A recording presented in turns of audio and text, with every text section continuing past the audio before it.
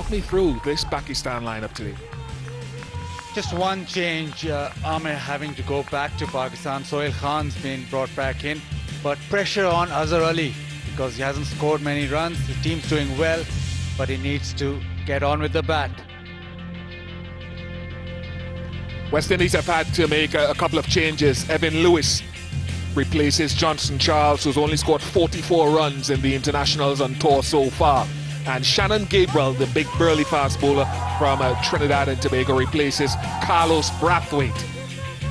So more pace in the West Indies lineup today, less batting potential, but it's the bowlers who have to make their go on this. Basit, as Shajil and Azhar take strike on this surface, what are your thoughts on it?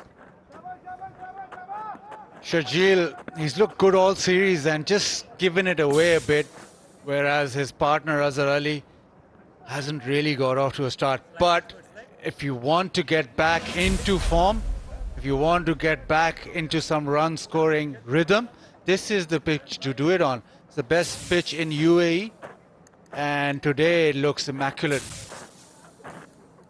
Alzarri Joseph, the 19-year-old from Antigua, he was impressive in his first spell down in Sharjah. He bowled back of a length quite smartly, I thought. Now, I think for him now, he's got to give himself a couple of deliveries to find out whether these climactic conditions and this surface will offer any early swing. Maybe just one or two deliveries to find out if it's swinging. If it's not, pull his length back, because he has a great wrist position. Your man in the spotlight. Okay, play.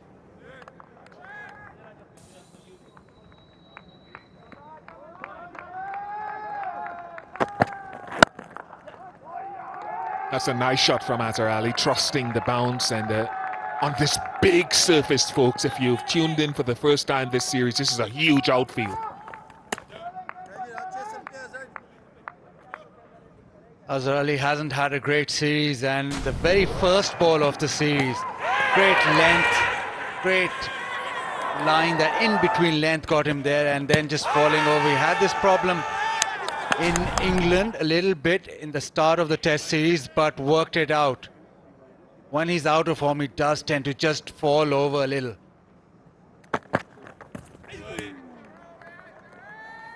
But he liked this surface. There'll be a little more pace coming onto the bat. We saw with that very first shot where he just punched it through the onside that it's a good wicket to bat on. He just needs a little bit of time at the crease. You see, it will carry through a little bit more as well. Good thing is that Sharjeel is with him, so he doesn't have to really bother about strike rates. Nice shot. Another couple of runs.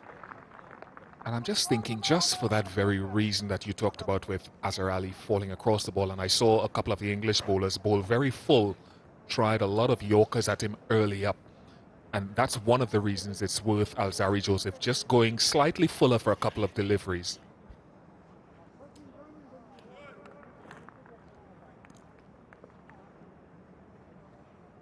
The slip comes out straight away, and now there's a reinforcement into the offside field, so no lateral movement, and it's just pure batting.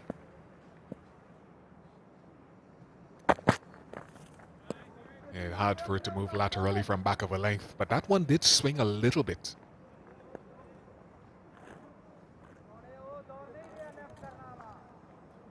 I thought he was very good and smart in the first portion of playing the power play down in Sharjah in the second ODI. This is what he did.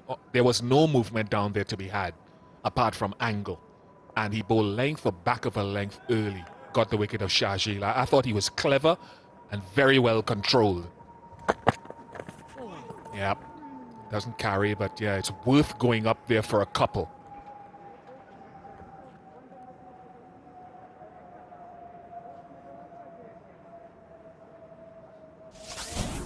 Normally a very good driver through the offside. Azhar Ali just maybe a tad late on it. Just feeling that nervousness from him. A lot of pressure before the series about Azhar Ali's captaincy record. But if you go full and on the pads, he's just worked that away through mid-wicket to end the over with a boundary. 8 without loss.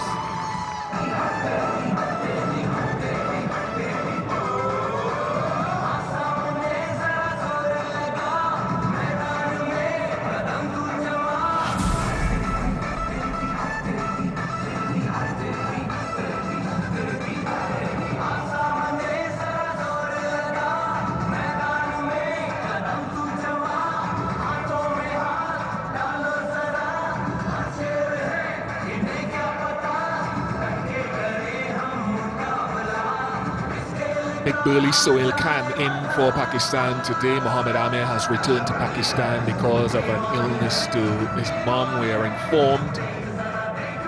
So we wish Mohammad Amir and his mom and the family all the very best and hope that she gets better quite soon. Speaking of big and burly, Shannon Gabriel returns, bowled with pace. I said he was the one that got Azhar Ali out first ball of the series. And he bowls a very good line. I'd like to see him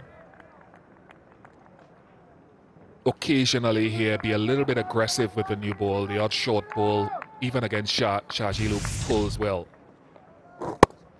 Just full and straight on the pads, and he's whipped it away easily through the onside. This will give him a lot of confidence, get that first boundary away. 8 runs for him off the first over, so he was off and running. Set a little bit of nerves. Beautiful. Just sheer timing. He was playing a lot of these in the throwdowns prior to the start of the game, and that is just muscle memory. Pace on the ball and pretty full, but it's a good wicket to bat on. Shahjil just eases that through the offside. We see a lot of force, a lot of power from Shahjil when he bats, but that time it was all timing. And the pace that Gabriel produced helped him with that.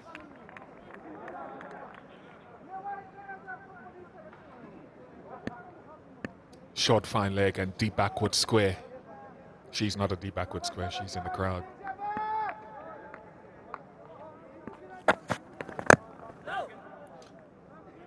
Two things I talked about. I watched Shahjil Khan for about 40 minutes before the start of play and his throwdowns. All he did with his throwdowns, nothing on the legs, nothing straight. It was throwdowns where an off-stump line would be, and he was just pushing everything through extra cover, through mid-off, deliberately working on those offside strokes. The offside is the area he's not as strong as, and once he develops that, he'll be a handful.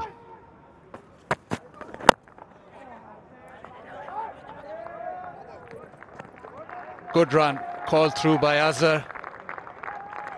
And they need that as well. I think Azhar, for himself, he needs to rotate the strike and get those legs going. Shahjil in this series has sort of thrown it away, really.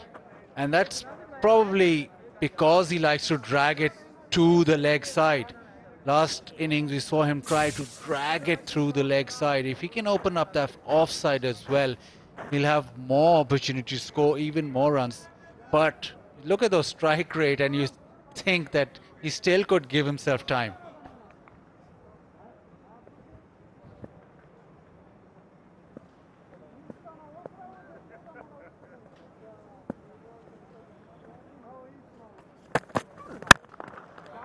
Oh, good balance from Azhar Ali. I thought the head position was pretty good in real time. Didn't fall over it. Ideal start for Azhar Ali. Hit one through the leg side previous over, this time down the ground. And once you're hitting down the ground, it seems as if he's in form. Didn't middle it completely, but good enough. Azhar Ali looking the part.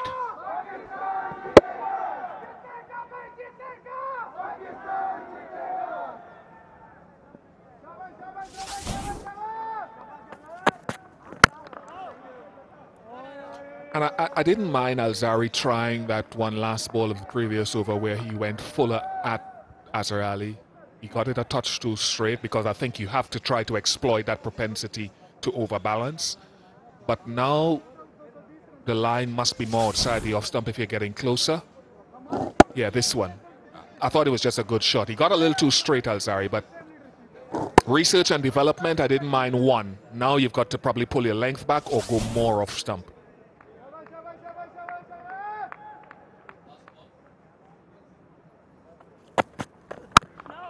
Oh, he looks in good balance today, Azhar Ali. 17 without loss.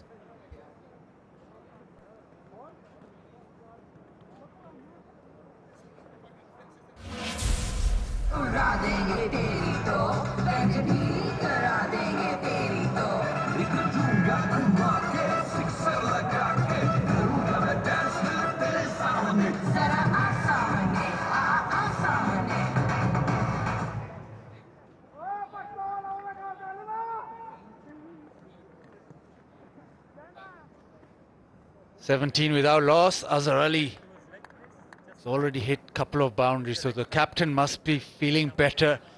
The only one box that Pakistan haven't ticked is Azhar Ali's form with the bat.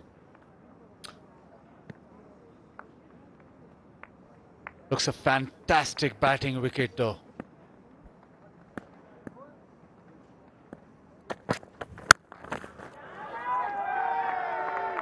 Sound of the bat was superb. He's been bounced, but with such ease he pulled it around. Does get a couple of runs, but just seemed in complete control.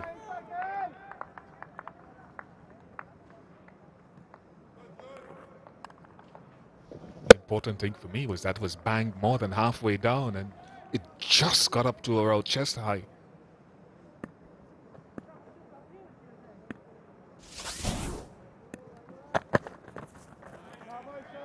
Well, Bish, you've been here about 10 days now. You should be used to that. There's not going to be any bounce. Yeah, that expecting extremes. What I did find though, and again I want to say that the groundsman Jamil in Sharjah, I know Sharjah from past experience to be very flat, and I saw Amir and Wahab Riaz get some short balls to fly to head high. Darren Bravo got hit in the helmet.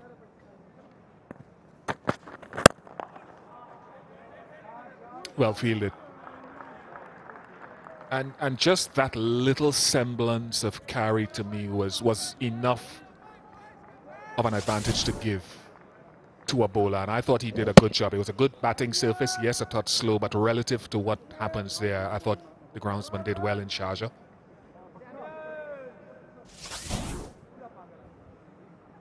But you need extreme pace to do that. I thought Wahab bowled really, really quick in all the games.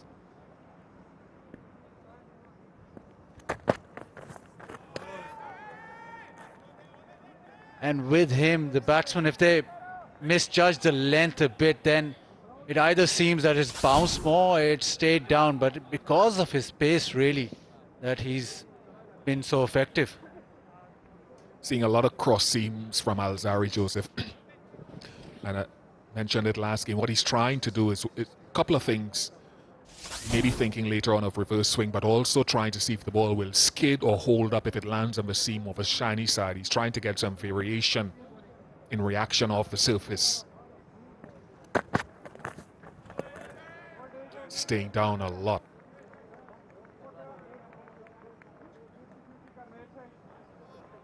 Ruchira Paliaguruge of Sri Lanka, very amicable fellow. I find him a very friendly sort of umpire, always willing to say hello. Ashan Raza of Pakistan.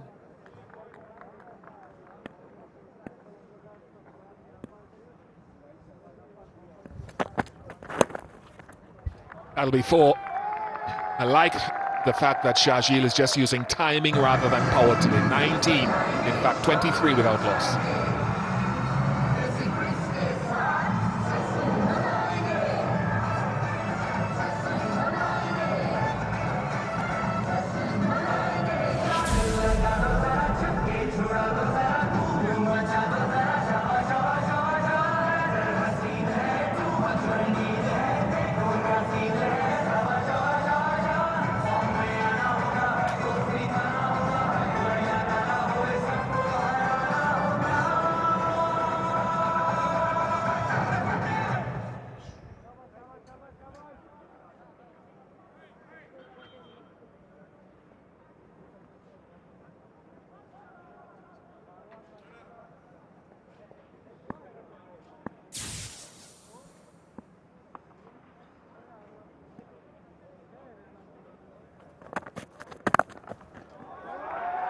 What a shot that is. Using the pace, trusting the wicket, the bounce, and crashes that through the offside. Start just gets better and better. Azhar Ali enjoying himself now.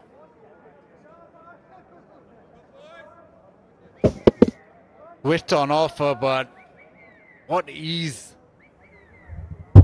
by Azhar. Being able to place that as well.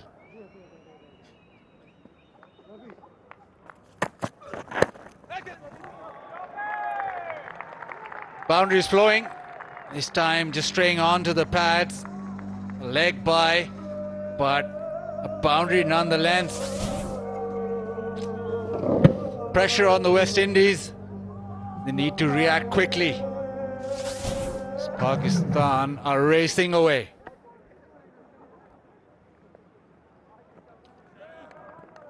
Seems here already that you're going to have to be very, very precise as a bowler because lateral movement would have diminished now. It's very little of it. You're going to have to be very precise with your lines, very tight inside or on the off stump. That's about the right line, and that's very well played and well run.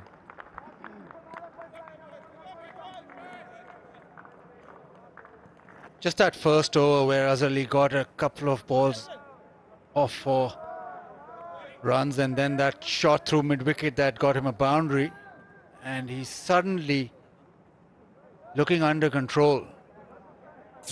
And with the pitch to his liking, I think he'll be desperate for runs, but he's looking the part today.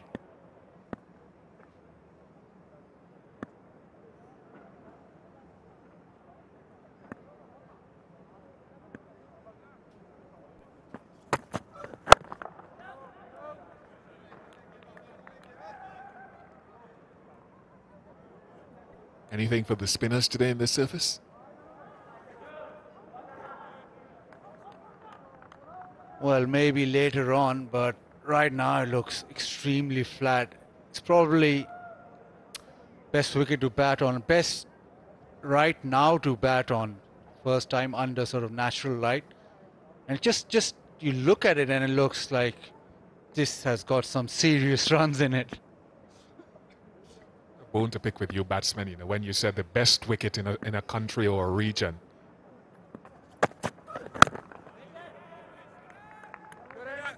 And I'm tuning in as a viewer and I hear Basit Khan say this is one of the best wickets in the UAE. It's always meaning it's full of runs. It's never that it's got something in it for the bowlers.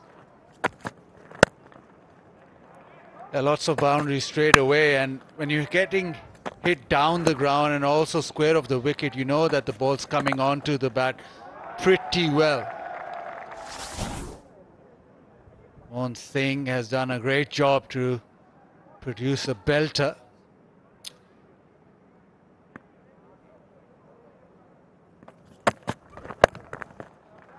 Swivel pull, and that'll run away for another boundary.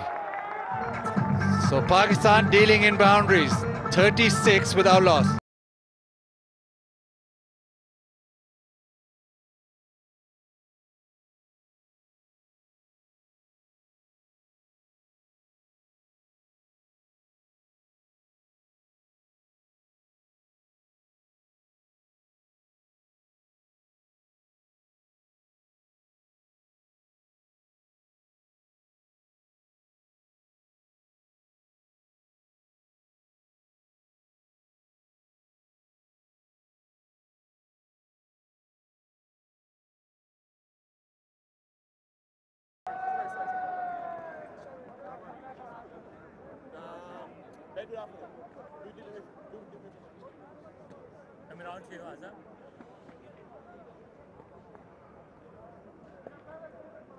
36 without loss after 4, the rate of scoring 9. I think the other thing we saw from those highlights of the boundaries is that we're seeing boundaries down the ground square of the wicket on both sides. So as surprising as this is, Craig Brathwaite, I don't think it's surprising that the assessment means the line of the bowlers is variable. Too variable. He's coming round the wicket. Interesting move.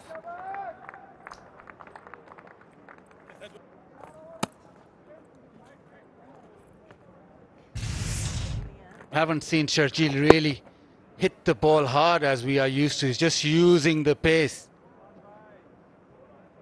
But he's still 15 off 12 with 3 boundaries. The swivel pull just eased around the corner.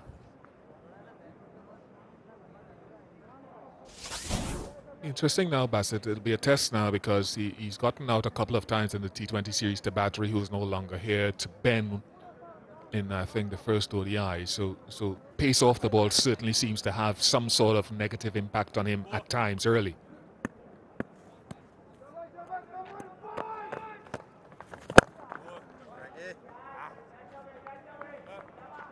The thing I find with him is that once you dry up his boundaries, then he sort of does something silly. If he's getting a boundary every couple of overs, he's fine. If it's spin or even if it's fast bowling, doesn't really matter. The key is to sort of dry him off those boundary balls. That's the issue that he has to work on.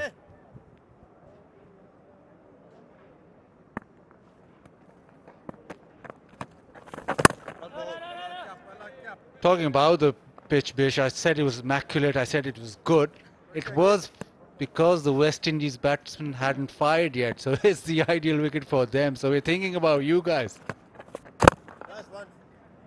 If you're thinking about me, you're thinking about giving the bowlers something to work with. I'm biased in that respect, but no, it looks a really good surface. Both teams have to play on it, so both sets of batsmen and bowlers will have their challenges.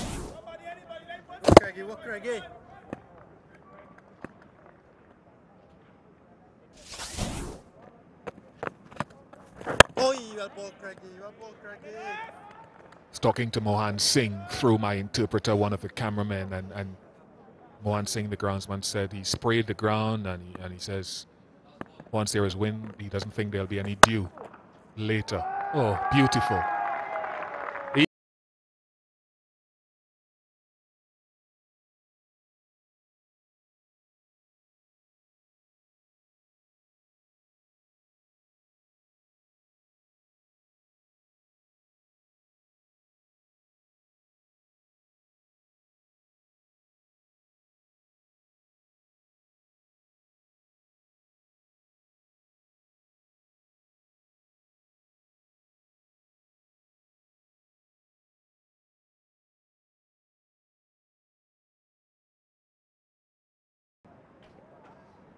Going at 8.6 runs to the over.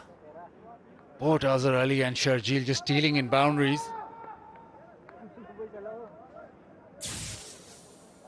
There's been no respite for the West Indies. Captain brings himself on.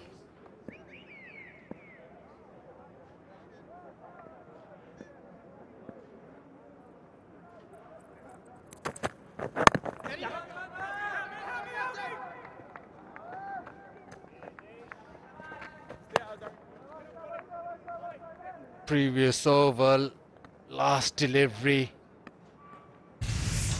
Just a little bit of width provided. That was enough. Such a good wicket, and with a newish ball, it just came onto the bat, slid off the face, and 4 all the way.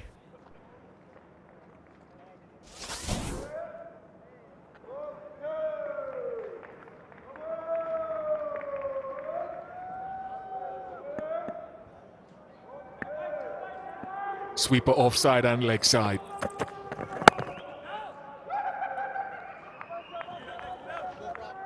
So there's no third man. Oh, deep fine leg and overthrows.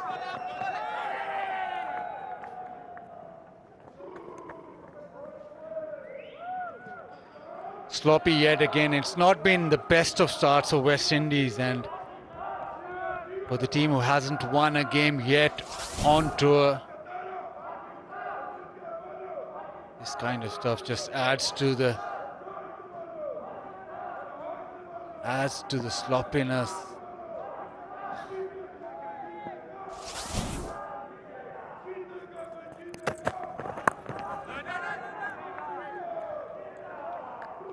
So no fine leg there, so I think he might have advanced Azhar Ali towards the bowler. Got inside the line to tickle it past fine leg, top right of your screen.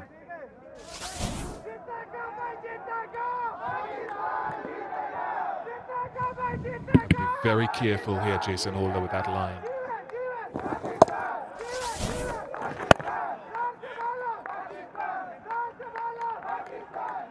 That's what I want to see them do more of, Jason Holder, because of his height. I want to see him hit that stock length on or just outside the off stump, back of a length for a good portion of this bowling. Not all, but 80% of deliveries.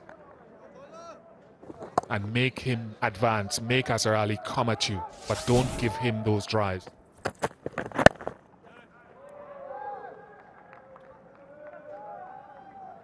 So Pakistan on to 46, and it's the highest opening wicket stand in the last 15 matches. So if there was one area that Pakistan was struggling in, apart from catching, I think they've ticked that box today. Azhar Ali, if he gets some runs, then Pakistan will be all good.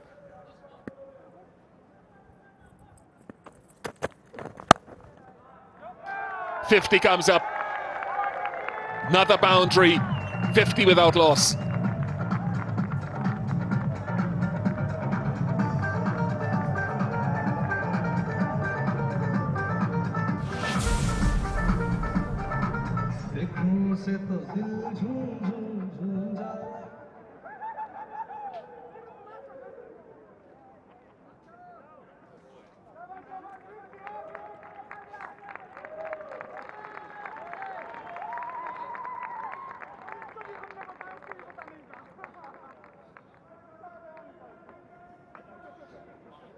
All looking very simple for Pakistan.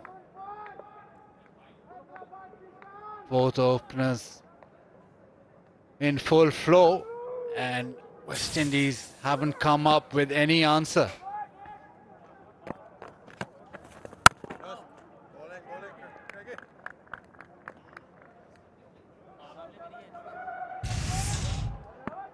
Again, little bit of width, that's all Sharjeel needs. Very good with the cut shot. Square of the wicket is his strength, and just that slight bit of width.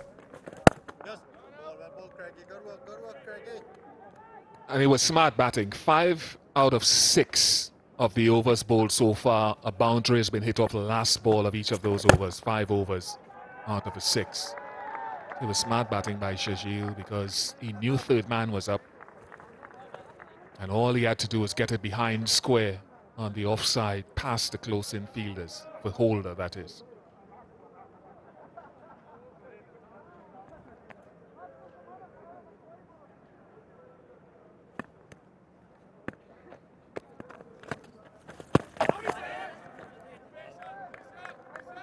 With a lot of context still to these games, in that if Pakistan win this game, they'll go to 8. They'll usurp the West Indies in terms of position and the rankings. Both teams are fighting out for automatic qualification for the next Cricketing World Cup. So a lot to play for.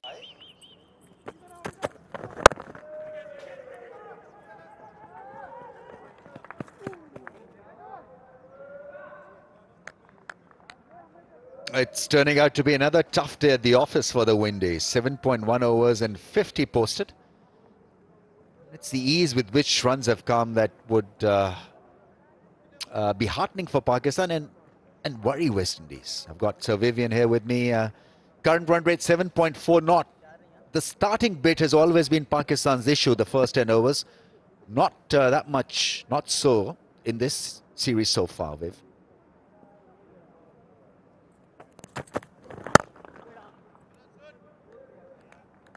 It looks to me, Ramesh, like it's ordinary cricket. That's what we would have seen.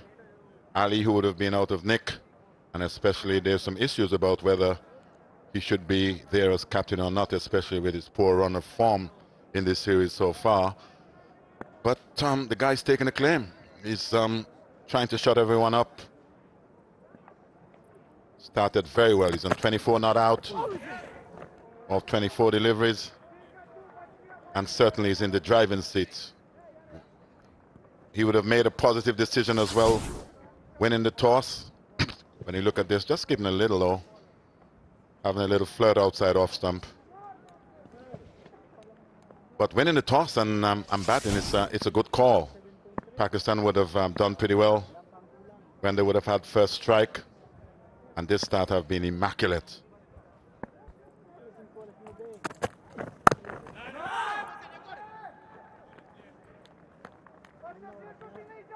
Got to find a bowler to get your wicket. I think on a wicket like this, I think dots are going to be difficult to knit. You can put some pressure on the batsman, but really the best pressure is to pick wickets, and got to have a regular bowler who can give you that advantage. Maybe a spinner, especially against Sharjeel. And when you would have seen, I think it was either the first or second change in Craig Brathwaite coming on.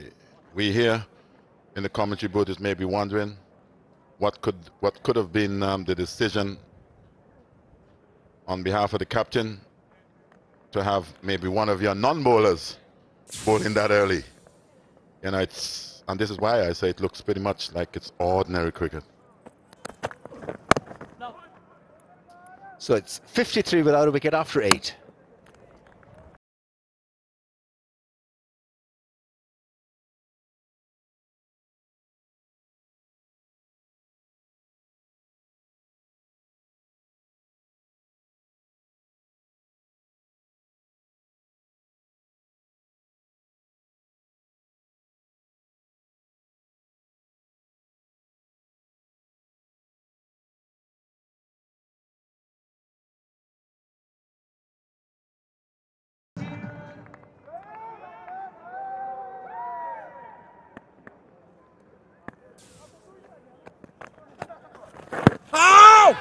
Keeping just a little bit low, but missing the stumps down the leg side.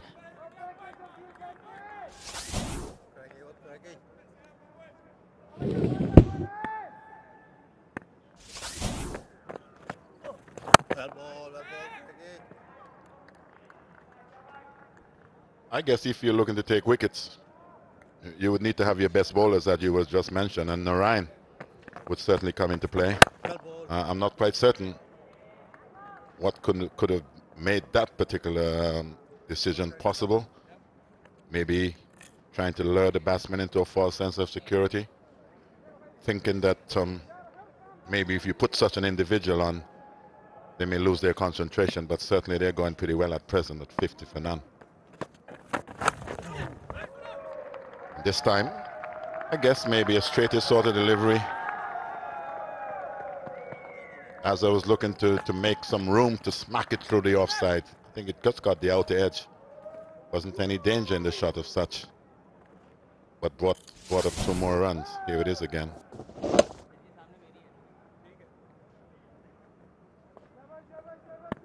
Yeah, with Sunil Narayan, you could have had a slip in place, and those 2 runs could have been nullified. There would have been a chance created.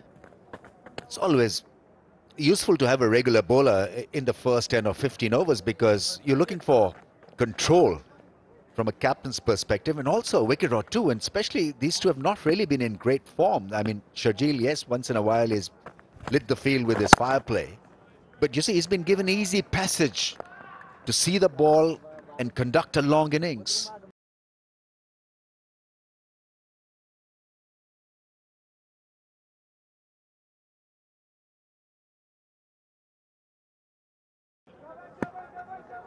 Pakistan after a good start, 58 without a wicket. That's a good delivery, good angle.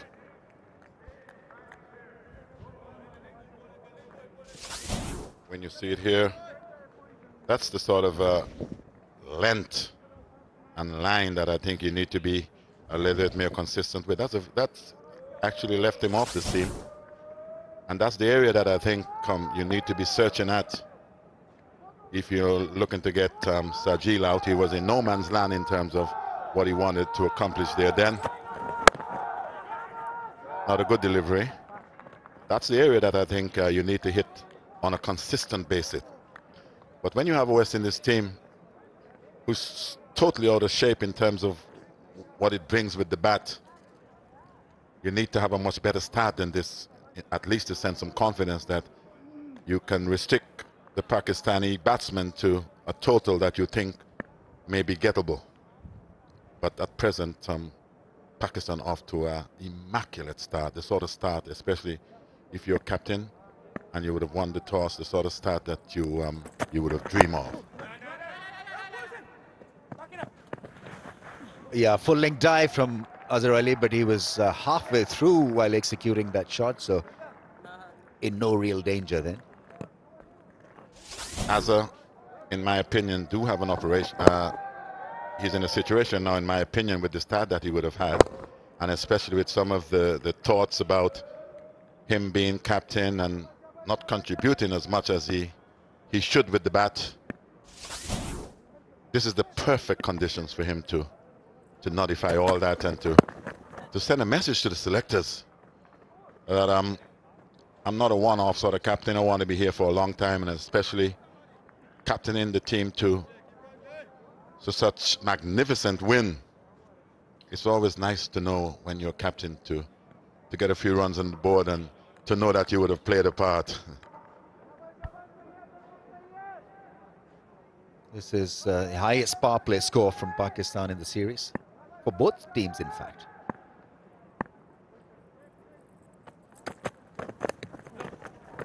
Runs.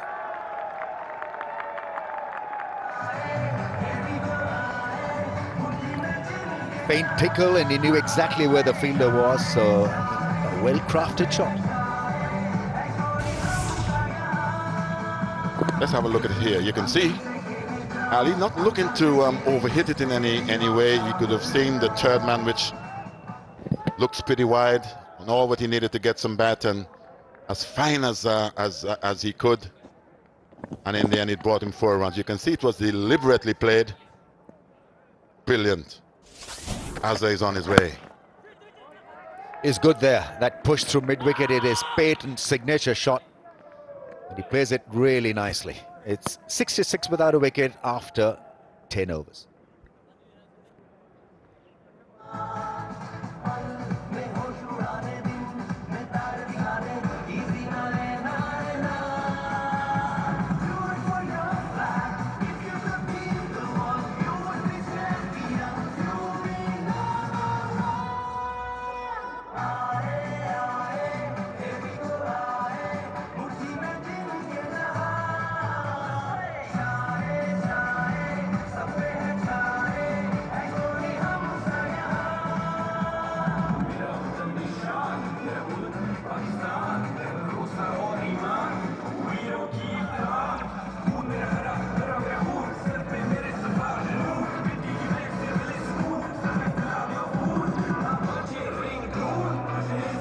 We are in now P2, the first power play 10 overs, 66 without a wicket. Pakistan got those 66 runs without stretching themselves much. It was all risk-free batting, it was good batting, and the batting on almost a perfect 22 yards. This wicket looks really good, Ramiz. You can see from the shots being played there, the odd one that would have just kept a little low, but no danger to that effect. But just magnificent conditions. And West Indies got to be so careful, because you have both teams, you know, who are fighting and jockeying for position. Here's an opportunity for the Windies to keep themselves just a little bit above Pakistan at in terms of the ratings. Losing today would certainly put them a little bit, if you may put it, in the category of the relegation zone. Not the sort of place that you need to be, especially with what we know West Indies has been capable of over the years. It's coming around the wicket. If you see that delivery again, this one just going along with the arm and the angle itself. Not a bad delivery.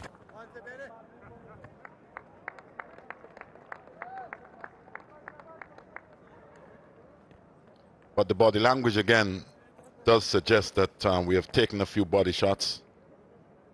And the longer this goes on and we continue to see what we are seeing on the field at present, they're going to be knocked out pretty soon. That's a chip over the infield for a run.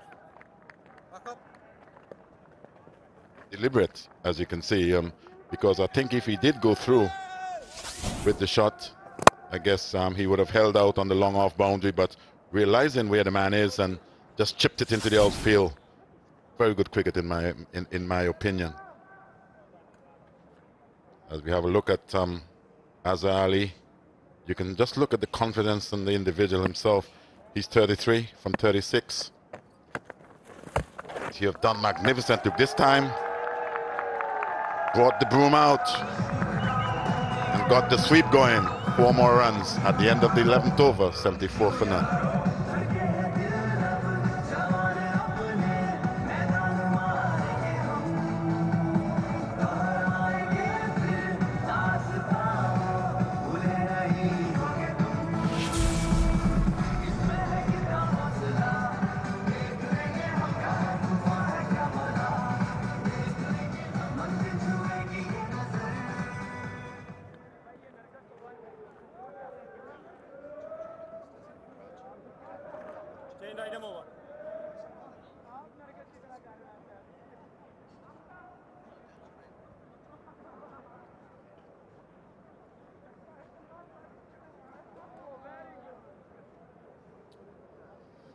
Openers amongst runs, Azhar Ali on 37, and boy, did he need this innings. But it has to continue, and he has to flourish. Sharjeel, we know, is a stroke maker. Strike rate of 110. Azhar's strike rate is exactly 100. So great going. Bit of Sunil Narayan. Should have been in earlier. But he's going to bowl, and let's see what field is given. A lot's going to depend on this individual, who I guess the mystery man, the best bowler in the West Indian pack, your ace of cards, as you would say. He's going to need to turn up to the party, because the start that Pakistan certainly would have had. This looks like if it continues, they could be on their way again for another 300 plus. Just some very good batting that we have seen so far. You haven't seen any real risks being taken, Ramis. Let's have a look here again, outside the off stump, and you can see the intent, bringing the minesweeper out, getting enough bat on the ball, and just rolling away for 4. Look at the roll of the wrist. Brilliant. I remember you, Sir Vivian, playing against us at Karachi way back in the 80s, where I think we earlier talked about the chip shot from Sharjeel over mid-off, and you chipping Tausif and Abdul Qadir, in fact sweeping them for 2, and it was full of control. I mean, I've never seen anything like that, because I was at short leg. So it's trying to avoid the full bludgeon sweep shot, and certainly you'd play that chip sweep, which is great. I think once again it was about control. Especially when you look to pick the bat up, you don't want to overhit it. You just want to make sure that you get enough bat in it, that if you time it well enough, you'll get your force. But you hear it over and over again that so long as you take care of the pennies, the dollars will come. And in the Caribbean, we used to call the 4 the dollar. And it was during that test match where you had a bit of a tiff, not a friendly tiff, with our wicket-keeper. Remember that, Viv? Oh, Mr. Yusuf. And I tell you quickly, because there's only 1 ball left, just should we do it in the next over? I think let us develop that story. Let the viewers wait. But it was so funny, because I was at short leg, and I heard everything. It's so damn funny. It's amazing that when you're that side of the fence, how much you miss what's going on in the middle, because there's quite a lot of stuff goes on in the middle now. The little chit-chat factor, sometimes very friendly, sometimes not too friendly. At the end of the over is 77 for none.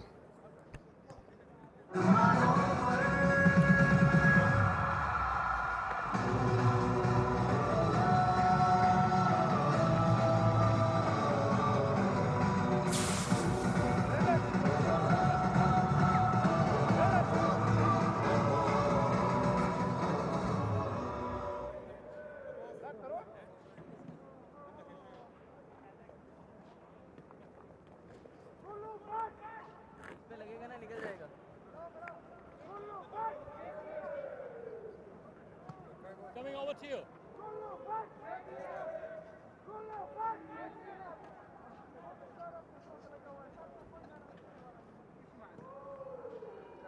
Right then, Pakistan after a good solid start, 77 without a wicket.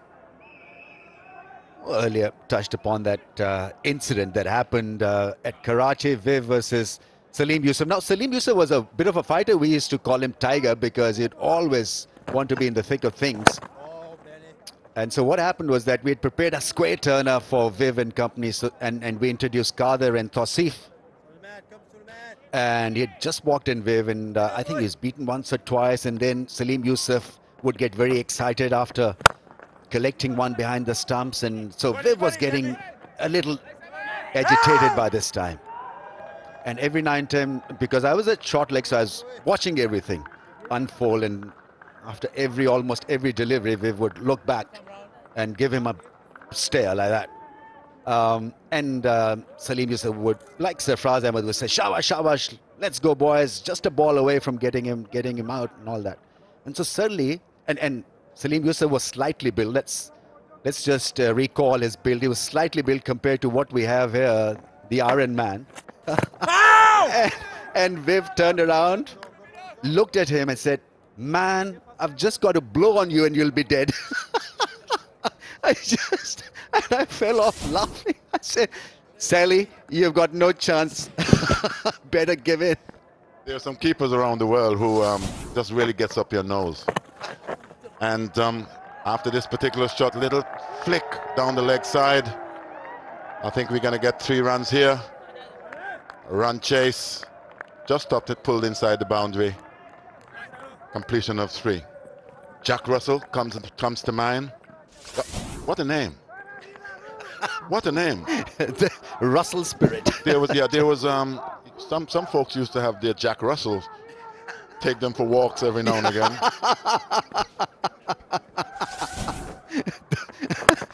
Shall we call it the bulldogish spirit? Well, I know where the bull was coming from. I'm not quite sure where the Russell was coming from, you know.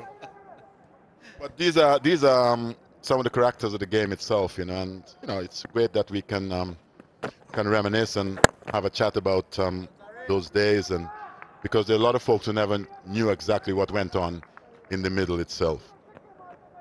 At the end of the 13th over, 82 for 2.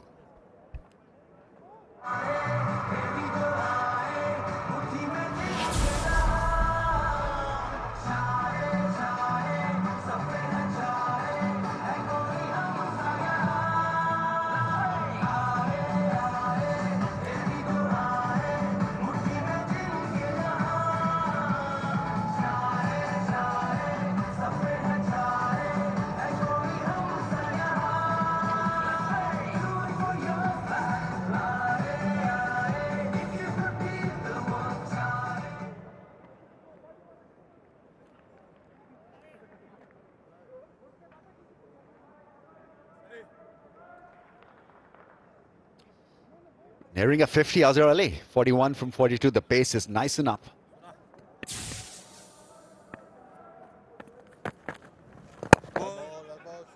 West Indies needs a wicket here. We need maybe a chirper like Yusuf to try and motivate the guys. Come on, guys, get going. Wake up. Wake up, everybody. No more sleeping in bed.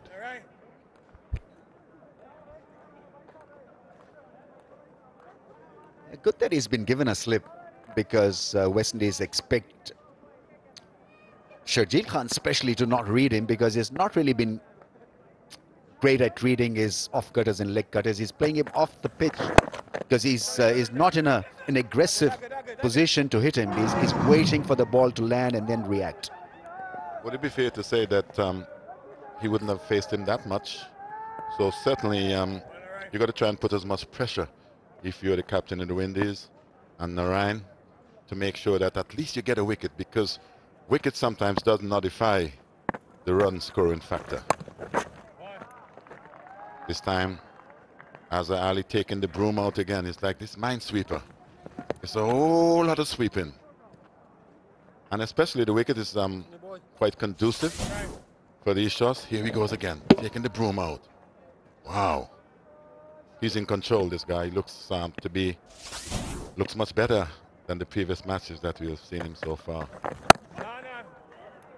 Well, he's been mentioning at the press conferences, also at the toss presentations, that he's feeling good, that he's hitting the ball nicely in the nets, and he's just an innings away from getting it back together. Today could be the day for Azhar. Well, 42 not out. And pretty good scoring rate as well, too. 42 from 43. Does suggest this time. Very well bowled. Didn't think he read that one as well as he would have liked. The end of the over, 85 for nil.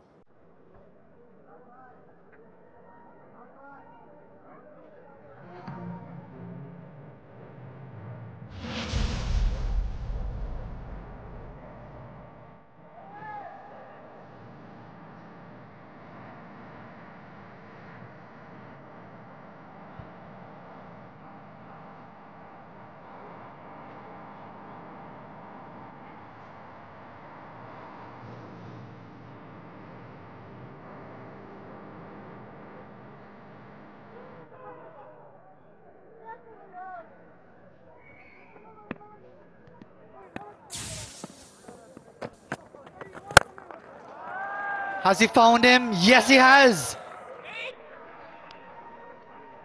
Standing his ground because he knows he's missed out on a really big one. But a breakthrough long overdue for the West Indies off the bowling of Sulaiman Ben. Wanted to get under it, wanted to get over the fieldsman, but got really close to the ball and hit it straight into the hands. Sharjeel, who batted quite nicely, gone for 38. It's 85 for 1.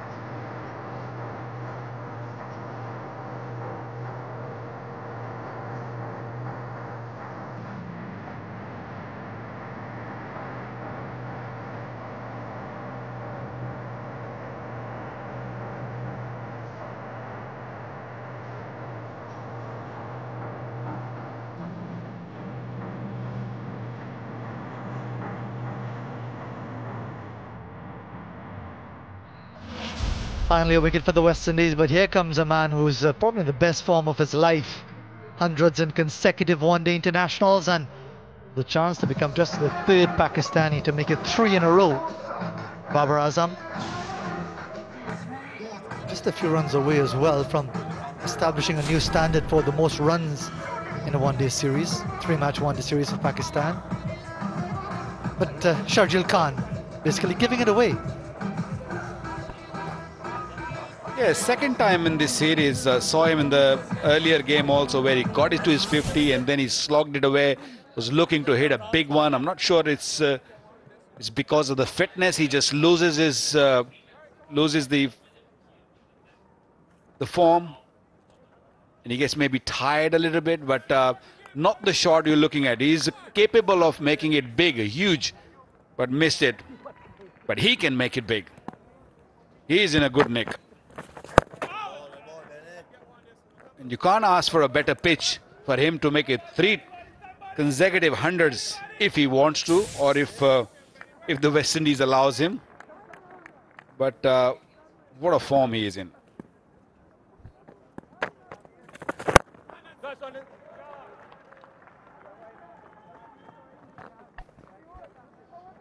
Well, the base has been laid quite nicely by the two openers. Pakistan can easily hit that 300 mark or more. 86 for 1 in the 15th over.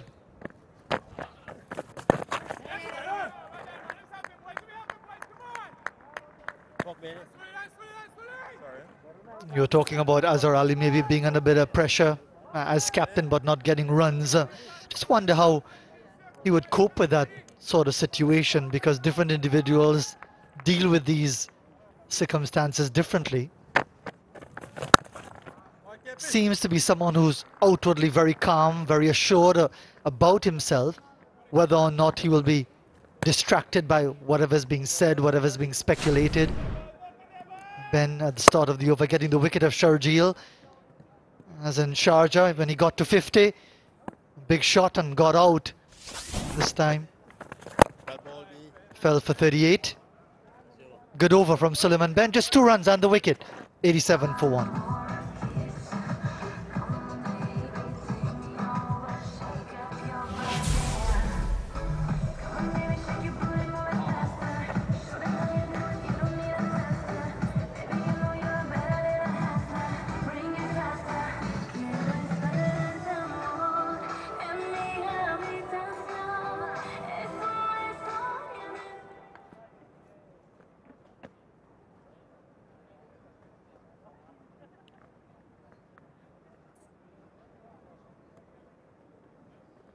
Opening stand of 85 at a run a ball between Azhar Ali and Sharjeel Khan.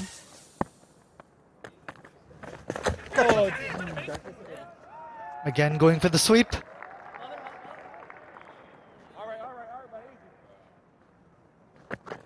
Just slipped at the non-strikers end, or they might have been able to push for 3.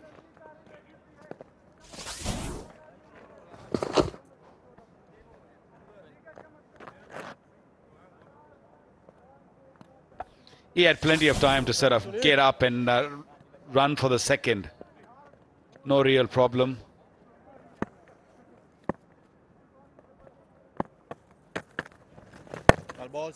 West Indians are still on the attack. They've got a slip in position. They know Azhar Ali is struggling to hit the ball down the pitch. He's looking, that's why he's looking to sweep the ball. He wants to get away with it.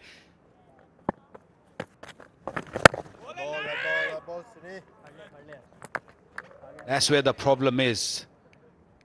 When you bowl good deliveries to Azhar, he struggles to push it to mid-off or mid-on. Mid-off is right in the circle. You can take a bit of risk. He doesn't mind a ball short. But anything fuller, he looks to sweep. That's because he's a little bit hesitant of pushing the ball to the gap at mid-on.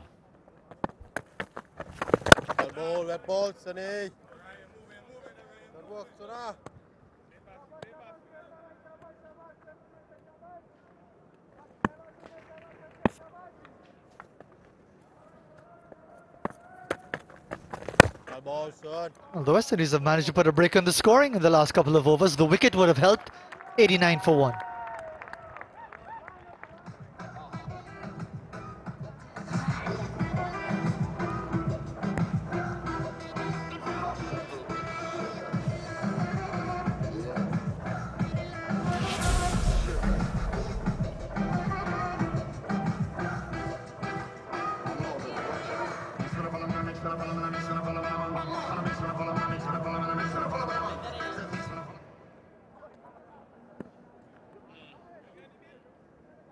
Six bowlers already used by the West Indies. Good stop. Marlon Samuels. Very languid mover in the field. Babar Azam loves to cut Great fielding. The ball was going away from Samuel.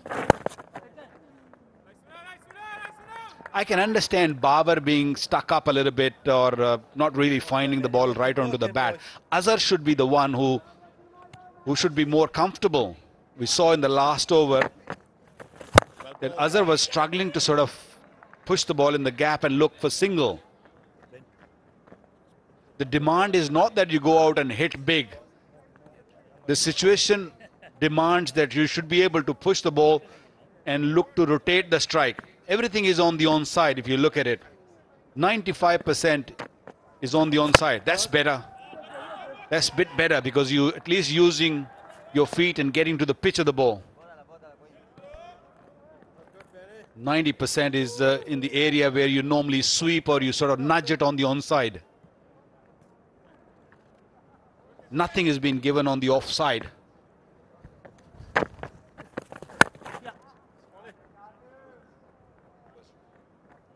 Well, just to respond, that's his very first run of the spinners in that area. Finally got some width outside the off stump.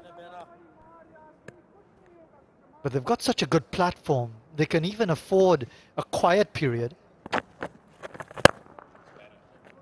Just keeping the strike alternating. Scoreboard ticking over. 17 overs gone. 92 for 1.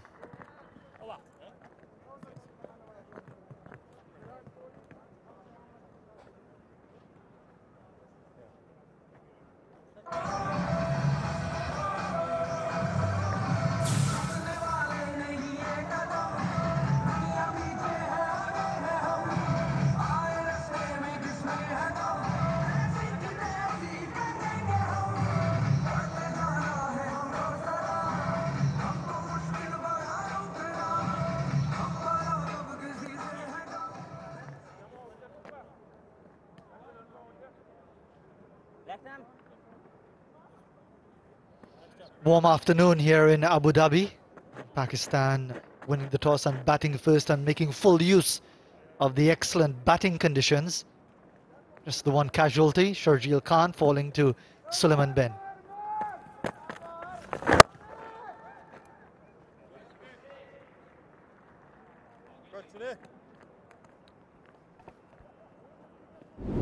After this ODI, Pakistan will be playing a 3-day game, which will be played at Sharjah.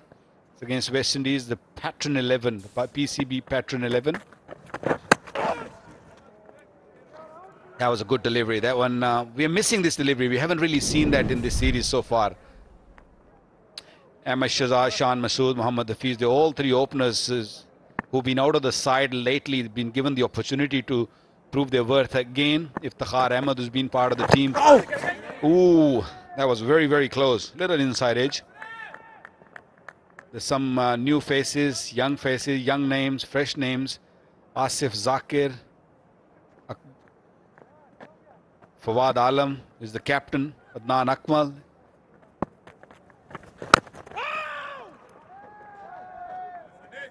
I think the selectors also want to check Mohammad Nawaz, how he bowls in the longer version. He's been outstanding when it comes to T20 and one-day cricket. He's been given the opportunity here, Mohammad Nawaz.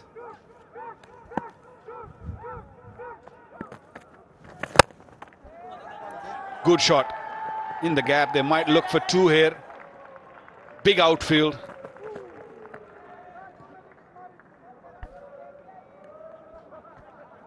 Mohammad Irfan, spinner, so that's why they put it in a bracket. Spinner is not Mohammad Irfan, the one we know, the big fellow. He's not that one. It's a young spinner, right arm leg spinner.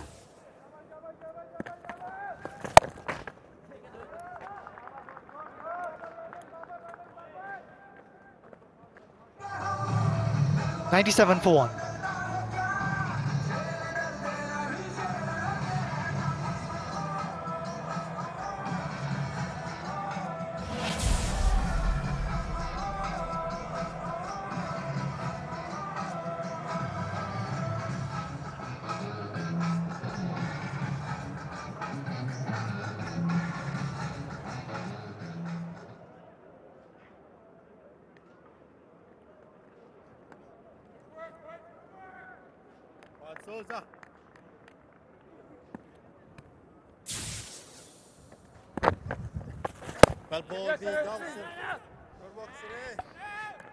Good thing in that 3-day match is the team which Pakistan have announced it, that they have announced the 3 openers who have been part of the Pakistan squad, Pakistan playing squad.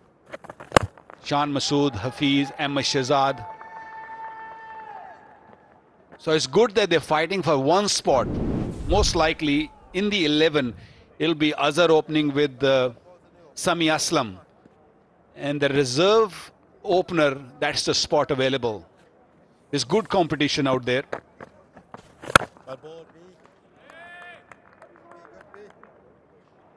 I don't think a bad idea of considering maybe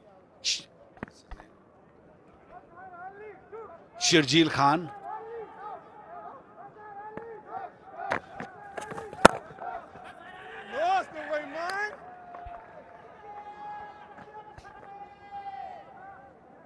Well, we just saw some poor work in the field there from Sunil Narayan. Just sticking out the boot in the infield, and again, that has always been a concern about his agility in the field. That's why he's often a third man or fine leg.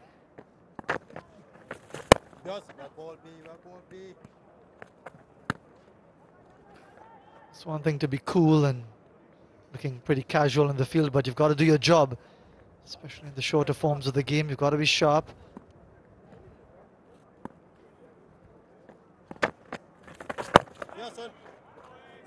Straight to him, so he couldn't miss this one. 99 for 1.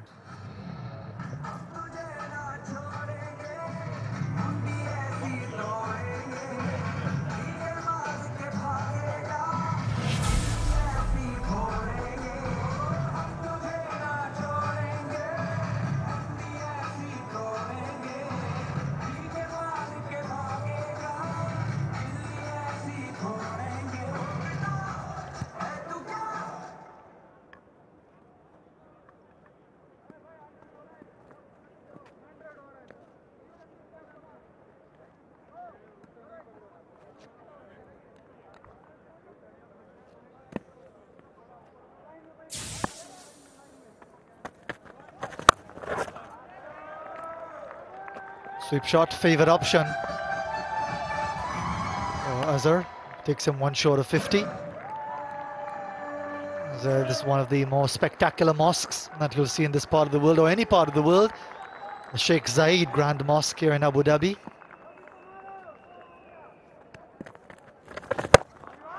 Good strike. Over the top. Has he gone all the way?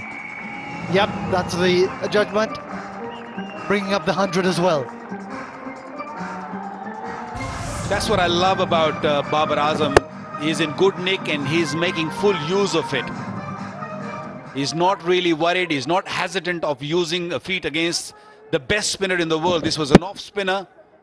Mid-off was up in the circle, used his feet, got to the pitch and spanked it for 6.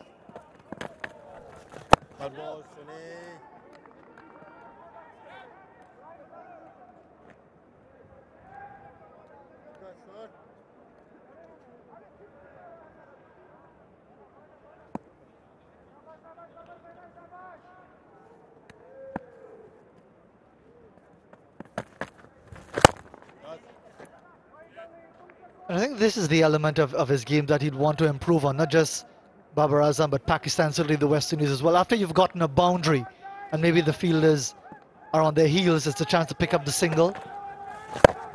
So often we see in the West Indies case, very, very often in fact, that they seem to rely far too heavily on boundaries. There are so many opportunities for singles, ones and twos that go by.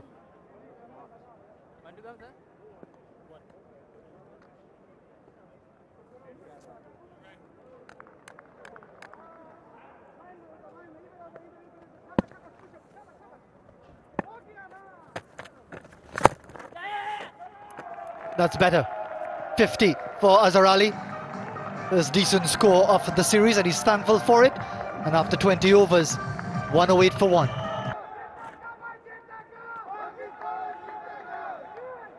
Well, Jason Holder brought his spinners very early in the game, and they have done a good job for him and for the West Indians. So he's carrying on with the spinners, which is good. Young captain. He's got to also learn that when to bring his quick bowlers back, because they only bowled 2 overs each.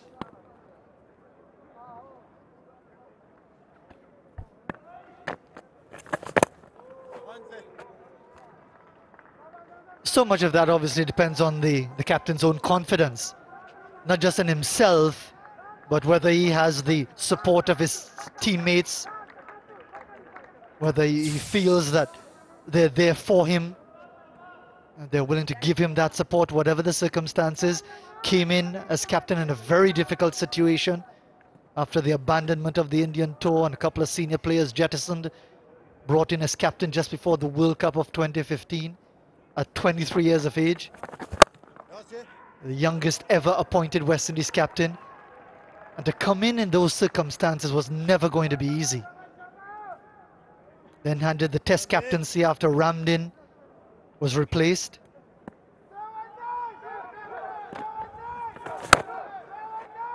And when the results aren't coming and you're faced with that sort of situation with people all around the Caribbean, and you know the West Indies, they're different territories, different sovereign islands and countries who have their own biases, their own strong feelings about their players. People often refer to the island sensibilities, the insularities. And for a young captain to navigate all of that, it's not going to be easy.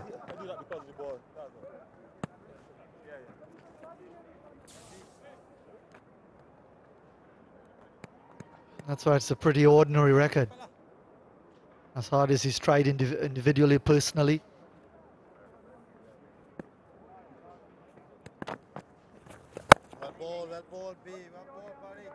All the ones on the board after 21 overs, 111 for 1.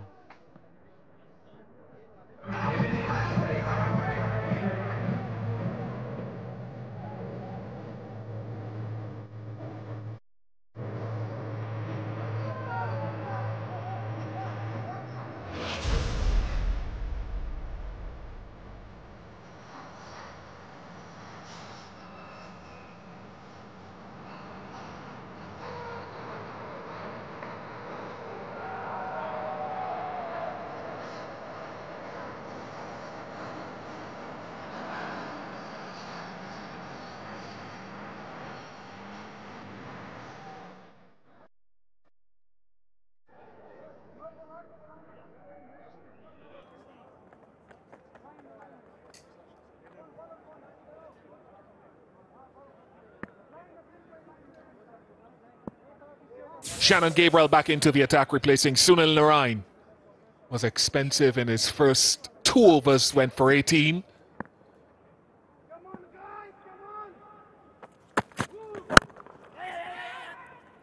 It's a good single, it's a good ball as well. It's time to say hello to Ramiz Raja, fresh and bristling. That's a lie, Bish. 112 for 1. But it's, got to admit, it's very comfortable up here in the air-conditioned box. So what can Pakistan do in this contest? Obviously, they need to get to 300. They're well on track. 6 and over will give them 285. Partnership slightly on the slow side, and at times this could be a worry. There's a bit of sameness regarding Azhar and Azam, even though both are technically very good, but you expect a certain pattern, certainly from Azhar Ali.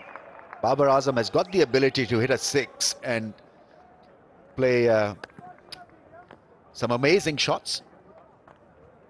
But at this stage, I'm sure they'll be more keen to just rotate the strike. One area where they've lacked a bit of rhythm and penetration, well, is certainly rhythm and bit of tail as well to that rhythm. Maybe he's got his tail up.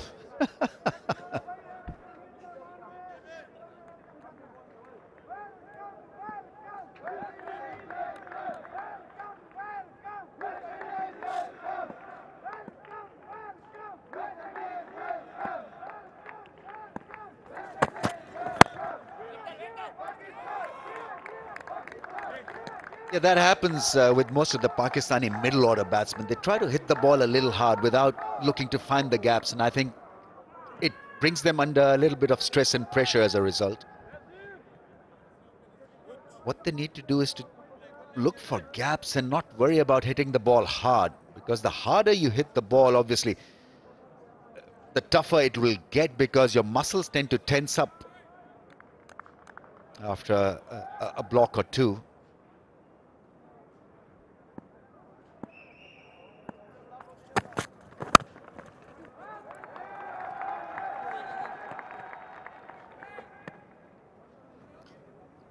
There's one good thing here in that Jason Holder has kept the mid-off and the mid-on by definition within the circle. So the length has to be very precise from Gabriel. Not only the line of it, but want to be pitching the ball up too close.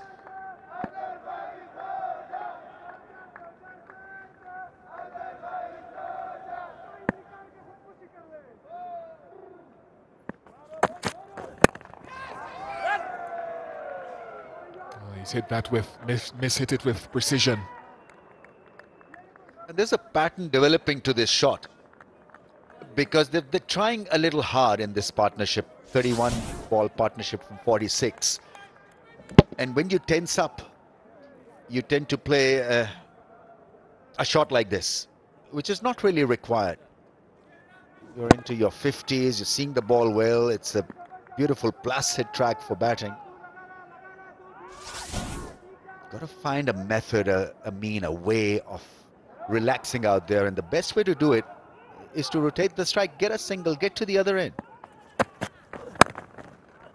Yeah, he's not pitching it up at all. He's bowling back of a length with this field. 117 for one.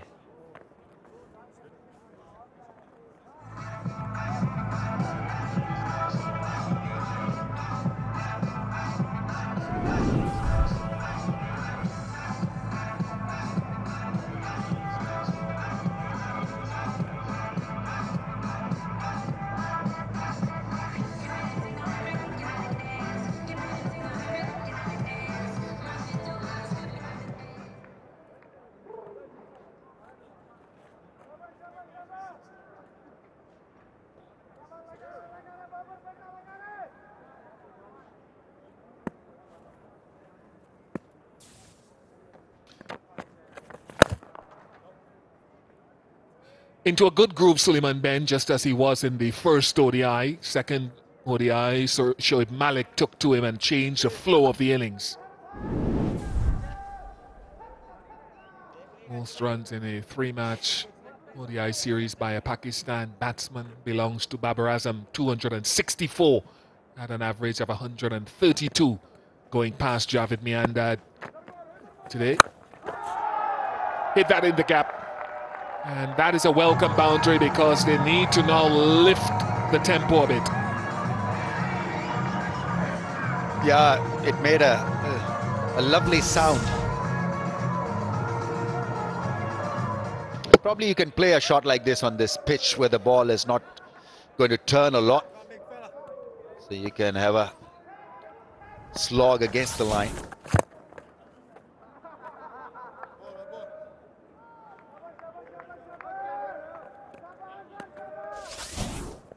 Just clearing the front leg and whacking it over mid-wicket.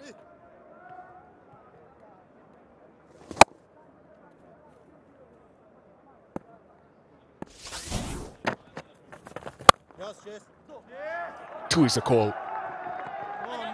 You said it's a big field, so twos are available if you hit those gaps precisely.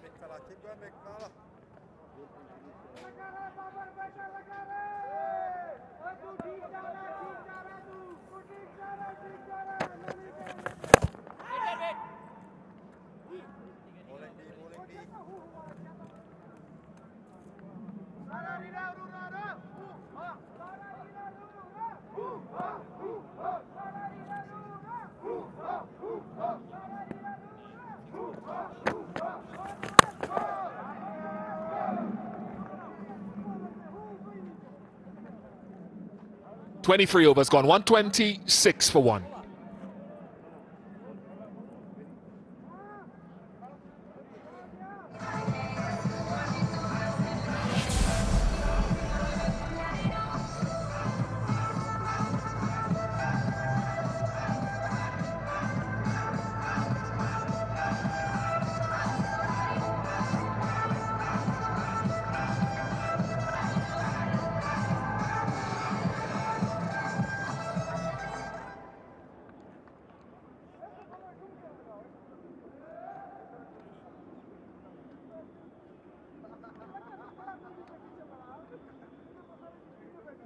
Six and over will get Pakistan somewhere around 290. They'll want more than that given the superb nature of the surface at the moment. Gabriel.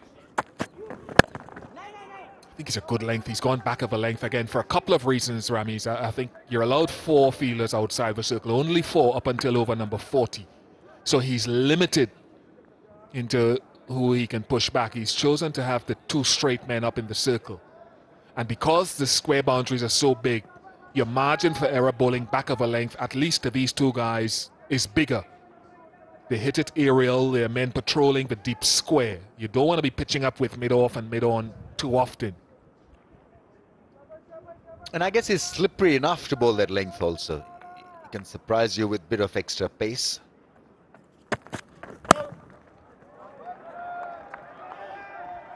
Azhar Ali will enjoy a free hit. There's a no ball from the right armour.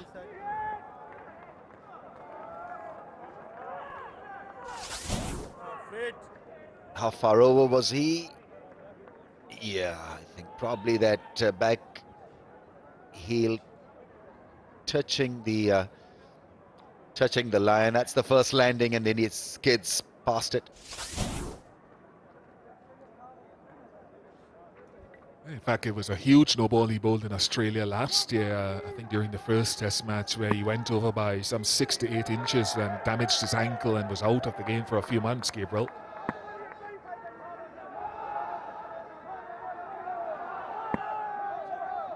He's opened himself at the crease. Azhar Ali may just go for a mid-wicket hike.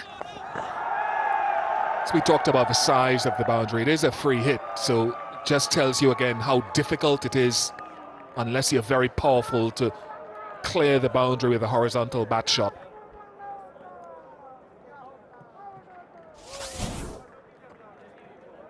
Yeah, he was aiming for that mid-wicket square leg range, and there's a laboured effort taken on the full. You can make out that he's not a natural striker of the ball. He tries extremely hard. He reminds me a bit of Rahul Dravid at one-day cricket. Technically sound, but Rahul Dravid probably will never be recognized as a giant of one-days. Yeah, tremendous test player.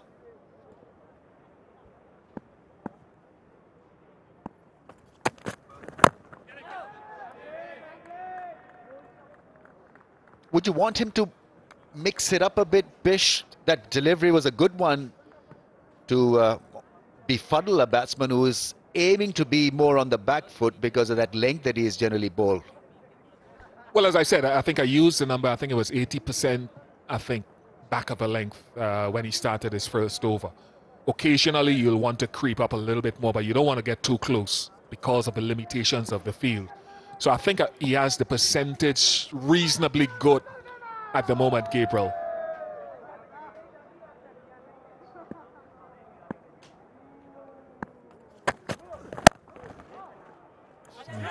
That's a risk you don't want to take when you pitch it up like that. You can easily be driven.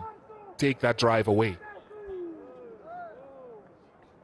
Yeah, because the general tendency of a batsman on a pitch like this one here would be to be more on the front foot. So you're already in position for that big booming drive if the bowler bowls a fuller one.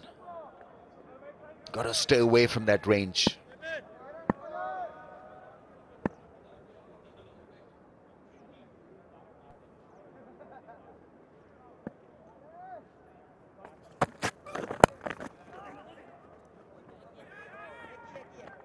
Yeah, if you get someone coming in who has more proficiency and more power with the pull, then you'll have to adjust. Just the rest of the West Indies Test squad, I think Jonathan Carter, who's part of this one-day team, were playing a two-day game up at the ICC Academy over the last couple of days, and they played with a pink ball yesterday against a representative UAE team. So it was interesting that they're already preparing for that pink ball test match.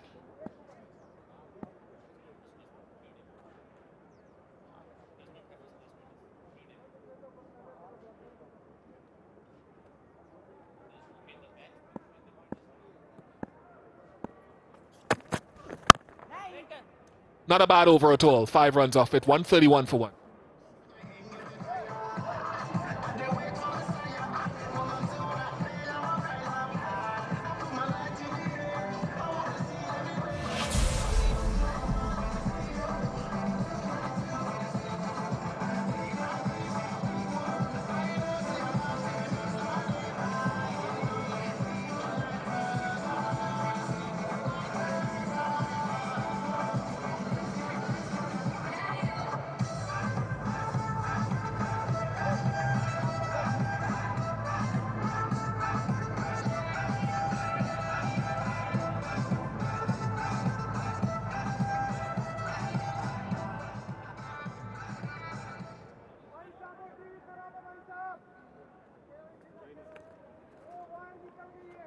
Narayan and Ben have been very good, going at less than 4.5 per over.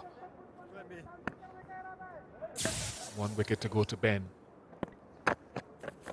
Just want to get your thoughts, Ramiz, a little bit later on where Pakistan, when do they start?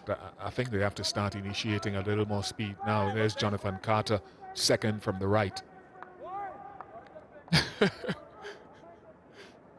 Suleiman Ben has got their attention in a most abrasive fashion, and Brathwaite is not impressed.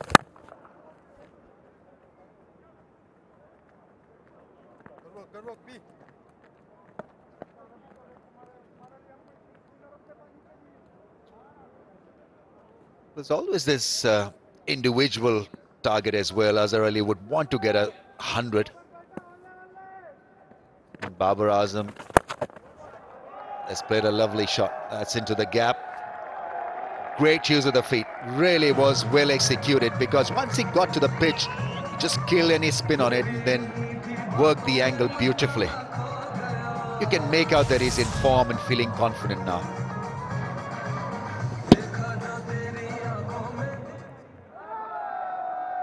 And Babar Azam clearly could be history in the making if he gets another ton here. 3 in a row.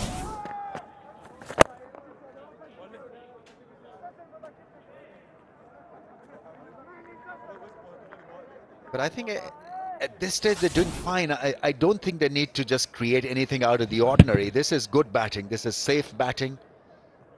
Maybe they need to just rotate the strike a little bit more so that the pressure doesn't come and hit this partnership.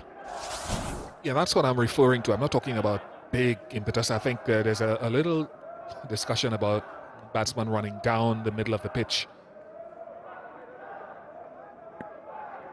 Because I think from overs number 15 to overs number 21, 22, they only went at under 5 and over, really, about 5 and over, to be quite honest, and given 9 wickets in hand. So maybe just want to tick things over just a little bit. Or a little bit more than that. 6. Second of the innings. Stamping his authority now. Azhar Ali. It's warm round of applause from his mates. He had earlier hit one that didn't clear the fence on the full. This was a lot better, lot sweeter, lot meatier. I think lack of pace is what you would want from a spinner, not just firing them in, because the ball is not going to spin a lot. So you can play a shot like this, once again in beautiful position to play the whack over mid-wicket.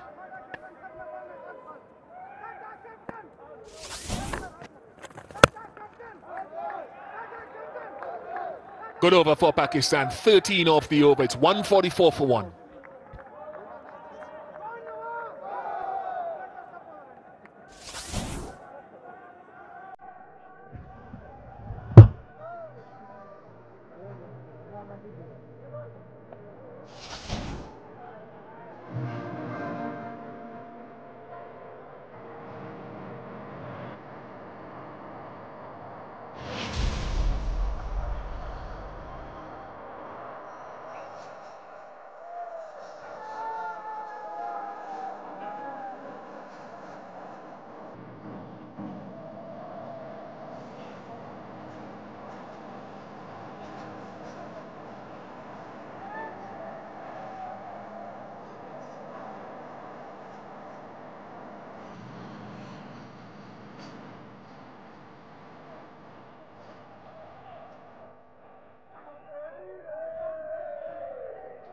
Yeah, in 2016, a couple of good innings against England.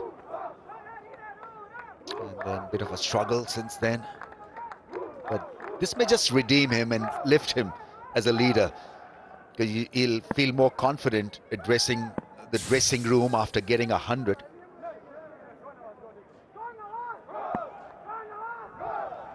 He's been under a lot of pressure from one and all regarding his one-day status as a captain, as a player.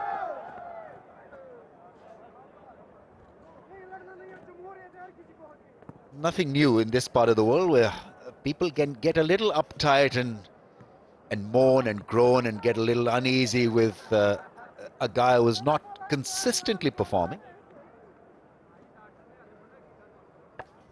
But he can put it right today. He's already done that to a certain degree, but 100 really will lift him as a captain and as a batsman also.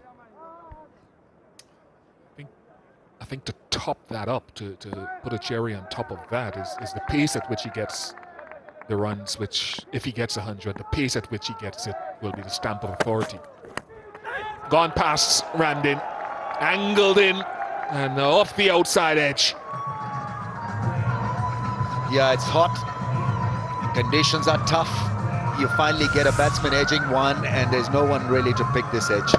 How far was it from Ramdin? Oh, he could have gone around that one. Yeah, not entirely there, Babar Azam. That front foot coming down the line instead of covering the line of the ball. Edge, and no one there to take that edge. Ooh, that hurt.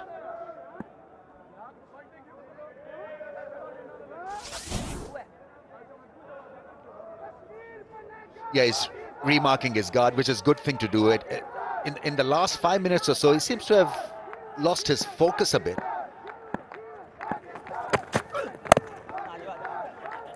And back to basics now. And you can easily do that. He's only 21 years old. He's struck 200s on the trot. So you'd want to expand his range, maybe look for something extraordinary, out of the ordinary, create new angles and all that kind of stuff. Well, there's a great opportunity for him to make it 3 out of 3. So why waste that opportunity? It's there for him for the taking.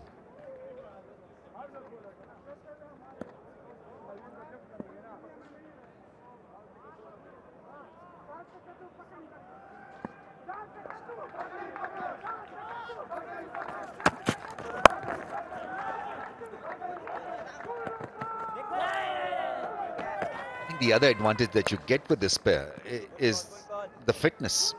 You still see Azhar just darting around at pace, and we know that Babar Azam is pretty fit also.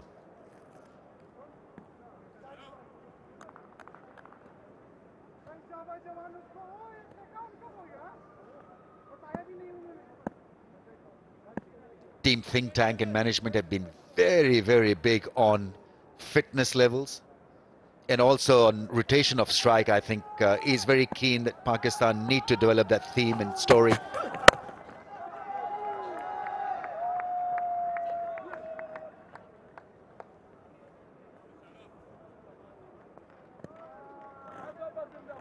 And these are beautiful pitches where you can do that. If you want to gain confidence as a batting unit, this is the 22 yards where you can achieve that. Doesn't have a book with him, Mickey Arthur. Not noting anything in particular. I don't know how to interpret that. Obviously, there's nothing serious about to write home about this performance so far. They've been ticking most of the boxes. And it's 152 for 1.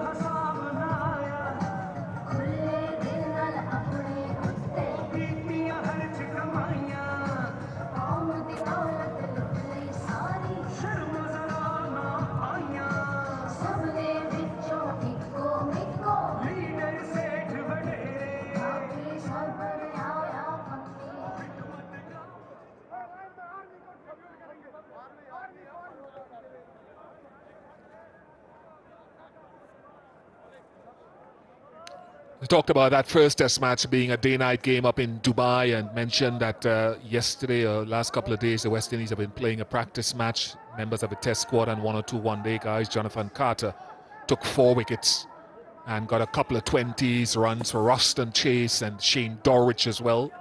Miguel Cummins getting amongst the wickets.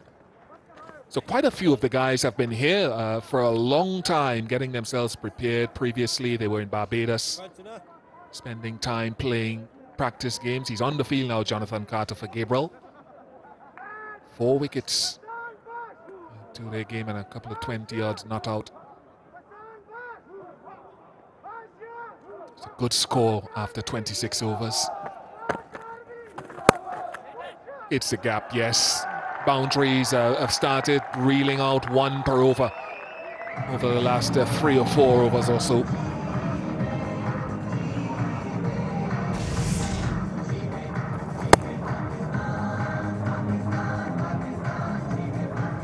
His hand off the handle, just a little bit wide from Sunil Narayan. Good thing about Babar Azam is that it's not allowed him to bowl, and it wouldn't have been easy, because when you face him for the first time he can bamboozle you with his variations, but Babar Azam has given us the impression as if he's got discovered. This goes on to show his ability as a batsman, because he's obviously read him from the hand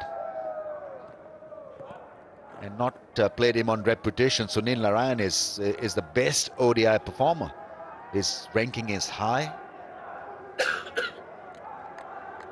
It's just the quality of Babar Azam against spin that is impressive.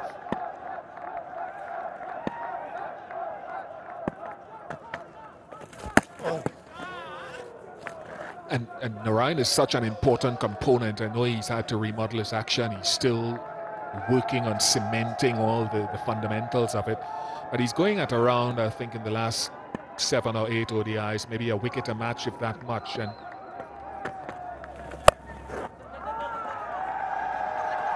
when he's at his very best, he provides the West Indies with that wicket-taking option in the middle of the innings more so, and that's something they're missing. He doesn't have the potency at the moment that he would like. And so teams are able to build foundations in the middle of the innings and kick on easier towards the back end. Can he get a few today? Yeah, that is clearly a reason. Also, I think he becomes more penetrative on a little rougher surface. This is such a good batting strip that he's got to develop different angles and a different theme.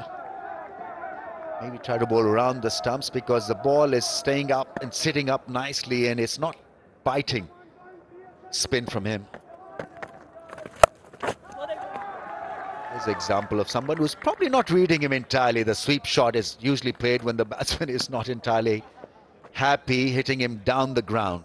160 for 1.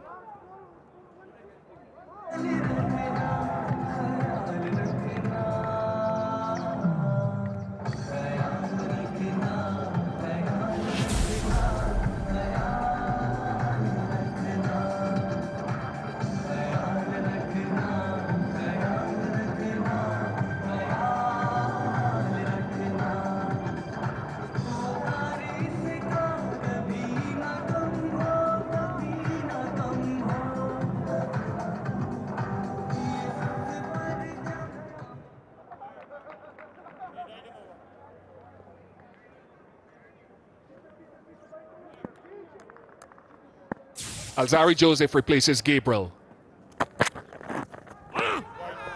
Wide signal. Alzarri himself will be in line for that first test. And remind you, it'll be a pink ball test match, and Pakistan as well were using a pink ball at the practice this afternoon. Just judging from what guys like Shane Dorwich said yesterday, they said the seam is much more difficult to pick up, so when the slower bowlers are operating, it's hard if a leg spinner is bowling to pick his googly. And that's one of the challenges that they're facing.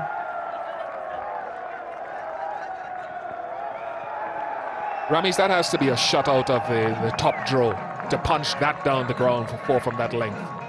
Yeah, also on a slow pitch to generate this kind of power. Yeah, just a check drive, in fact. Didn't really bludgeon it completely. It was all about timing. A special effort from Azhar Ali.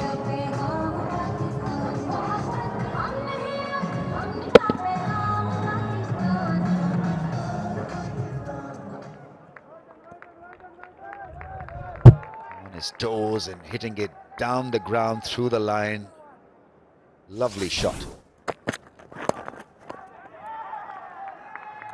Sachin Tendulkar used to play one of those when you try to bowl back of a length. That's what Alzari Joseph will be trying to do, bowl back of a length. So that punch shot would have been a little bit of a wind out of your sails. The scoring rate has improved. This partnership now going at exactly 100 strike rate, 81 from 81 deliveries. So last 5 overs have yielded 47 runs.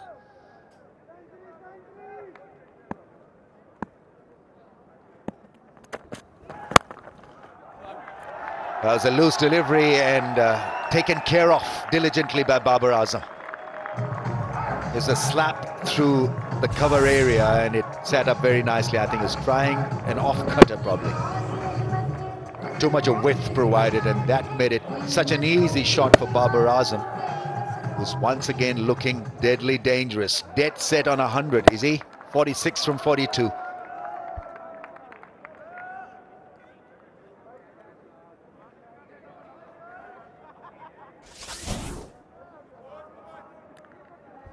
Huge learning experience for Joseph, huge.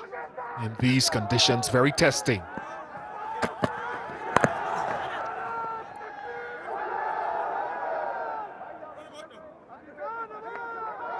Strike rates, that's another thing we look at right now. Azhar Ali's moved up to 95 per 100 balls, and Babar Azam is over 100, stretching to 110. Yeah, good batting. I think the momentum and flow has certainly picked up.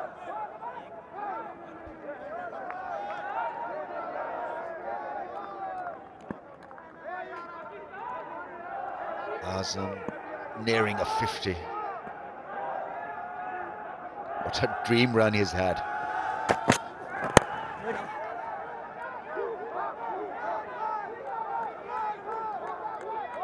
Just a natural transition from number 5 to number 3 is always suited for number 3 spot because of the game plan and the quality of game that he possesses.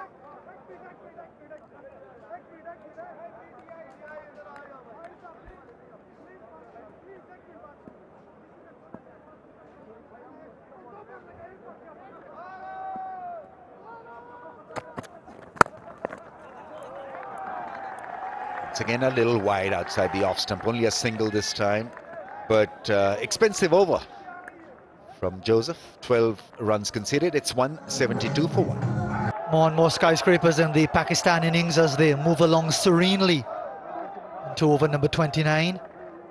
2 excellent partnerships already, an opening stand of 85 and the second wicket partnership already with 87.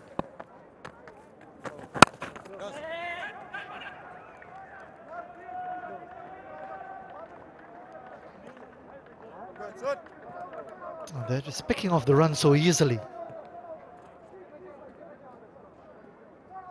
Babar Azam saying the West Indies, he's got form like dirt. Well, here, because we're in the desert, he's got form like sand.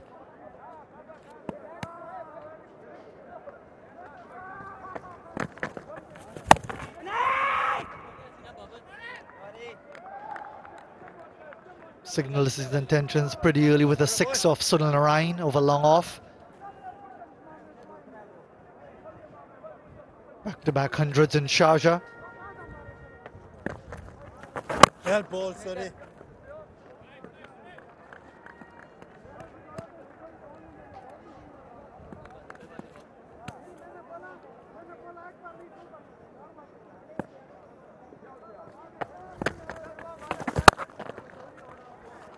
Narain certainly finding it tough on his comeback to international cricket after another layoff and sorting out his action.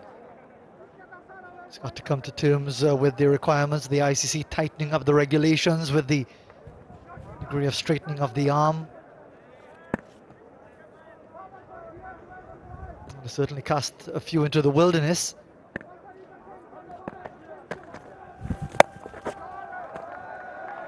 There he goes with that favourite sweep shot again, the captain.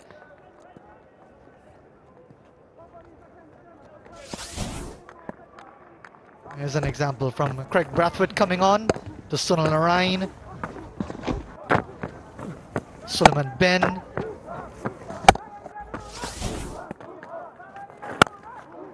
couple of big hits as well among those leg side shots. Just milking 4 runs from the over, 176 for 1.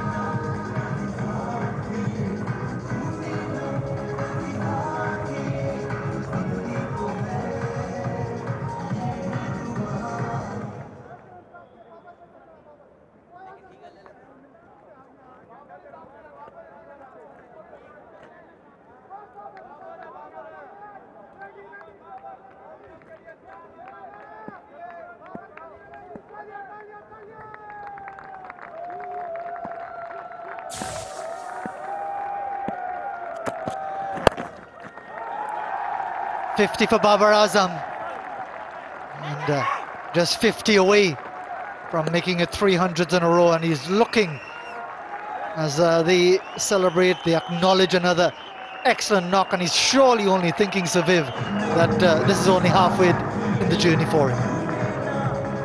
I'm wondering what would be the odds for him getting to that magic figure again. And I guess this is the sort of stuff that any establishment enjoys. Here it is. That's 50. Nice little tuck on the leg side. And you can see everyone, the dugout and all who help, especially the coaches, and I guess Mickey Arthur would be quite happy with this guy's achievement so far. Azza goes on his merry way as well. And I guess when you get to such totals, him at presently 83, not out, it is so important because of all the stuff that would have mentioned before, with him being captain of a winning team and not really making any contribution with the bat. This is a great opportunity to silence the critics. And the only way that you can do that is to get yourself to that magic total. Partnership 93 from 94 balls. Pretty merry going here for Pakistan. Look at those numbers. It's already the highest tally by a Pakistan batsman in a 3-match one-day series. They average close to 150.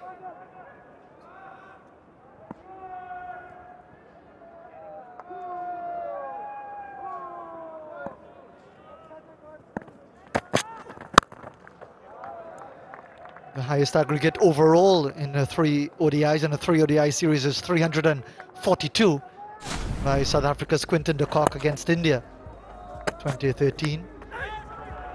Few low shots, but this was really a confident strike over long off of Sunil Narain. Really easing into his stride again, Babar Azam. It's really a short, commanding little player.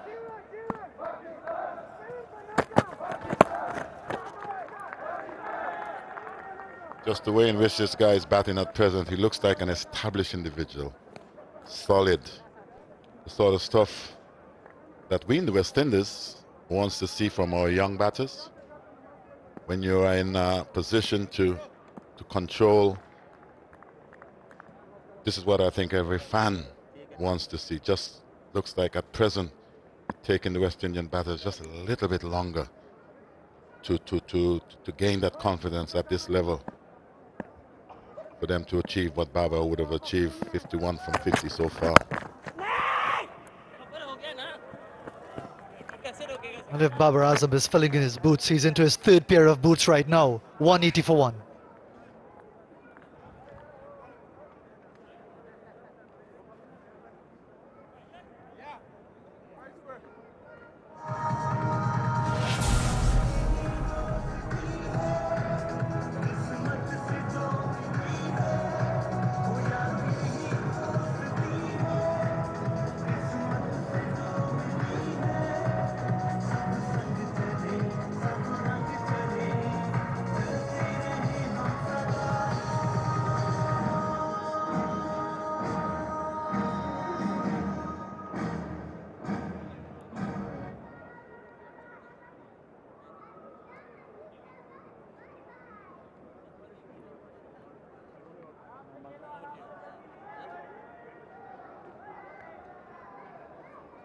tough going for all the West Indies bowlers, although Narayan has been the most economical.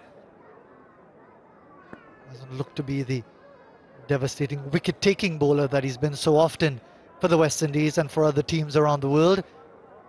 The West Indies need wickets now.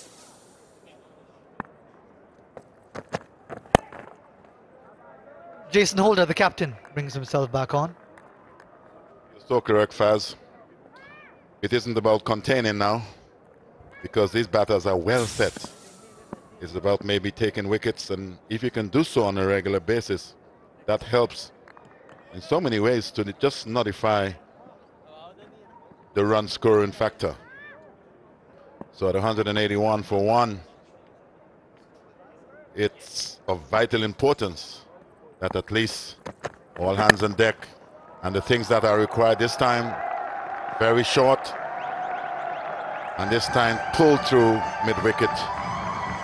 It's the 100 partnership for these two, Azhar and Babar Azam. Magnificent so far. It just there looks to be in so much control, as we can see the replay here. A little nothing sort of delivery from Jason Holder. Babar Azam had all the time in the world for him to get himself into the best position, and did what I think was best, dispatched that delivery for 4. Good comeback from Jason Holder. And when I say comeback, it's a dot ball, really.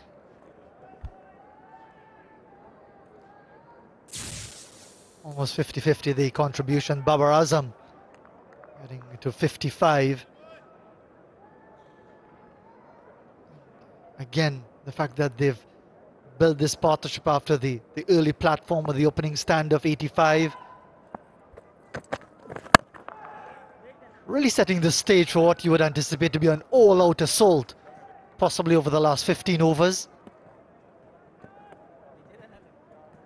If you were in the army, you would say that at some point they're just consolidating themselves now for the final push, coming over the top in the final overs. But it's all set up at this stage at 185 for 1. It's all set up for all these things to happen. It's going to take a mammoth effort from the West Indian bowlers to try and pull this back at some point. And as you mentioned a little earlier, Faz, wickets, I think, would be the most important in terms of what's on the agenda at this stage. There's no containing at this particular point. It looks a very good batting wicket. Azhar Ali winning the toss and batting, and certainly they have paid justice to winning the toss for the position that they're in at present.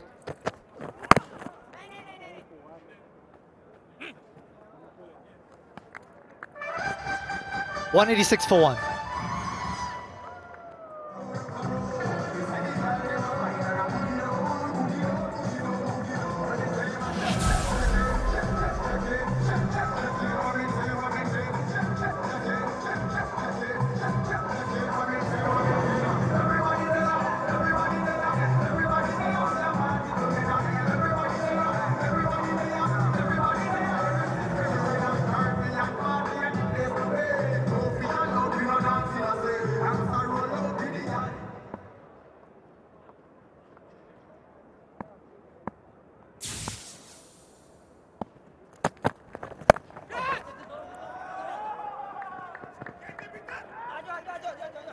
Skewed pull of Alzari Joseph. And we talked with the young man before the start of play, and he's from your home island, Antigua, Alzari Joseph.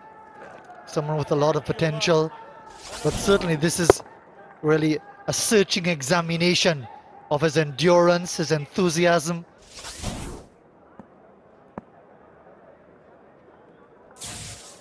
And it's always very tough, Faz, when you have a young individual like this who would have done his chores pretty well at the under-19 level, been asked to step to the plate at the higher level. Babar Azam just going past 300 runs in the series. Just the 5th batsman in all of one-day international cricket to get over 300 runs in a 3-match one-day series. Quinton de Kock, Martin Guptill, Tamim Iqbal, Brendan Taylor, and now Babar Azam. You would say, Faz, that that's good company. Those names that you would have heard mentioned certainly would have set the one-day cricket or tournaments alive around the world. That's a very good shot again. This time pretty short from Joseph. And this time, just this pass for 4. You look at this delivery, pretty short. And when you are in such magnificent position, you look at this shot. Magnificent. And when you can hit an individual like Ojari's Joseph just in front of square, it does suggest that you do have a lot of time to play your shots, and that's a perfect example. Good effort from Pollard.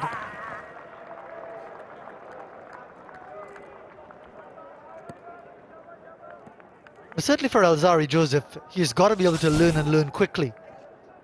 That pull forward of square for 4, he looked as if it was a bit of a change of pace. And it really emphasizes how different it is, what the standard of the game that he's playing at now. He'd probably get away with that at the 19 level. But here it's just dispatch for 4. And especially you're playing in a team that haven't been winning for quite some time. It's always tough on the individual himself. But sometimes you learn the hard way. Sometimes it becomes very easy at times.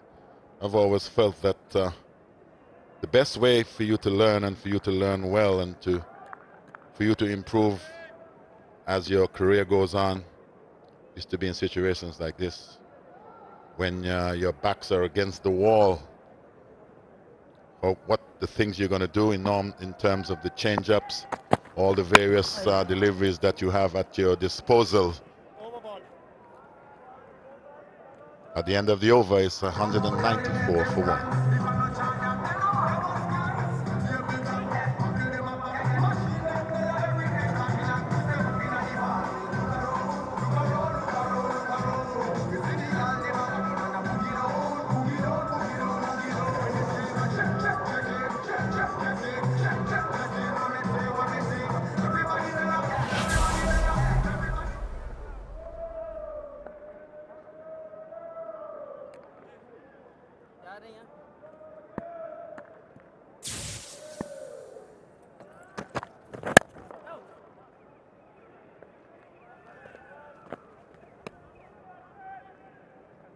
Just developing that point about coping with adversity like Jason Holder and the West Indies team are at the moment.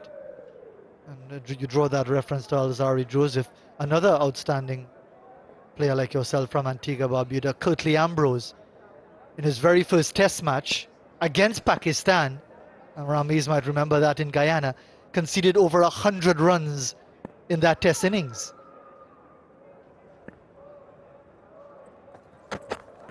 And he said then, and he talks about it often, he realized how difficult test cricket was, and he made up his mind that it would never happen again. And in the 97 tests that followed, he never again conceded over 100 runs in an innings. And that's about the personal determination to go with the hard work and the ability, of course, but first and foremost, you've got to actually believe and have that confidence that it's not going to happen again. That's mean learning on the job and learning as quickly as you can. I remember that very first match in Guyana, and Pakistan toured the West Indies. I think it was 1988, to be correct. Gordon Greenwich, I think, did stand in for myself at the time as captain. I had some injuries, and I was to sit it out for quite some time. And as you mentioned, Curtly going for 100. It's normally a batter who you feels pretty comfortable when you reach such magic figure. It never looks that attractive for any bowler.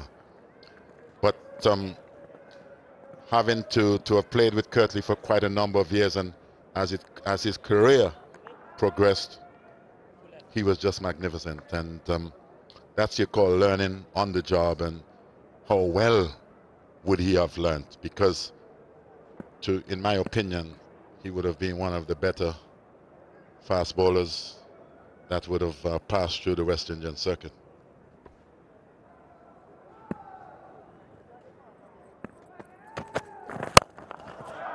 Good strike, half volley length, gentle pace, and he was able to smash that at will. Brilliant shot. Let us have a little replay of this now. You look at this. Well pitched shot, little half volley saying, smack me. 200 is up, 201 for one. Brilliant shot. You look at the posture. Look at the balance as well too. Spotted the delivery and spotted it early and said, I'm not going to miss out on that. Brilliant.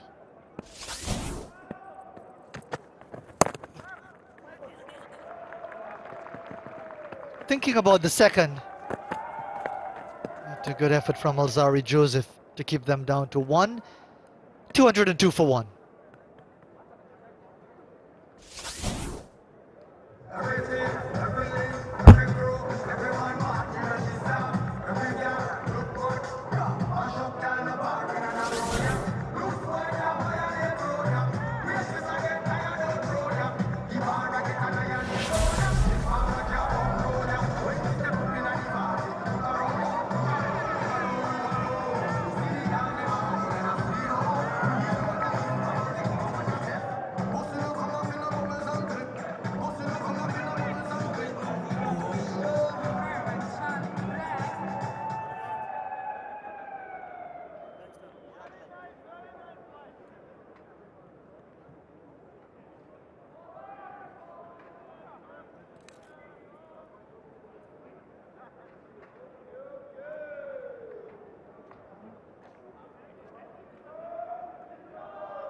Pakistan continuing to progress at better than a run a ball. 9 wickets in hand, 17 overs to go. 300 plus would seem a mere formality at this stage. They got 337 in the last match in Sharjah. Suleiman Ben replacing Alzari Joseph from the northern end. Ready? 19 scoreless deliveries, which is a bit of an achievement. Not a bad economy rate in the overall context of the way this innings has progressed.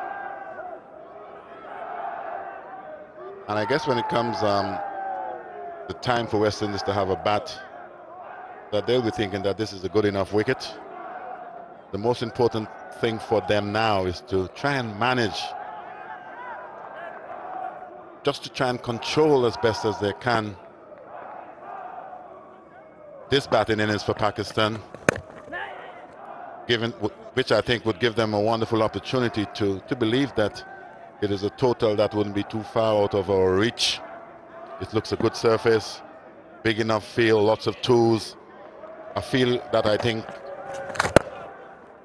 that is big enough that you can pick gaps and put pressure on the fieldsmen. It's not all about hitting the 4s and 6s, but to get yourself, or keep yourself in position to have an assault at some point, which I think West Indies haven't done up to this point in this series. You never know, it could be this match for things like that to happen.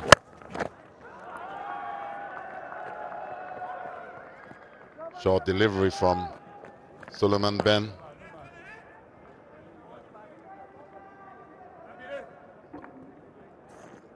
Babar Azam didn't quite time it as well as he would have liked. When you look at the score, you know, you see Azhar on 93, Azam on 67, and how quickly Babar Azam would have gotten there. And it goes to show you that it's an individual who is in the form of his life.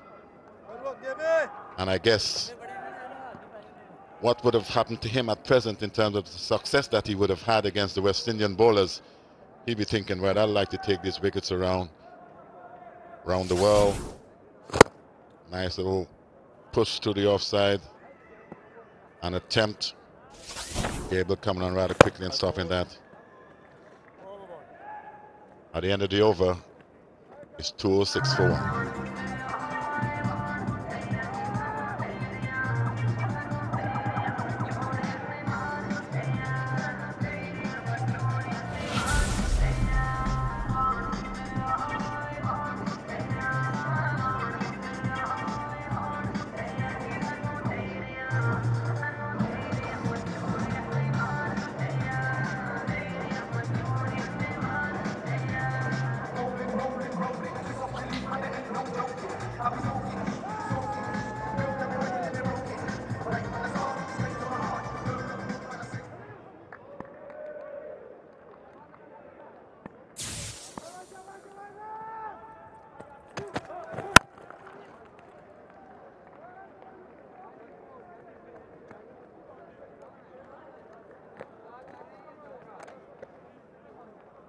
Well, he's now 5 runs away from making a bit of history, Azhar Ali. To get to 100, it will be his 3rd as Pakistan captain, and no Pakistan captain has ever scored 3 one-day international centuries. There have been 2 by Inzamam ul Haq and 2 by Shahid Afridi. I certainly would have thought that Javed Mianda would have figured in there, but he would not have been captain for a continuously long period. There were all sorts of issues between himself. 1 minute he would be captain, next Imran Khan and someone else. In fact, he never scored 100 as Pakistan captain, Javed Mianda. My main man? Wow, that's rather surprising. That's why we do have these stats guys in-house, for them to supply us with all these wonderful stats. Well done, my brother. Well done. Well, he's got to redeem himself after that desperate start during the T20s with all the left-arm bowlers right here in Abu Dhabi. He's been working hard since then. As is Jason Holder, not without much success, unfortunately, for the West Indies. That's a good shout. He's gone right across the stumps here. The issue is, will he want to review it? Leg by is called, so there was no touch. Time is going by. Is he consulting with Ramdin? Is Ramdin telling him anything? Jason should have known, because from where we are, from our vantage point, and this is why I guess you do have the 3rd umpire in-house, I would like to think that that was adjacent enough. Let's have a look at this again. I'm not sure whether... Let's see here. Why not? Why not? And it goes to show you how things are on the field. That you can... Let's have a look at it here again. It'd be nice to see this over and over again, because I think they had a wonderful opportunity there. A wonderful opportunity. Looks like it's just missing, is it?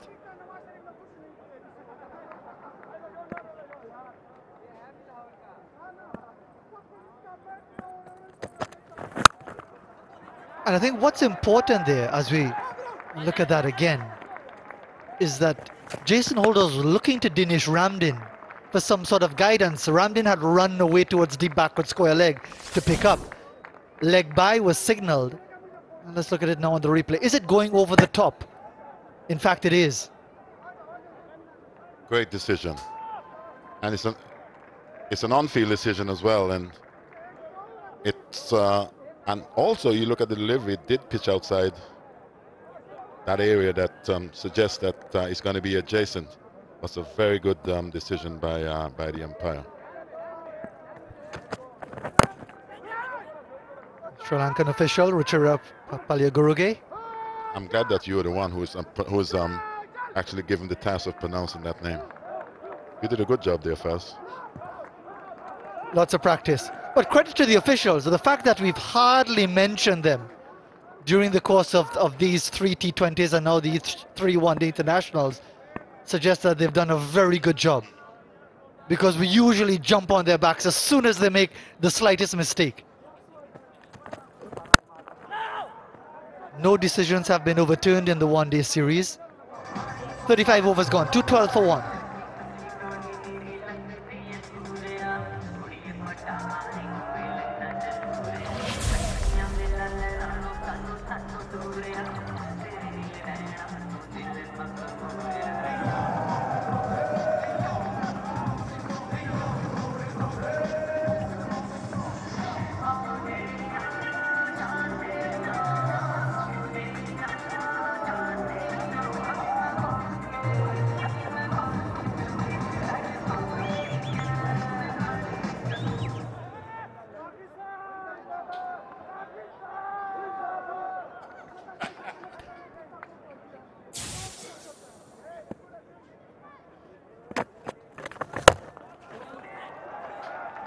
Nice shot, nice use of the feet. Couple of runs.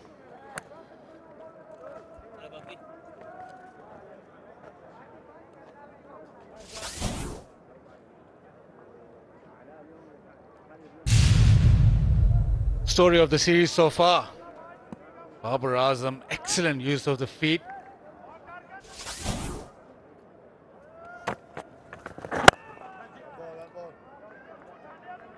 just made it look ridiculously easy. And Pakistan rollicking along. Where does West Indies go next? It's just gone from bad to worse.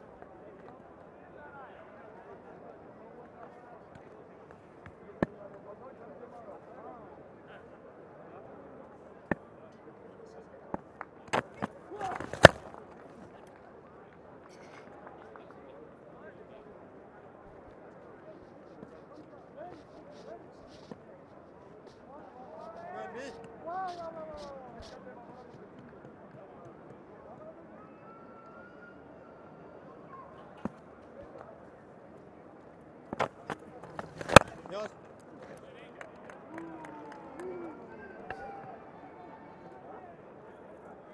14 overs after this, Pakistan will be looking, well, more than 331. They're looking at 350 probably.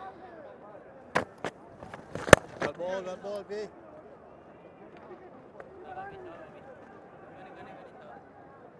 And with Ben into his 9th over, he's been probably their best bowler today. Just one more over of Ben.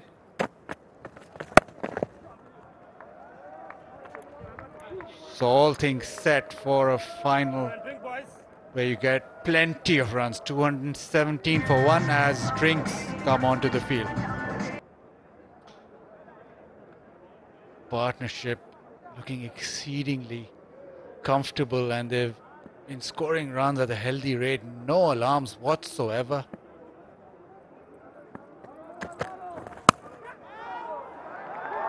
In the gap, and once again another boundary. It just keeps on flowing and flowing. Babar Azam now 21 away. Holder offering him width. Yeah, with a short third man, pace on the ball is always going to be criminal. I think he rolled his fingers off of it, a cutter, so there's still enough pace on it. Cannot afford to be that wide though. You see that short third man in Joseph, and a short backward point too. He knows it.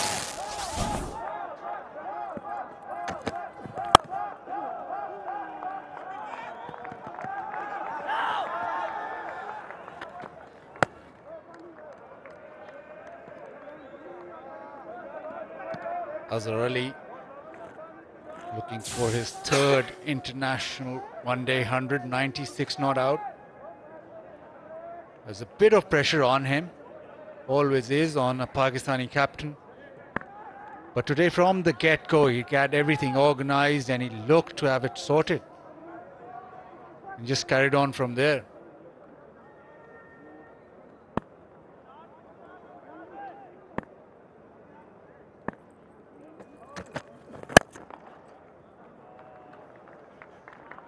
We got a feel for Jason Holder though. It's not been an easy series. They've not done themselves any favors, but losing the toss here today again and having to bowl on an unresponsive wicket. Just gone from bad to worse, so no fight from them.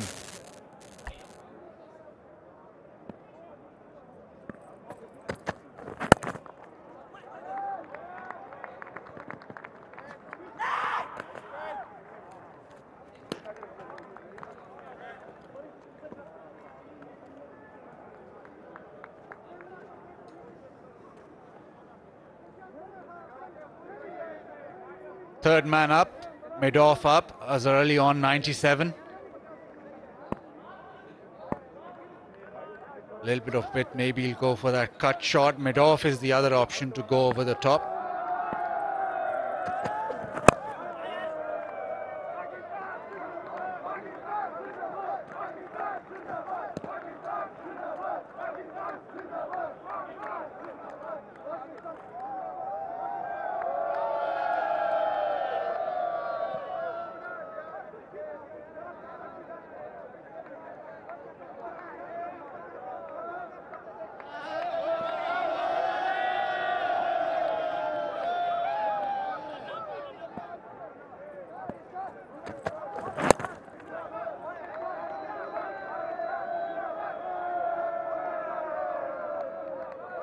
Nine off the over. It's 226 for 1.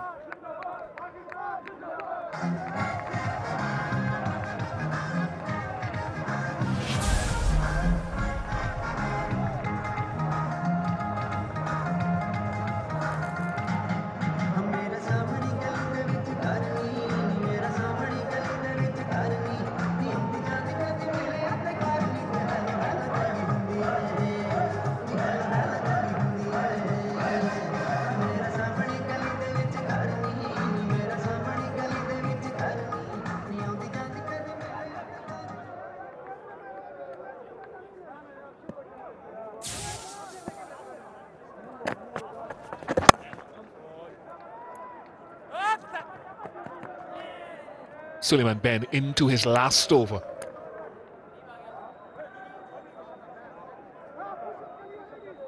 .98 to Azhar Ali. Can he be the first Pakistan captain to score 3 ODI hundreds?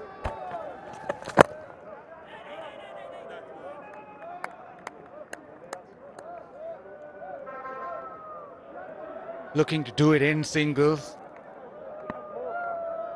Square legs up, so maybe the sweep shot.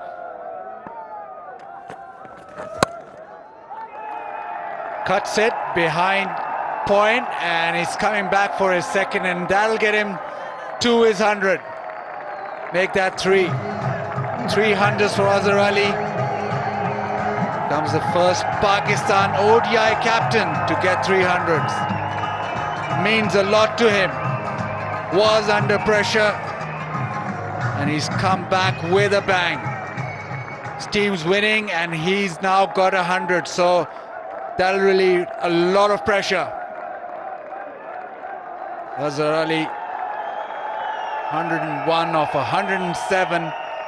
He's come back to form in style.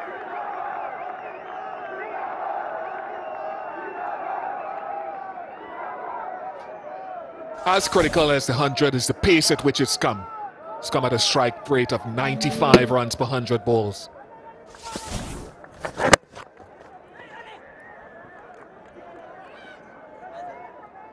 Could have run 2, eh? So that'll please him a lot. And can he open his shoulders now that he's gone past this 100 and really accelerate the scoring?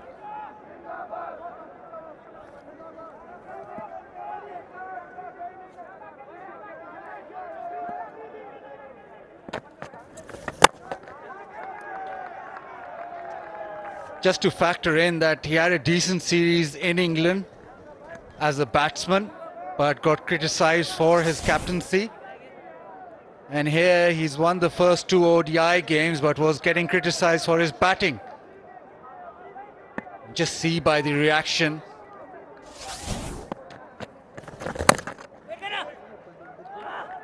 What it meant to him. 231 for 1.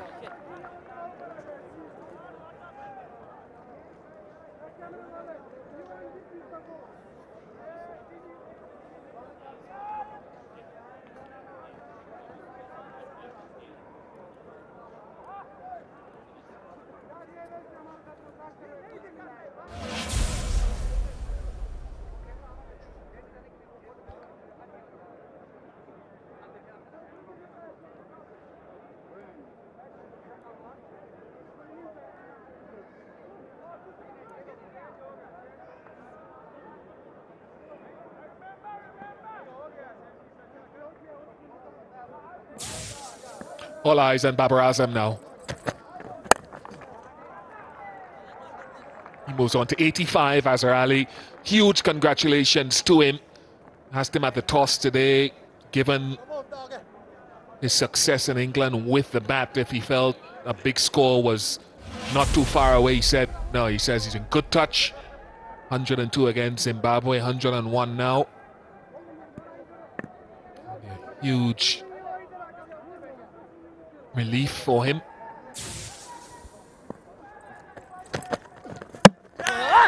And he tries to accelerate, and he goes. Jason Holder hits the off stump. Holder with a slow one. Finally gets a wicket. Azhar Ali, after a fantastic knock, trying to go over mid-off. but just missed the line. Holder strikes. Azhar Ali, he's done his job. His third ODI 100. Silenced his critics somewhat, and he has to depart. Very well played. 101. It's 232 for 2.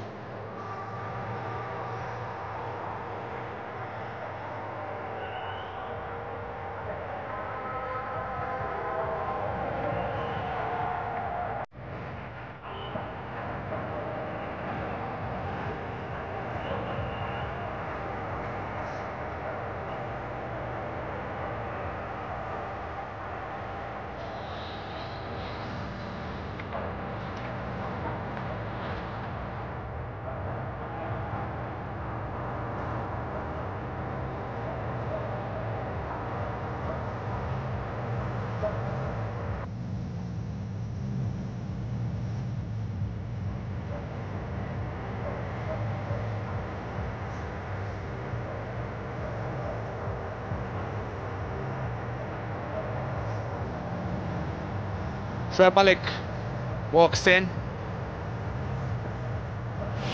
90 in his last game and played very fluently.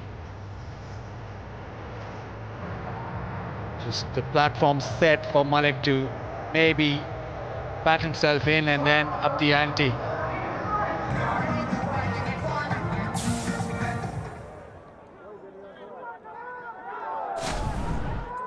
Azhar Ali trying to smash this over, maybe mid-off, extra cover, but the slow one deceived him. Holder got his reward, but Azhar Ali's done his job. And a very important innings for him.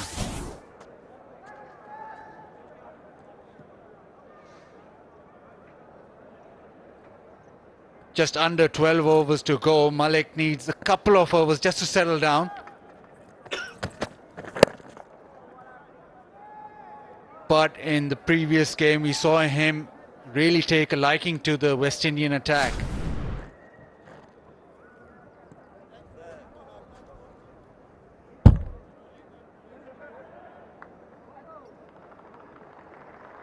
Just trying to hit it too hard, lost his shape, deceived by the slow one. Yeah, well bowled, Jason Holder.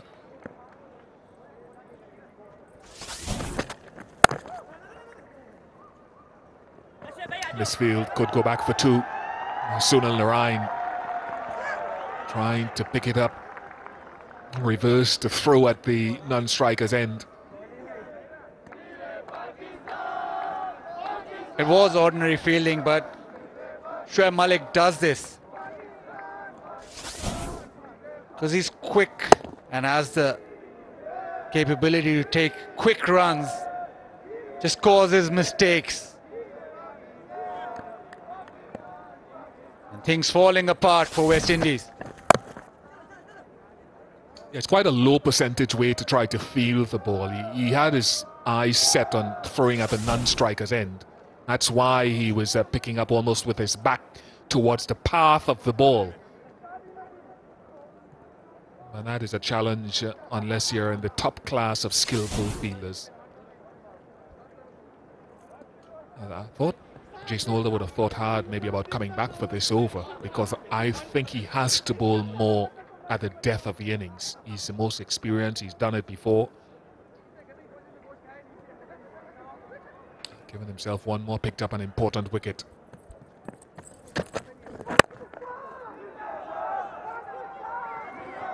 .236 for 2.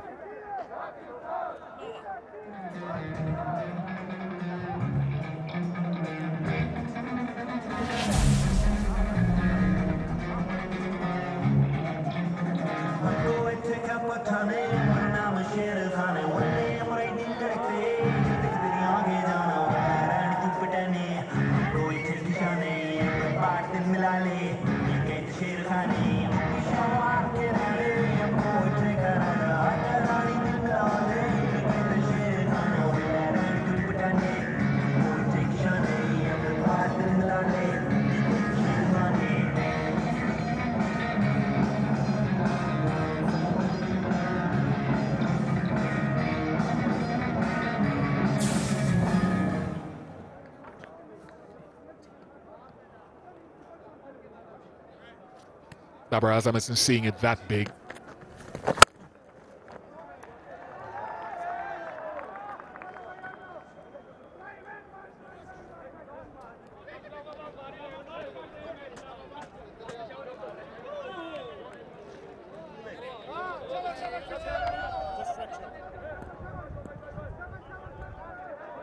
Narayan into his 8th over.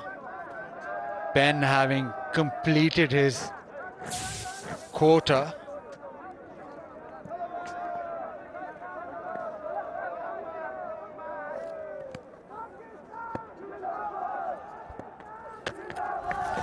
Yes. It'll be interesting who bowls in the death. The faster men, you'll have to rely on them because the spinners are almost done. Yeah, well, Jason Ola didn't bowl at the death in the first game. I think he came back and bowled 1 in the last game. Narayan has to bowl, I think he bowled straight here at Malik. Yep. Because he's brought long off up to mid-off, and Malik does like to hit the ball straight down the ground. So maybe they're trying to get Malik to play squarer of the wicket. So I think Holder has to be 1. He's got 2 more overs. He's got to come back with his experience now at the death. Gabriel doesn't have as much experience at the death of the innings bowling. He's played very little list day cricket. I think Alzari Joseph might come back now from the players' dressing room end. Yeah! Finger goes up. And Malik, who played so well last game, goes early. Just a little bottom edge. Going for that cut shot. A good catch from Ramdin. Bottom edge, standing up to the stumps is a thick edge. Narayan has his man. Shoaib Malik didn't get going today. He's out for 5. It's 239 for 3.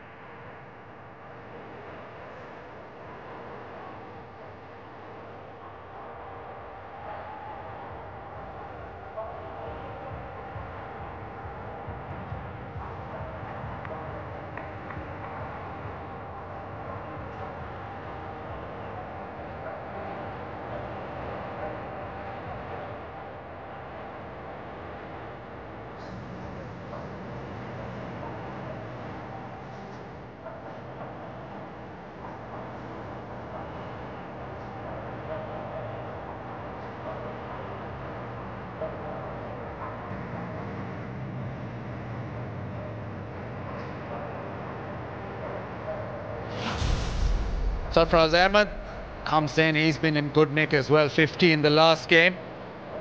And a couple of wickets in quick succession for the Windies.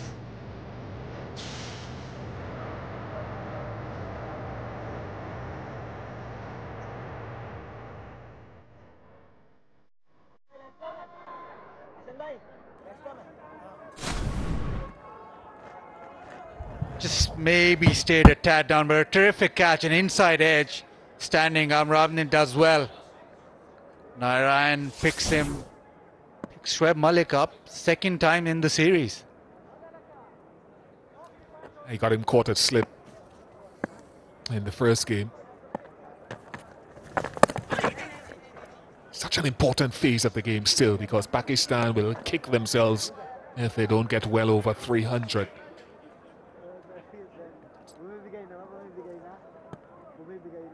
Such good conditions that West Indies will feel it's a bonus if they can limit them to 300 or less. 239 for 3, 10 overs to go.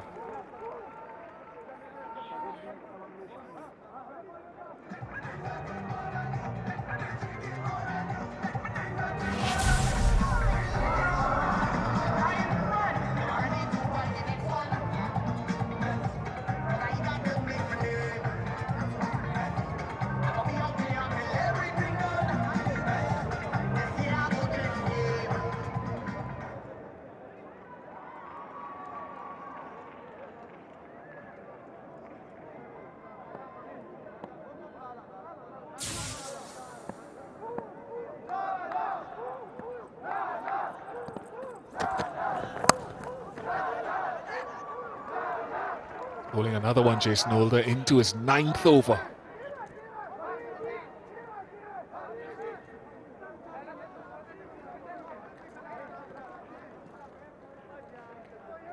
Sarfaraz batted quite well previous game. Didn't start off too hot, but then caught up right at the end. And again, he's got, well, a couple of overs where he can bat himself in, but this is a better wicket. And he'll feel that he can play more shots.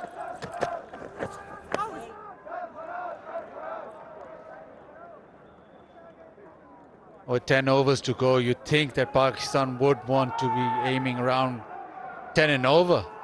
7 wickets in hand.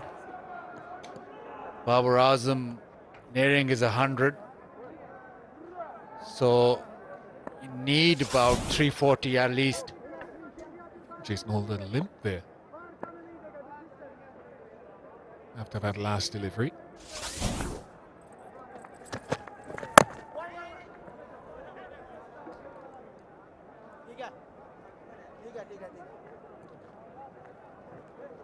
Just those couple of wickets have put a stop to the scoring rate.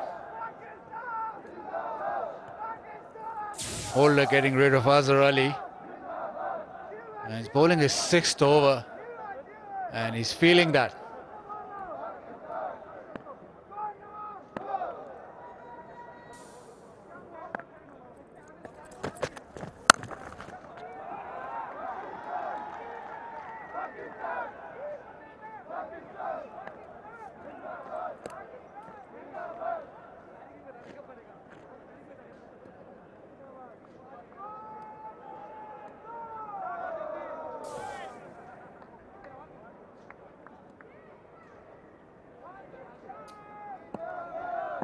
Goes the right way in terms of strike rate.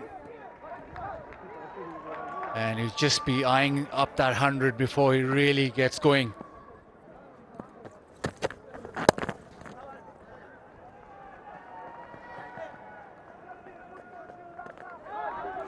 But Holder doing a decent job.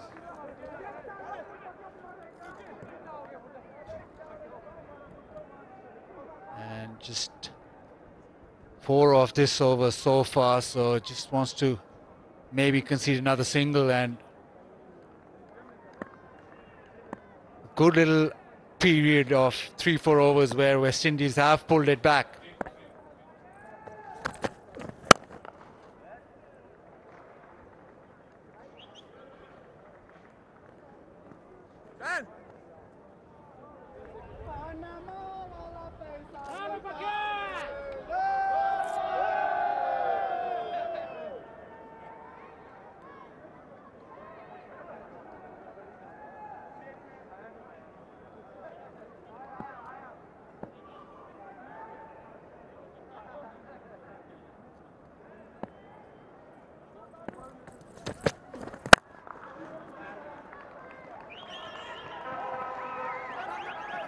Sarfaraz wants the second and comes back pretty well.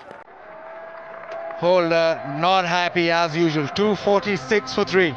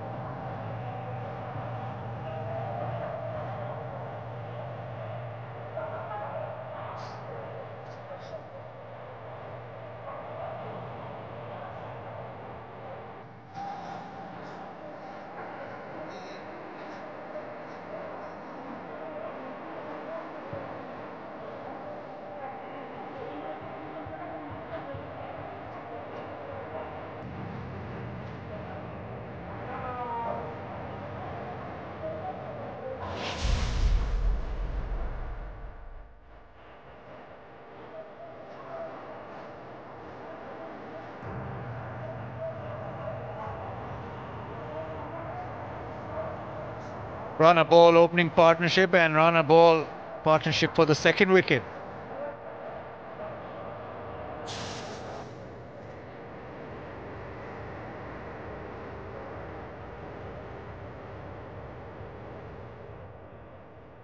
Very little relief for West Indies. First one to go, Sharjeel, disappointed again, fighting it straight to the man and long on. Azhar Ali after his 100, trying to accelerate, and Trev Malik came and went inside edge.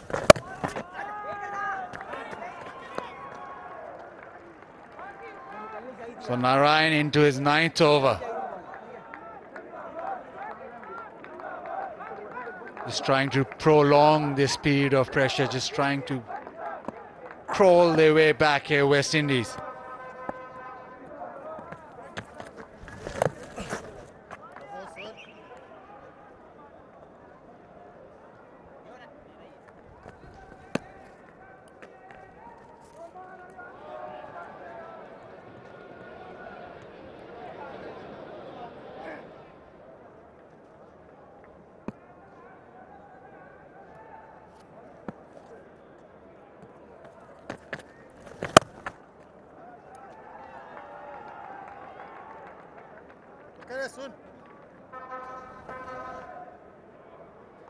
So Bish, it will be the faster men that Holder will look to. He has to. Just between overs, he was getting some treatment from CJ Clark, the West Indies physio. Still believe that because of his experience now in this format of the game, I know he's got one or two little issues maybe with a toenail or something there, that he would be my elect to bowl last couple of overs at the death, but he's only got one more over. So it seems as though he's going to leave it up to Gabriel and Joseph and a combination. Maybe Pollard, maybe, to bowl the last few overs.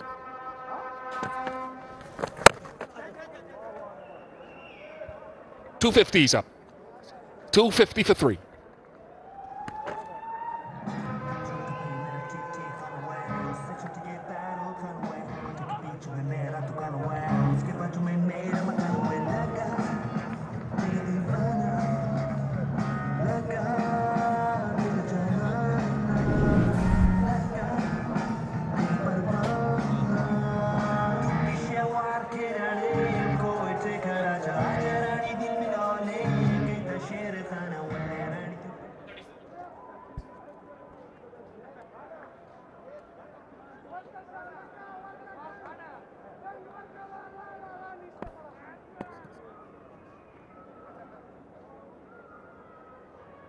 Babar Azam 7 runs away from joining the list of those with 3 in a row.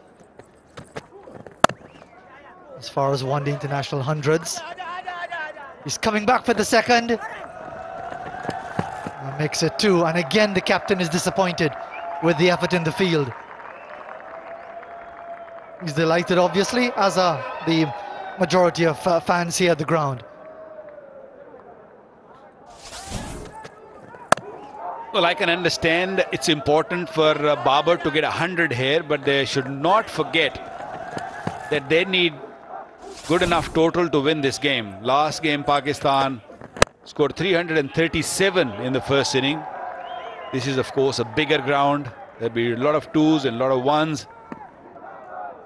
So he's got to hurry up, because this is a crucial time where you probably need to push on. Just touching the line. So he did well.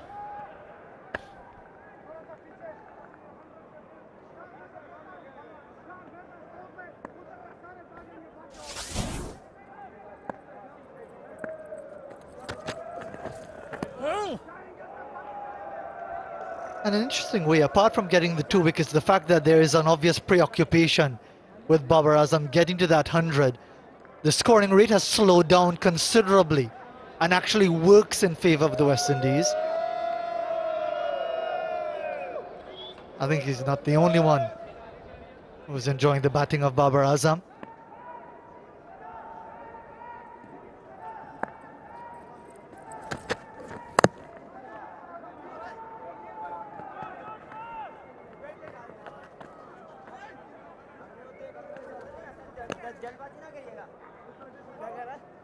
They have to really push on from here. Last 33 balls, only 20 runs, 29 runs being scored with 2 wicket loss. So, yes, as I was saying, it's important to get 100. It'll be awesome if he gets 300s in a row, which by the look of it, he will get there, but not the expense of not scoring enough runs.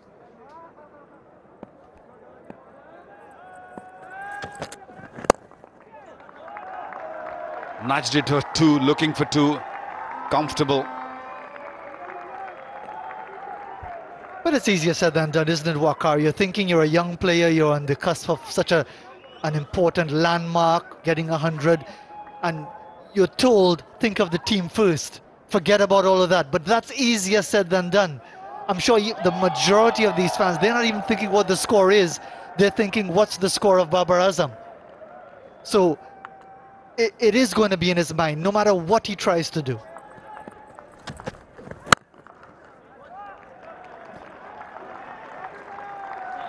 He's on 99. But it's important for Sarfraz not to eat up deliveries now. Need boundaries now.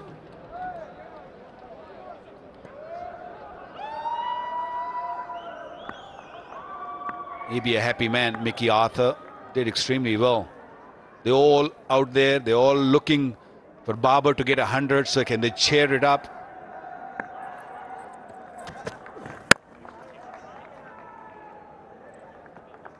Dot ball is gold right now.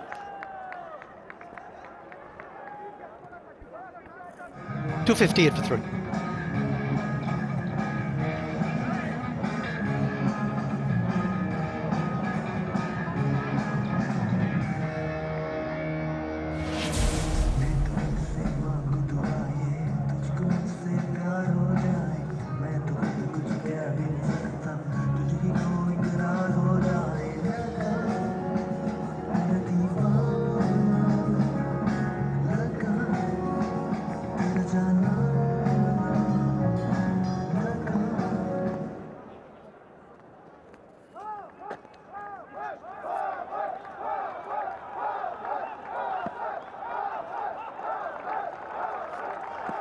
He's on 99.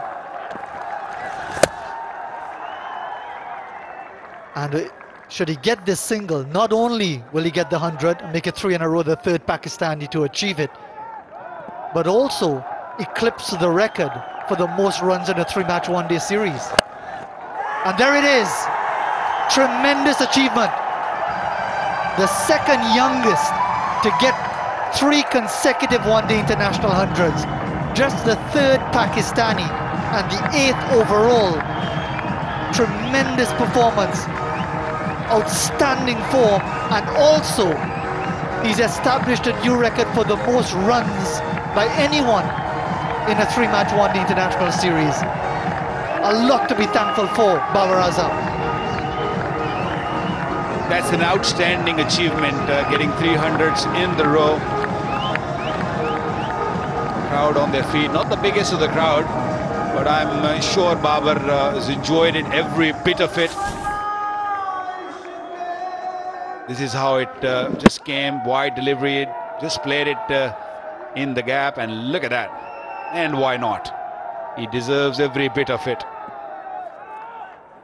Well done, young man.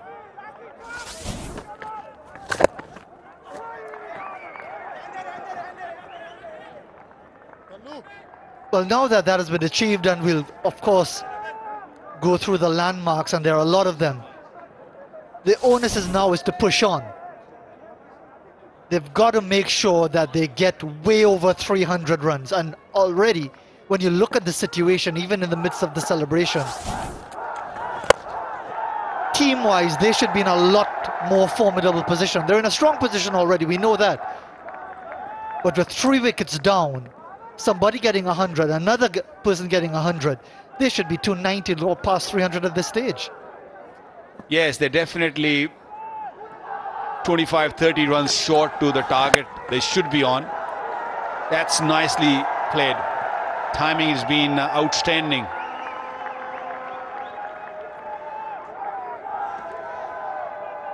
Well, it's important now to get to the total what they got in Sharjah, which was what, 337. Can they get it? It's going to be difficult from here on. Wickets are in hand, but it's not going to be easy. And we saw West Indies in the last game that they did look dangerous. End of the 44th. It's 264 for 3.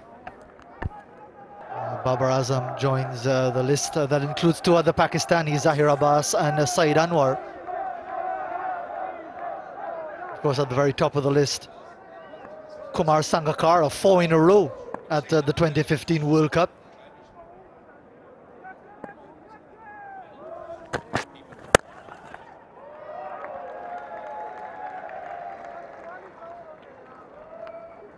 Alzari Joseph back into the attack.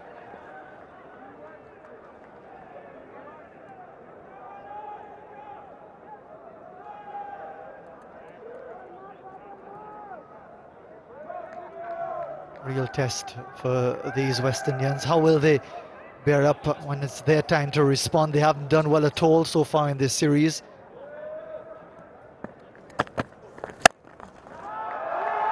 It's time to really push on now.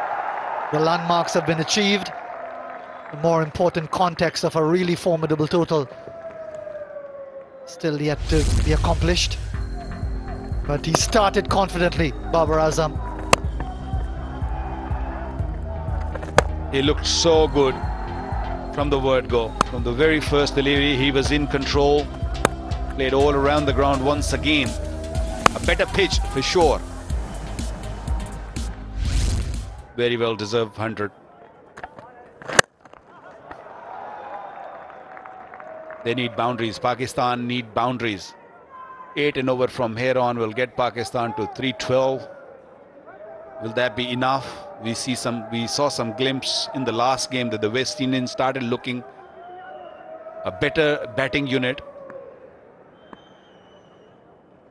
Pakistan will probably be looking at 223, which is 10 and over from here on.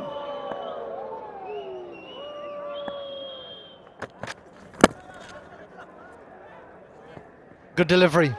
Not too much you could do with that, Safraz. Joseph in his 6th over. He's gone at just over 7.5. And he's got to be able to respond to the challenge now in the final overs, knowing that he'll be under pressure, knowing that they're going to be going after him.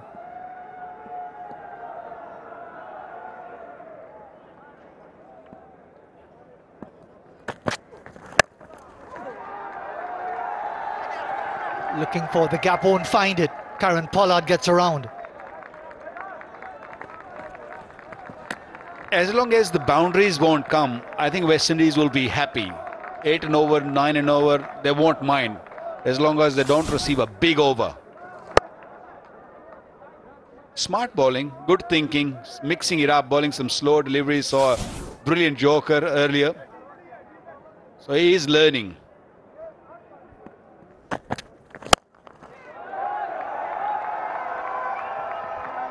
That's good bowling. He's bowling a lot fuller. He's not allowing the batsman to get under him. 45 gone, 272 for 3.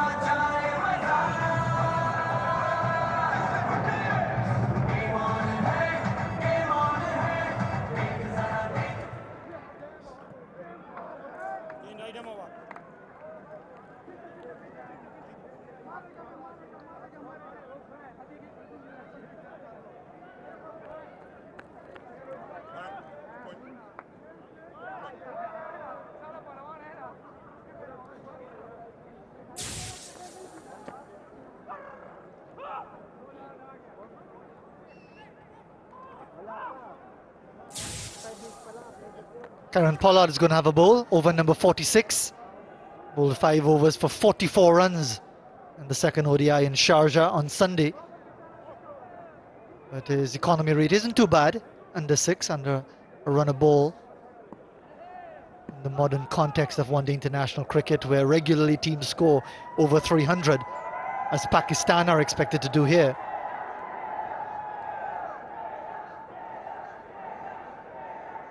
It's not an easy time to come and bowl if you haven't bowled throughout the day. Pollard is being asked to come and bowl in the 46th over. It's a tough ask, good shot. Maybe too comfortable too. The boundaries in front of you when you're standing as a batsman, they're long, especially here in Abu Dhabi. Dubai and Sharjah, they're a lot shorter. Here is what, 84 meters, so that is it's a long way if you want to really clear the boundary.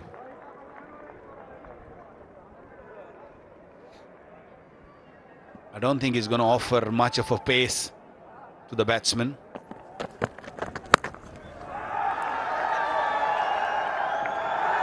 Should have done better, Evan Lewis. Young man in his first one-day international will be expected to deliver some sort of riposte with the bat when it's his turn. But certainly should have put in a better effort here. Yes, as a youngster who's playing his first game, that's a poor effort. You expect a lot better effort from a younger player. Clearly, Pollard very disappointed, and rightly so.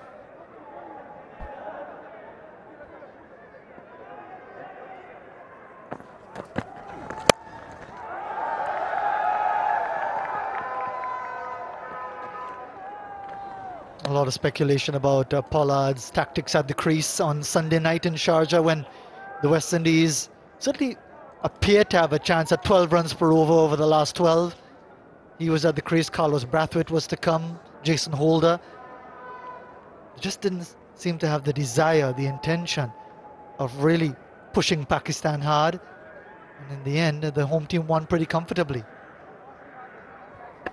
What could be the reason, Fazir? I don't understand. I mean, you're playing for your country and not really pushing at your best.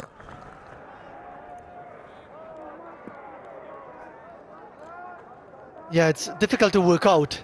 And you don't want to assume too many things, but it didn't look good, bottom line, for a senior man in the squad. 22 runs off 29 deliveries. Just the one boundary at a time when the West Indies actually had a chance.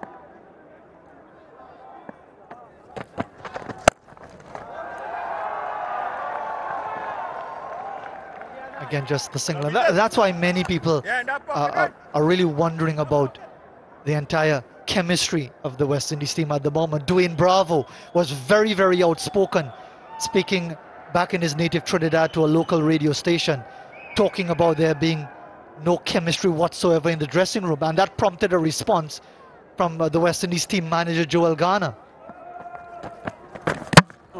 Got him going right across the stumps, and Babar Azam, having just achieved a landmark, having set a new standard, Kieron Pollard gets his 50th one-day international wicket. It was a good over, and finished it off with a beauty. Full length.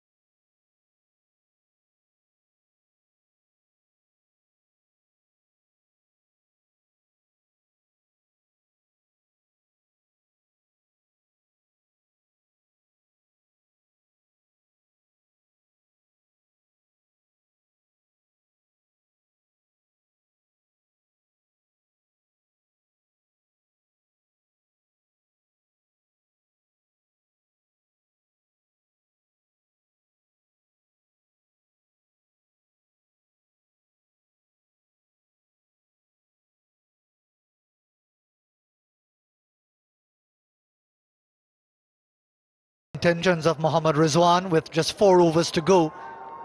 280 on the board. And he'll be expected to have an even better strike rate than that for this brief duration at the crease. He won't be on strike right away. New over to be bowled.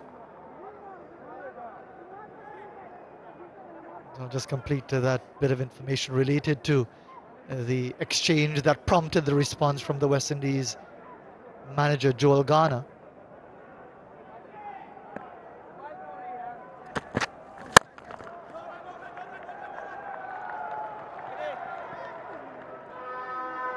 Just the single will put Mohammad Rizwan on strike. Yes, and Garner said basically that there was a lot of preparation that went into the team. Babar Azam here going too far across the stumps, hitting leg stump, giving Karen Pollard on for his first over, his 50th one-day international wicket. And Babar Azam, after 18 innings in one-day international cricket, 886 runs. No one has ever had as many as that after 18 innings in ODI cricket. The previous best, 883, by a certain Isaac Vivian Alexander Richards.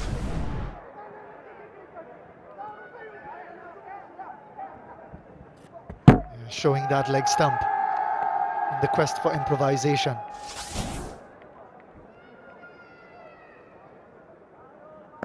Yorker still stays the best delivery in cricket when you talk about the last overs. A lot of different variations now. For me, I still feel that if you can bowl good Yorkers, you have every chance of picking out wickets as well as defending those runs. When he walked off the field, he was well praised by the team. They all know what he has achieved, what he has done. It was wonderful to see the boys meeting him on the way and giving him big hugs, really praising him. The captain himself was out there, Wahab was there, Imad was there. But that's really good to see.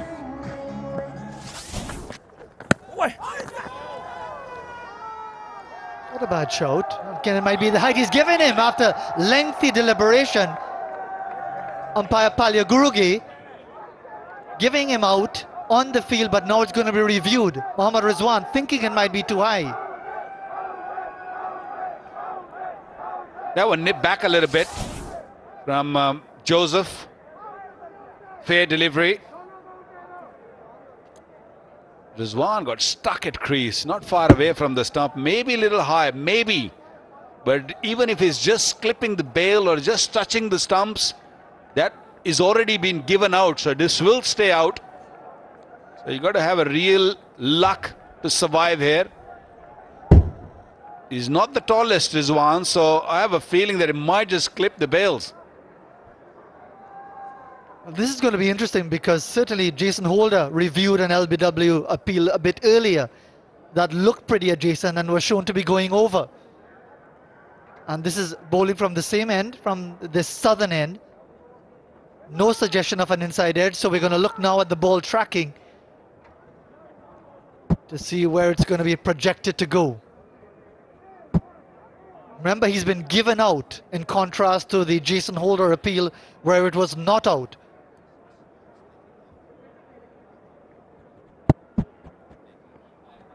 Well, the ball is taking off. Everything's fine here. Oh, just clipping. That's what we were all thinking, and it's been already given out, and it will stay out. Yep, is been already given out. So the third umpire, Ravi, sitting in the top room, has given him out, which is fair enough. Good decision at the end. Mohammad Rizwan gone for 4, 285 for 5.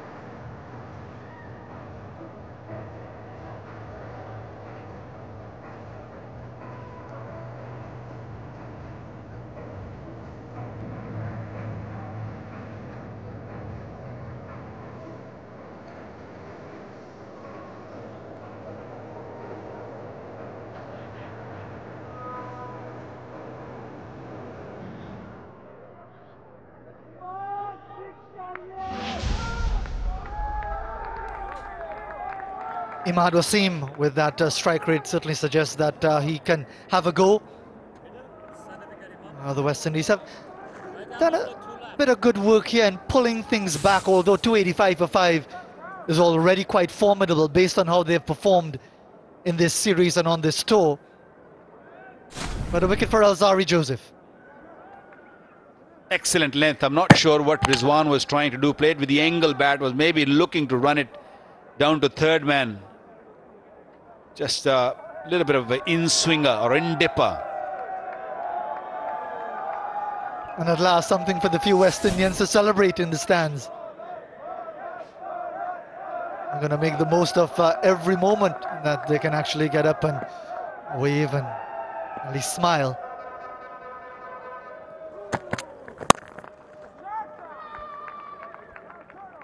Well, West Indians should feel good about it at the moment, where they're sitting. They should not really feel bad that they're out of this game. Yes, they have played poorly in the last few games, but in this game, what I'm seeing at the moment, almost 47 gone with 286 for 5. 300 run is very much chaseable. This pitch is much better than Sharjah or Dubai. Ball coming onto the bat, much better. So they should not really feel that bad. Last 59, 60 runs been scored of 59 balls. 4 wickets. So well done, West Indies.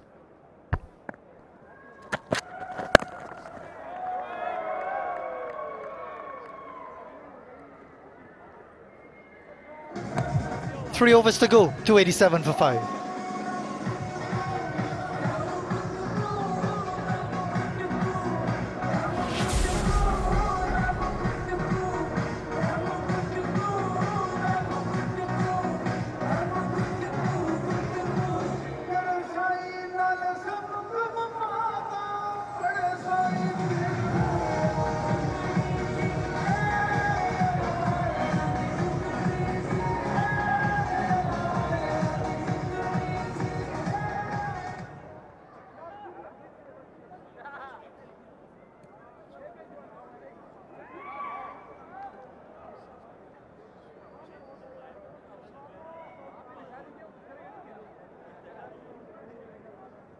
Another formidable batting effort highlighted by Babar Azam's third consecutive 100 and Azhar Ali's third as Pakistan captain.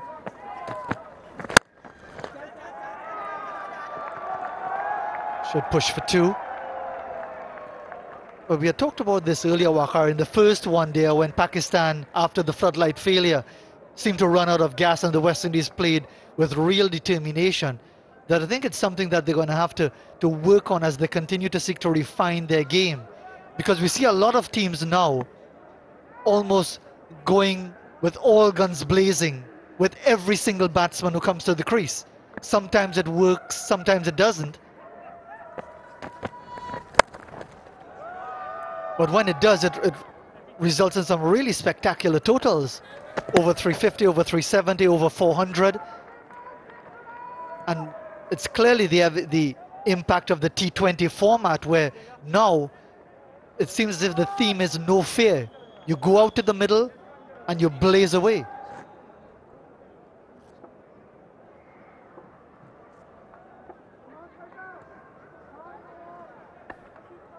Pakistan were 180 in the first 30 overs, and normally what they say is whatever you get in 30 overs, you double it in 50.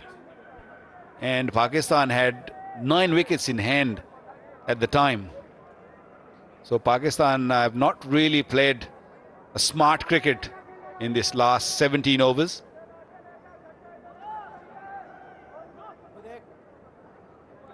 Yes, they have achieved some milestone. Babar getting 100, the captain himself getting 100. But have they got enough? Very good delivery, very good delivery. He bowled it from behind the crease and bowled a slower one.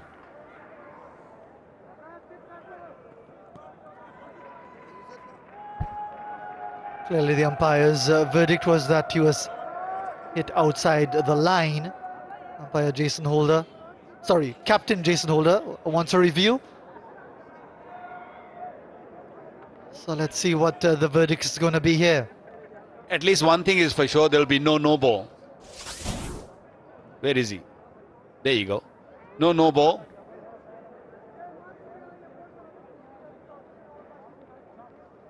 This might be missing off stump. That's not gonna hit the stumps. It might have just pitched in line of the stumps, but because the ball was bowled an off spin, it's gonna definitely spin and spin away from the stumps. I think they've just taken the review for the sake of taking it because they had one.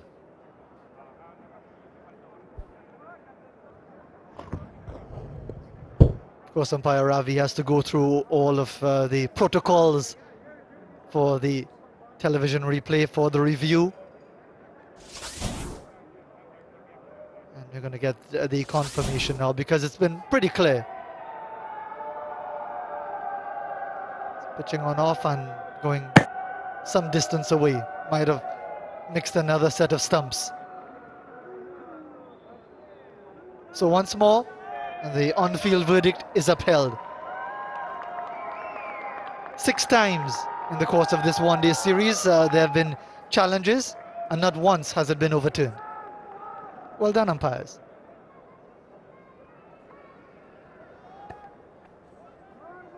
One of the best umpires we have got, Ehsan Raza.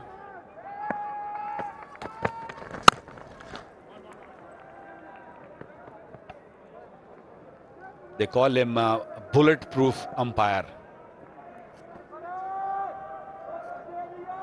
He's been outstanding. He's done well in this series. He's done well in his career, actually. He's just come through the stages.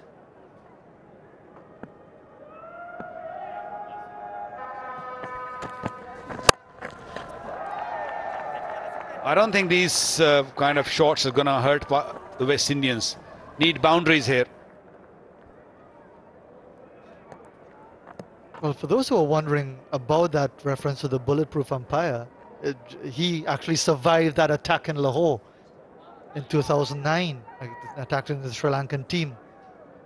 Bullets in the chest, and good to know that he survived. It's such a tragic experience, and that he continues to officiate in the game. We talk so much about courage in the game and courage in cricket. That's real courage. End of over number 48. 294 for 5.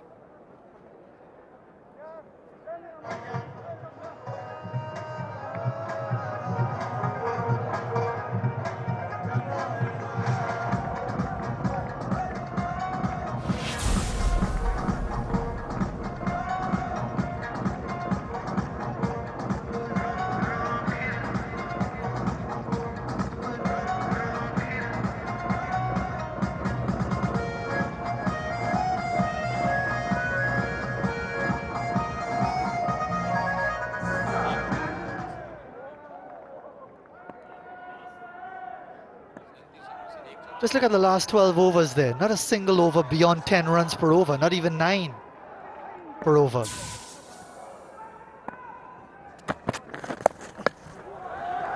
A rare boundary in the last 10.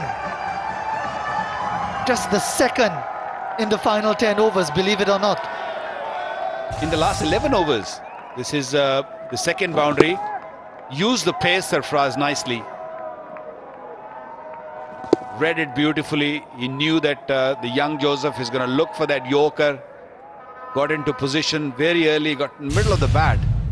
Fine leg was in the circle, so it was always going for 4. Good start of the over. They need a couple of big overs here.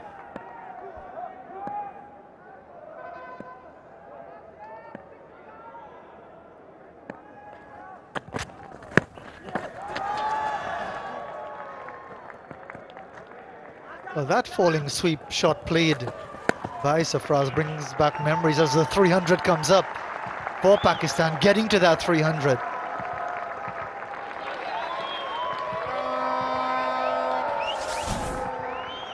I wonder how many people would remember the great Rohan Kanhai of the West Indies. He used to play that shot. In fact, he was one of the first who would fall over on his back playing the sweep shot. Put so much effort into it that he would often fall right backwards.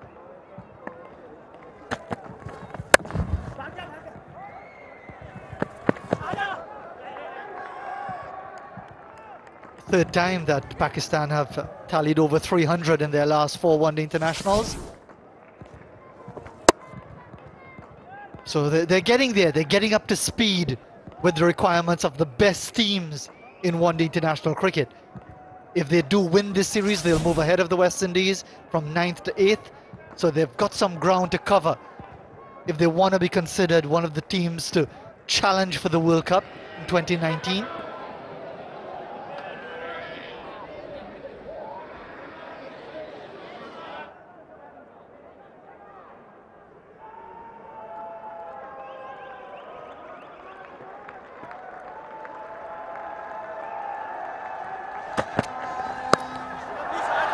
Well done. Very well done, even though he did middle it. So much part of the game now, all of this improvisation.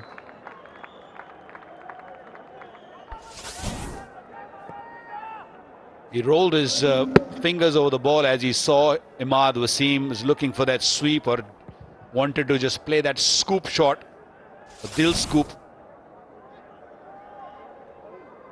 That's why they couldn't really get much of a pace. And the ball didn't go to the boundary.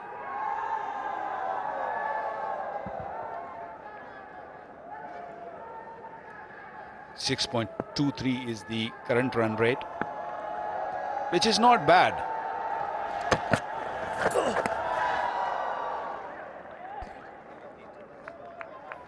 But again, though, they've got to place it in context, because in just the space of, what, 10 overs, they've moved from 232 to 303, which is, what, 71 runs in 10 overs towards the end of an innings with so many wickets in hand. And I think that is something that they need to look at. That is something Coach Mickey Arthur must be looking at as far as improving from the platform that they would have gotten. He was pretty upset with some of the fielding, some of the catches that went down in Sharjah on Sunday. Forehand smash and gone. Darren Bravo takes the catch.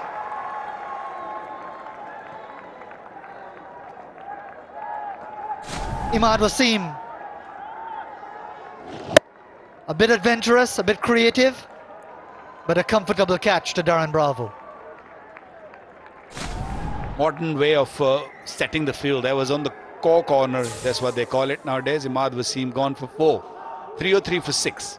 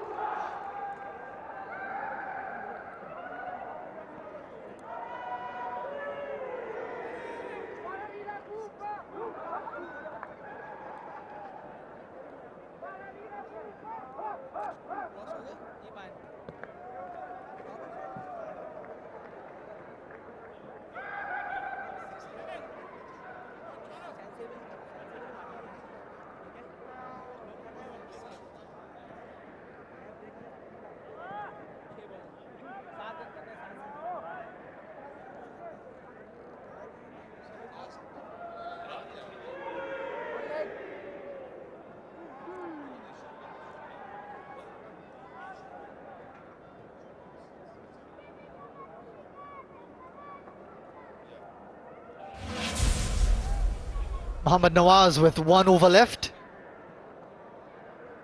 He's going to be on strike. Last over to be bowled by Kieron Pollard.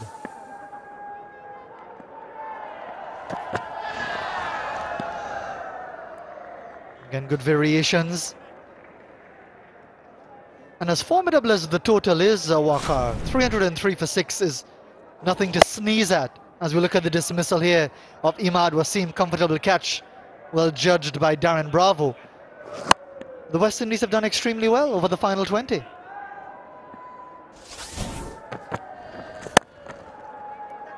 Especially when your 2 men have got hundreds. And then you look at the total, you think 303 in 49. That's not a good effort. They should easily be sitting on 340 at this time.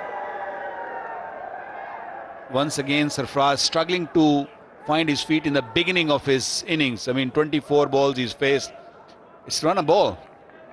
And only one boundary has been hit. Fair enough, the boundaries are big, but still, you should be able to hit the gaps.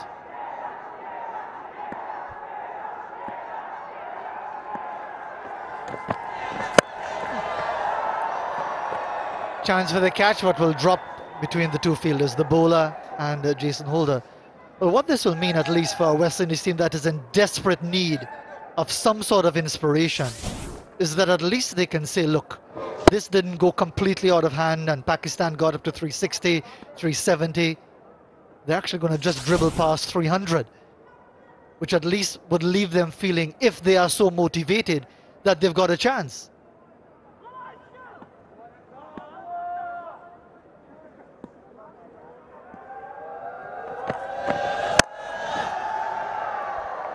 Well, they have to think that in the last game, they almost scored 300, and this is a better pitch, don't forget. And you never know under lights, sometimes this pitch becomes even better to bat on.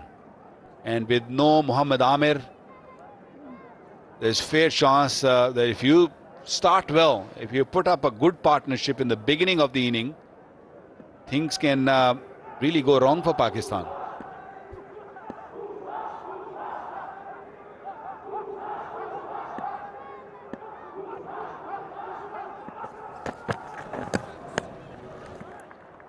Again, keeping it very, very tight, very economical. Just 4 runs from the over so far.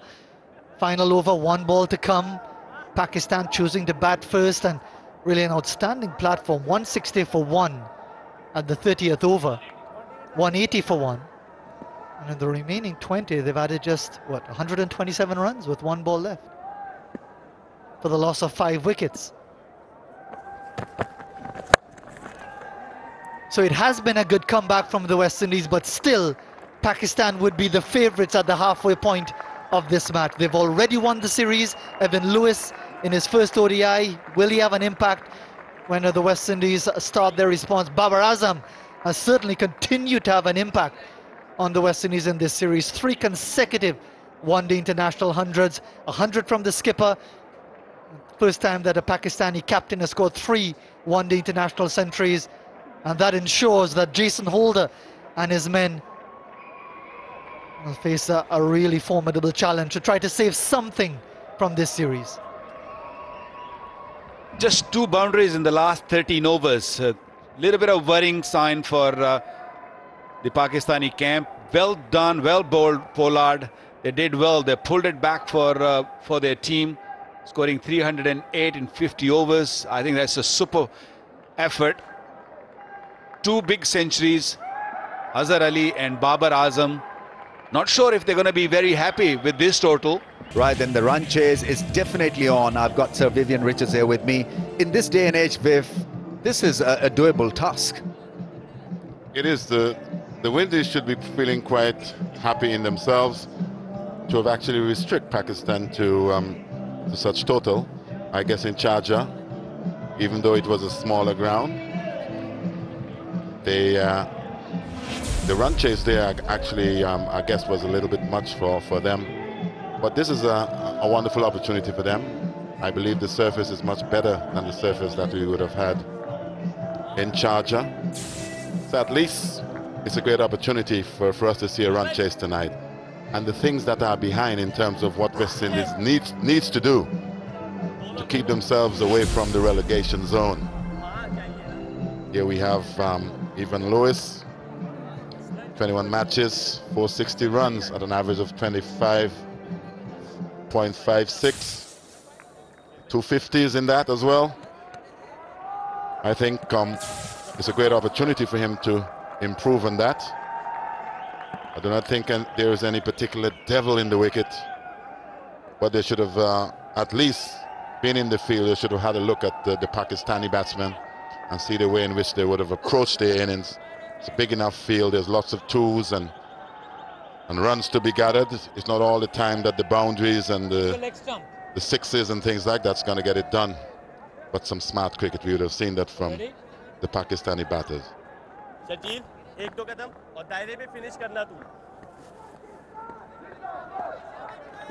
Let's see how they play. The left arm angle of Imad Wasim is not a big tweaker of the ball, but somehow he manages to put pressure with his angle, with the straighter ball that he bowls well. There he goes again, on target straight away. Well, that's his strength, really, because he bowls within wicket and wicket, and he would have had his success so far.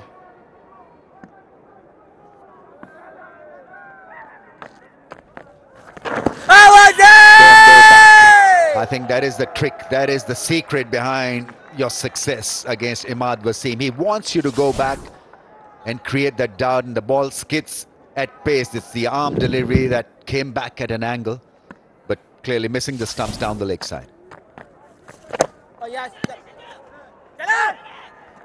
Oh, hesitation, but they make that single in the end. It's amazing. You would have heard over the years that spinners actually, at one point, folks felt that they didn't have a part to play at this level. And we can see Mr. Garner again. He's done quite a bit of that on tour, delivering new caps here and there. And the things that you would say to an individual when you would have handed that cap, wear it with your heart and sleeve on your shoulders, be proud. That maroon stuff is worthy of to be proud of. Absolutely, yeah. What a moment for him, making his ODI debut. Oh, yes. Plays it with a straight bat. That's the sort of stuff we are speaking about, Ramo. You cannot afford to go back here. You cannot afford to give him opportunity to just get that ball to just zip off the wicket, because it does zip off with some pace. That's a good shot, even though he may not have scored any runs. That's where you got to be, which would help in so many different ways to just nullify or take that element of that leg before away from the bowler himself.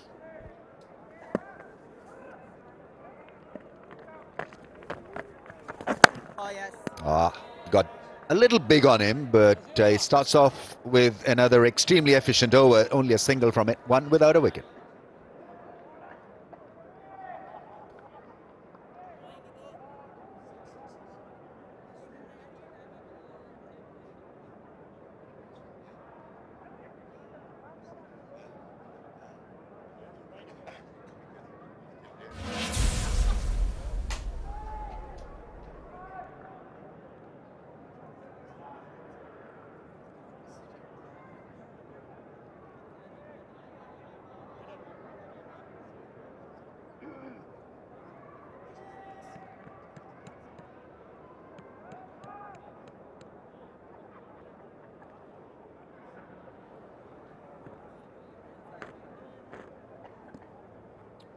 Well, he's done it, Babar Azam. 300s in 3 innings in 3 ODIs. Oh, that's gone fine for 4. Sohail Khan is the bowler. That's a fine tickle. That's the sort of stuff that you need, especially in a run chase. A little bit wayward. Bradford just getting himself in a pretty comfortable position. Just a little flick, and with the fine leg a little wide, he just ran away for 4. We have Sohail Khan, 13 matches, 18 wickets, an average of 31.50.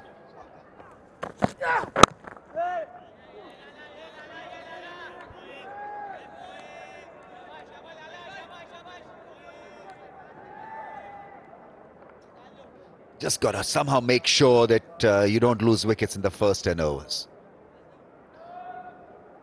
Needn't go at 6 and over or 7 and over. I think West Indies' real issues have been losing wickets in the first 10, and that has meant that the scoring rate has nosedived with it.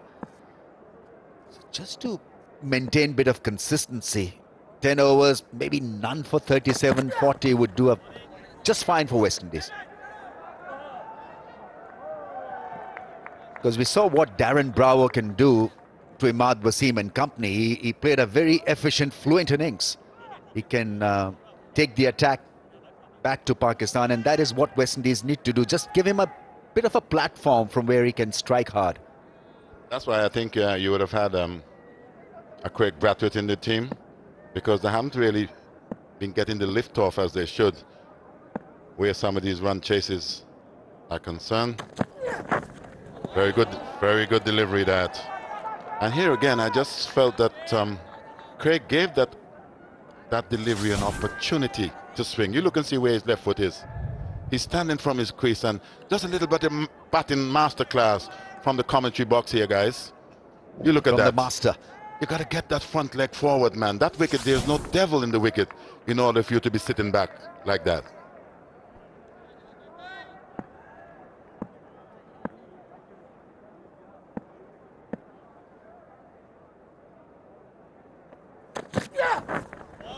Yeah, there's a clear example of that wave of ordinary technique making an ordinary ball look good. Because there are times, even though it's your comfort zone, I'm sitting on the back foot, there are times the requirements. There's no devil in this wicket. It's not that it's bouncing across your ears or anything like that on a regular basis, but you've got to nullify those getting out deliveries, and especially pitching that particular area, you can't afford to be sitting back. You've got to be looking to get that front foot in that bowler's face.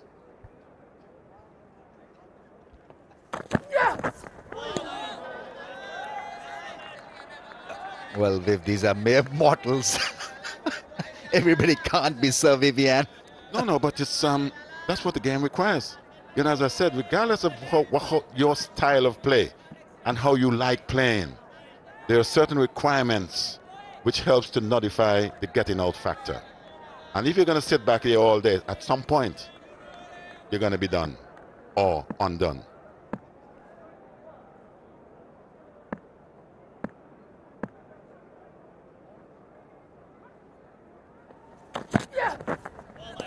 That's a nice shape away from the off stump. He's got two slips in place, so Pakistan on the attack, 6 without a wicket.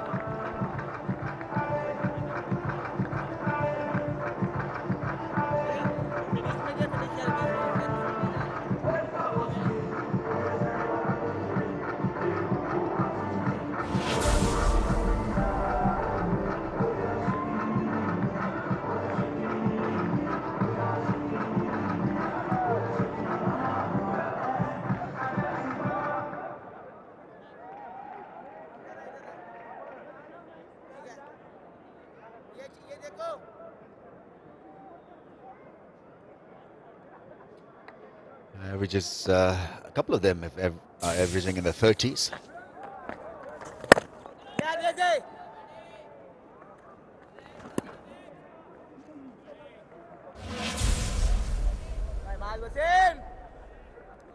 think more than the averages, I guess it's the strike rate at this stage, because when you're forced to chase a 300 target, then strike rate comes into play as the angle away from the left-hander.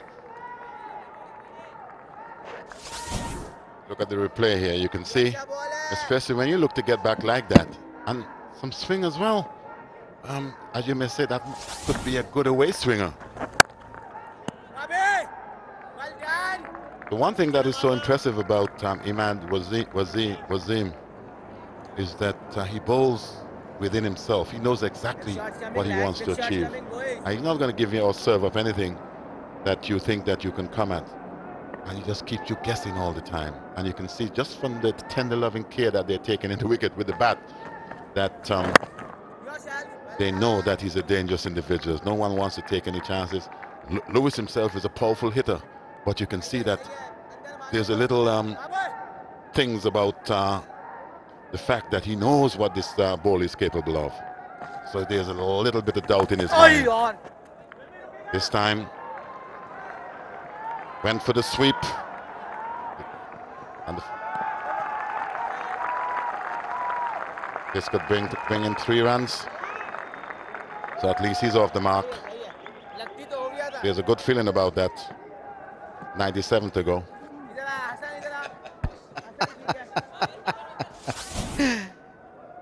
Well, he's a kind of a hitter, a basher, that if he has a half a good day even, he can absolutely turn the tables. Imad Wasim, very clear in his mind what feel he wants to have. No slip in place, even though he's been outstanding in this series, but he's not over attack. Just kept things simple, as Sir Vivian was just mentioning. He knows his game inside out. This may look a straightforward, simple feel, but it suits Imad Wasim and his skipper. 10 without a wicket.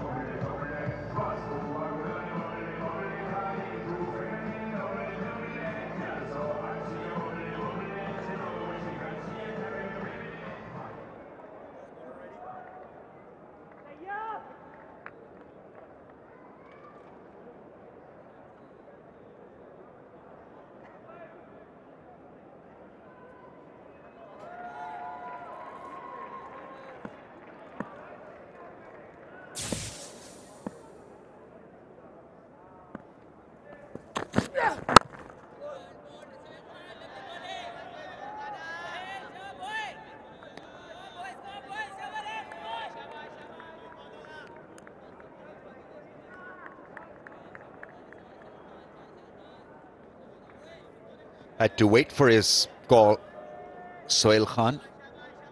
He's had a couple of fruitful outings, a famous one against India at Adelaide in the World Cup, where he picked up 5 wickets.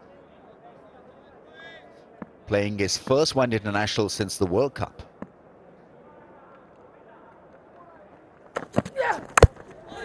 Oh, very close to the stumps. Shoaib Malik is quick, gets around, stops the ball. That's good thinking. Because he tapped the ball back into play as he went over the line.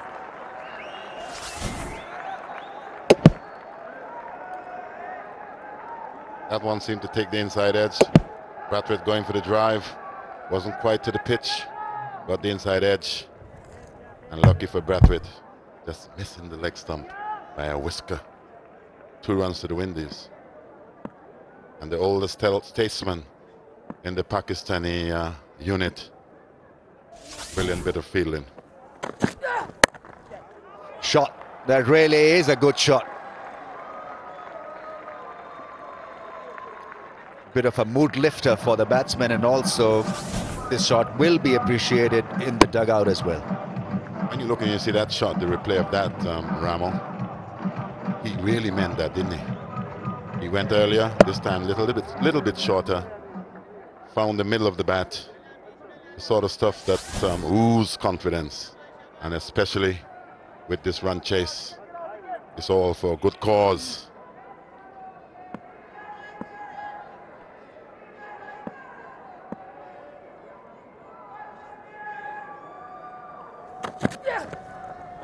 A little too wide, given as a wide, well taken by the keeper. He was trying to eyeball stare the bowler for such a stern exam of his keeping skills. It went very late, as you can see. Didn't quite carry to Safraz. Wow, as you can see, that must have hit the seam and he just took off. Brilliant stuff from Safraz, even though it wasn't as clean as he would have liked. He did save some runs.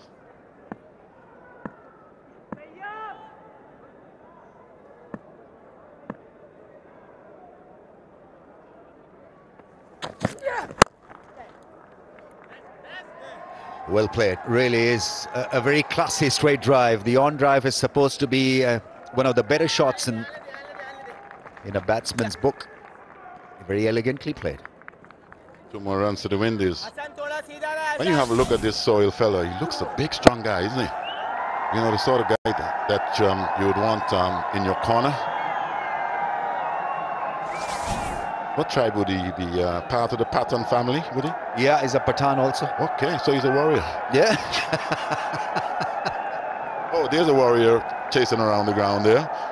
Wow. This is not the Animal Channel, is it? Wow. I'm a subscriber to the Animal Channel, especially all the stuff that goes on the animal world. Wow, very elegant as well. Look at that. Wow. Very impressive, my brother. 10 out of 10 for that.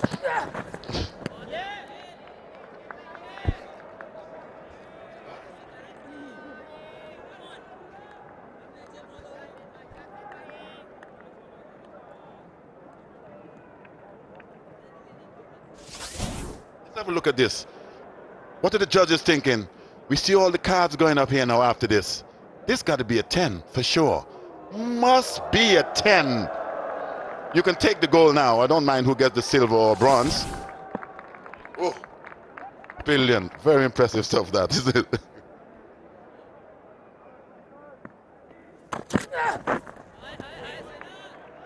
Once again, shape away from the right-hander. It's 19 without a wicket.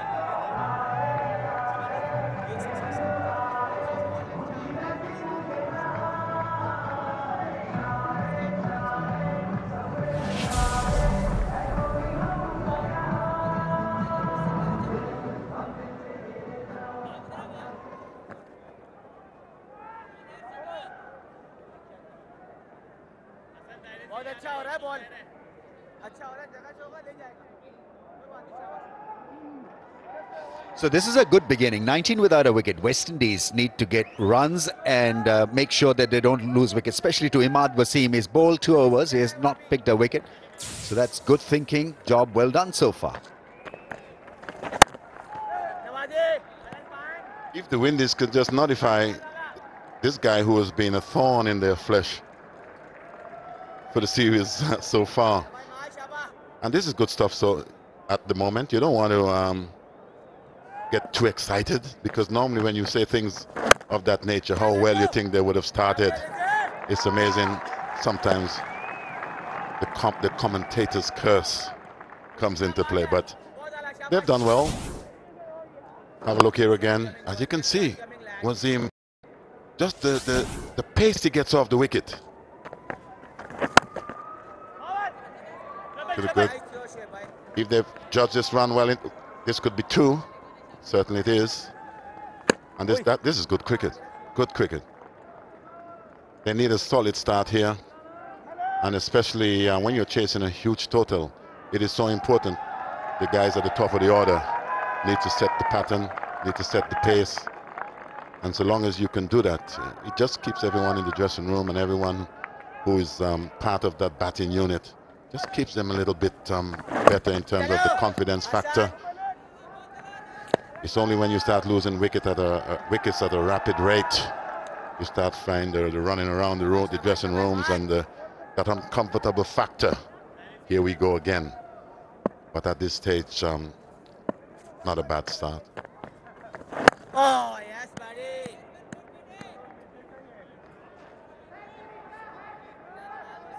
Another accurate over, and he does it time and time again.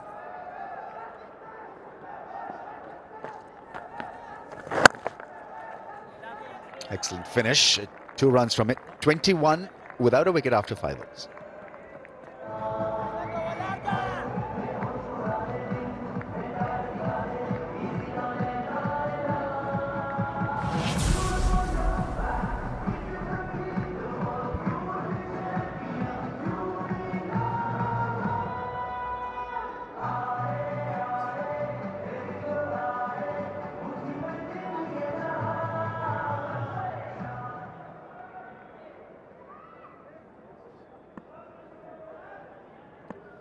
Pakistan 308 for the loss of 6. Breaking news, Babar Azam scoring 3rd 100 on the trot. Creating a record, he now becomes the 3rd Pakistani to score 300s in a row after Zahir Abbas and Saeed Anwar. And 2nd youngest ever to achieve that historic feat after Quinton de Kock, who was 20, is 21. When you look at that list itself, it's a very impressiveness. The names that's called: Saeed Anwar. I remember he did upset my record breaking 189. You look at the players: Zahir Abbas would have had the opportunity of playing against him as well, not just maybe for West Indies against Pakistan. Here's it. Brilliant. This guy was just brilliant. His shot selection was as good as any. And for a young man, he looks quite a mature individual in terms of just his placement, the confidence that he exudes. And this is the sort of thing that you need as he would have done his job. That's a very good run. Good running. Sorry to break your heart, Viv, but after 18 innings, he's just gone past your 883. He's now worth 886. Can I get out of the booth now? Can I get out of town now? So first it was Saeed Anwar and now Babar Azam. Can we get out of town now? But well done to the young man. And this is what we want to see. Records are there to be broken. And I think we would have seen enough cricket to know that even from our vantage point at this moment, it looks good, regardless of whoever and whoever it's against.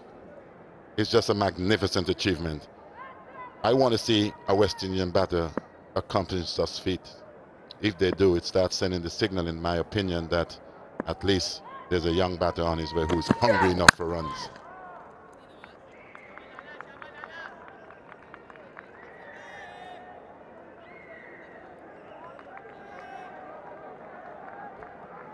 So Hill, this guy looks a strong individual. We're looking at the backlift of Lewis. This time's coming on the front foot, and even though he would have timed it well enough, didn't quite pick the gap. Sohail had a magnificent season in England this year. I think he, as Malcolm would say, he had a couple of handfuls.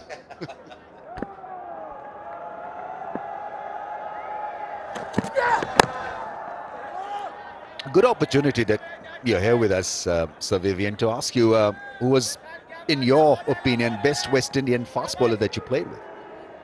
I'm not going to take. I'm not going to put myself on the line to tell you the best.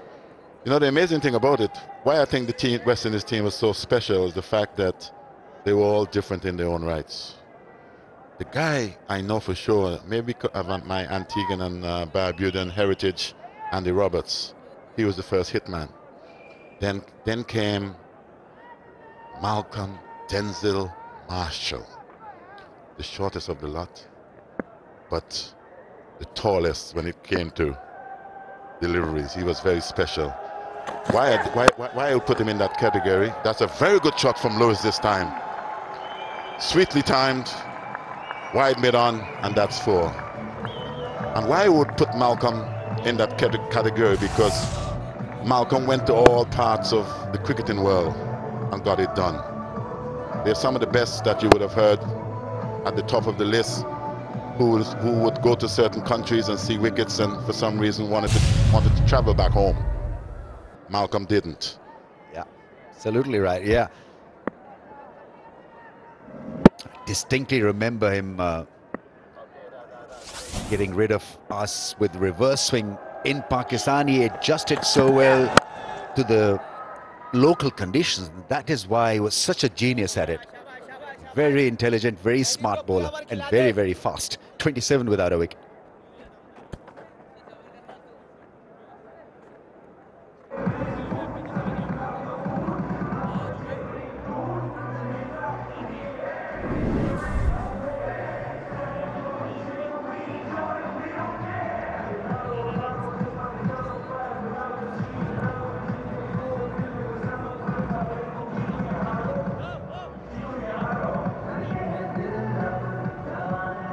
The only thing that you look at that list, the great Courtney Walsh.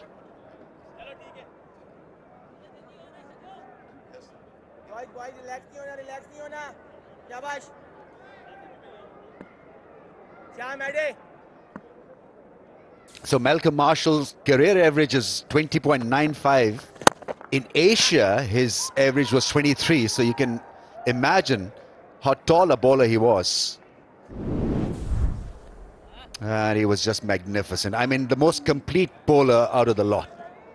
Fast and furious, hostile. And Viv, I've said this so many times all over that I used to open and I played about 90-odd one-day games against the West Indies. Never, ever got swore. 90-odd? I think so, And to be fair, yeah, you're when looking good. When you guys were lethal good. and bad. You're looking good, no scars. No scars. I didn't last very long out there.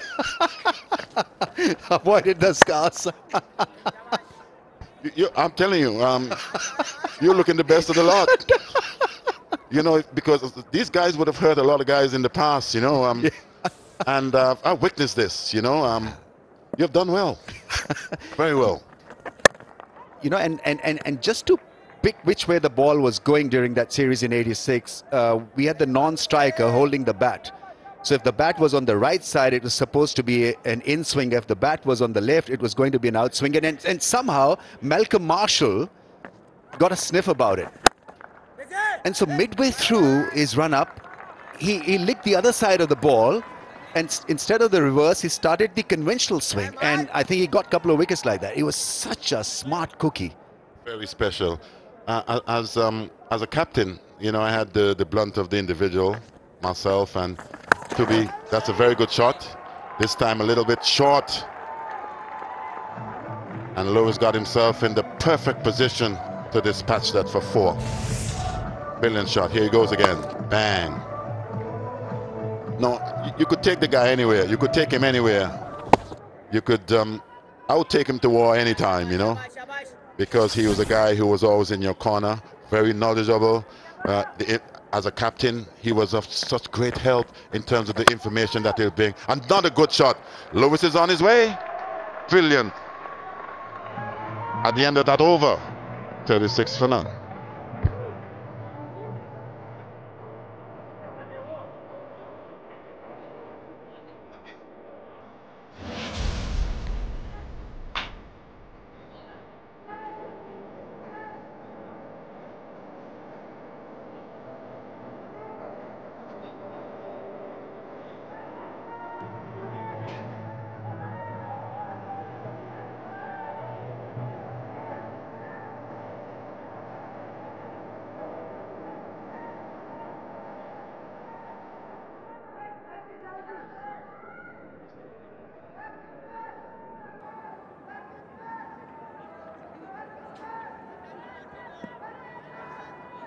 .36 without loss after 7 overs. A nice solid start for the West Indies. Soil can. A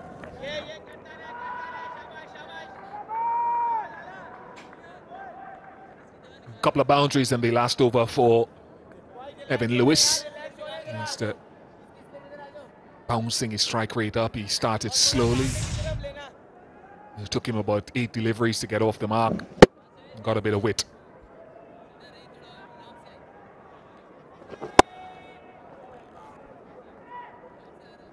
This is the first time I'm seeing Imad Wasim giving a little bit of width to a batsman.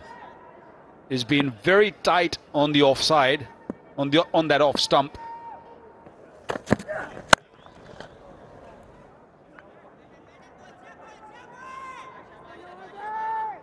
But this time around, Imad Wasim is just a little bit off the target. And he's been smashed a couple of boundaries in the last over. Lewis is finding his feet. Took his time, faced 24 deliveries, and he's hit, what, 3 boundaries so far. Looks very talented.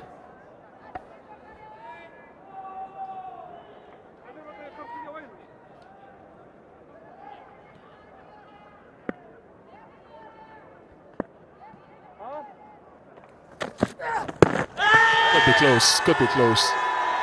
Finger goes up. And the question would be whether it pitched on. They're going to think about that review.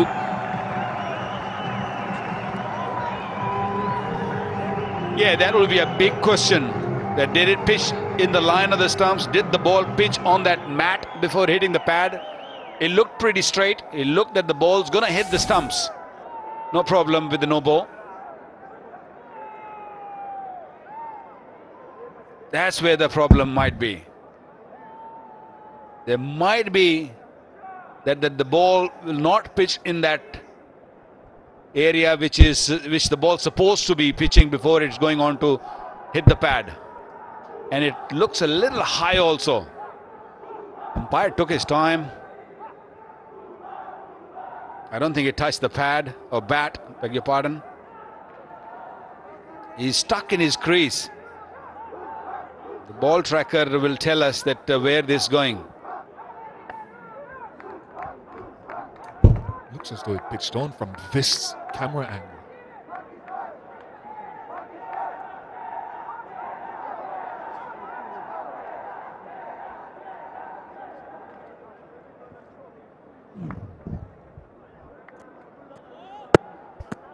Yeah, hit him on the knee roll, so I don't think there will be much of an issue of ball hitting the stumps. It's just that, no, just outside the leg stump. Maybe half a centimeter to the right would have done the job, but no. The umpires made a little error here. Pitched outside the leg stump. The Lewis survived. First decision that has been overturned in this series out of 7, and you can really blame the umpire too badly there. I mean, just a millimeter or two in real time with the natural eye would have been difficult to discern. They've all had exceptional matches on this tour so far, the officials, and that's good use of technology. And it also becomes very difficult for the umpires when the right arm fast bowler bowling to the left-hander. That is it going to pitch in line? If it's little fuller, it becomes a little bit easier for the umpires to see where the ball pitched. But once it's sort of pitched back of the length, then it becomes hard for the umpires to judge if it's pitched in line or not. Very similar, very similar. Is Pakistan going to review it this time?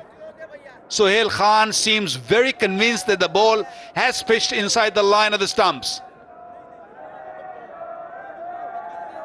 Is he going to take it or not? Yes, he is. This one is a little closer. Definitely pitched a little fuller.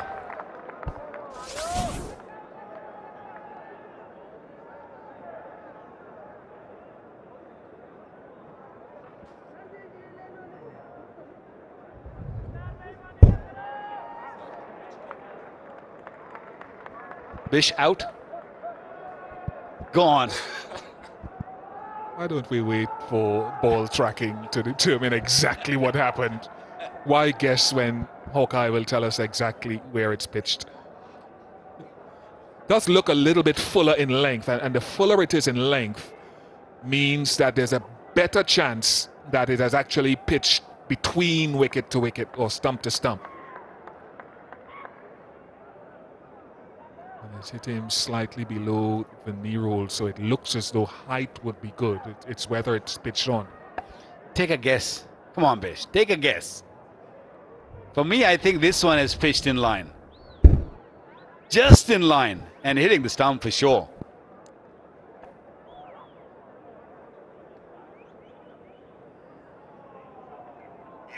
Pitched outside again. That's why guessing is fraught with danger.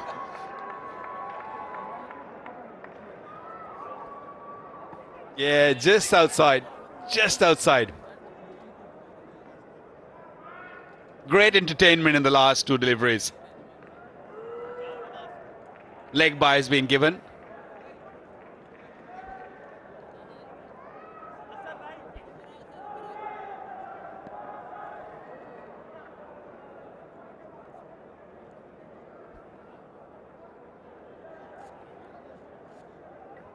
Pakistan review's gone. West Indies still have 1.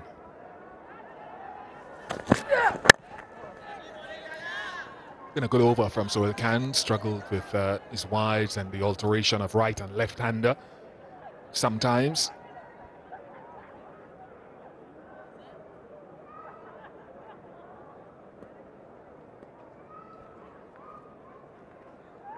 But he's the only one who swung the ball today.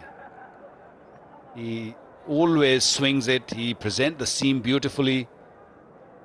Yes, he's gone for a few runs, but he's the only one who has swung it. End of the 8th over is 38 without loss. But that last over does send a message to Evan Lewis. It's just to be careful as to how quickly that right leg gets across the stumps. Got himself playing around his front pad twice. Hassan Ali into the attack.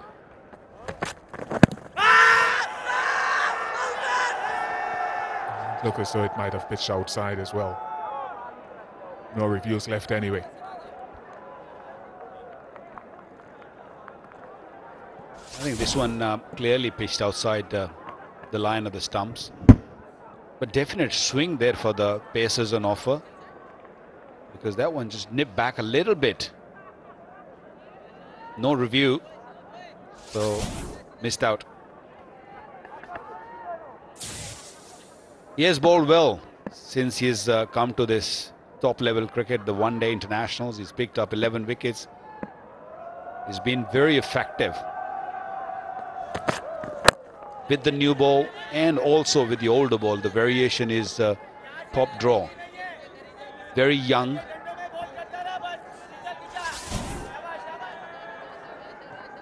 That one pitched way outside the leg stump.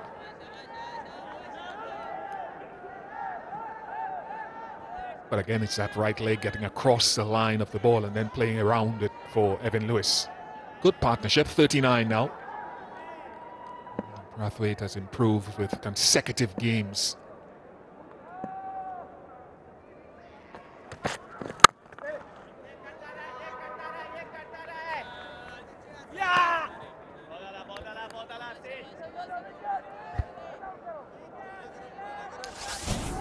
Two really close shaves consecutively in that over from Sohail Khan. First given out and overturned on review. And again, they're not terrible decisions. You try determining that pitching outside leg in real time. Dare you, without a mat. And then backing it up.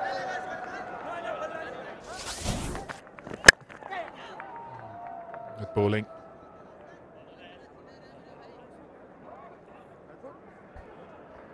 Well, the second one looked a little more closer because that was pitched up.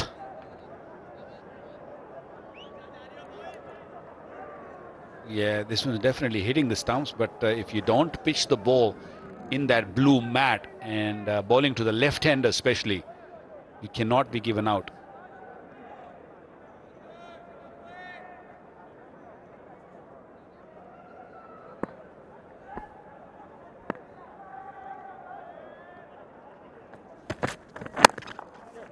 Nice running. Knocking the ball into the gap.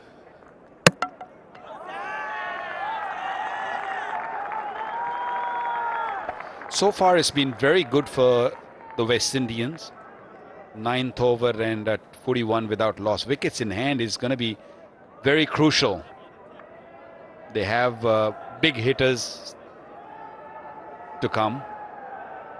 So even if you don't go at the pace what is required right now, it's okay. It's not the end of the world. 268 required for 247 deliveries. There's a lot of deliveries remaining in this game.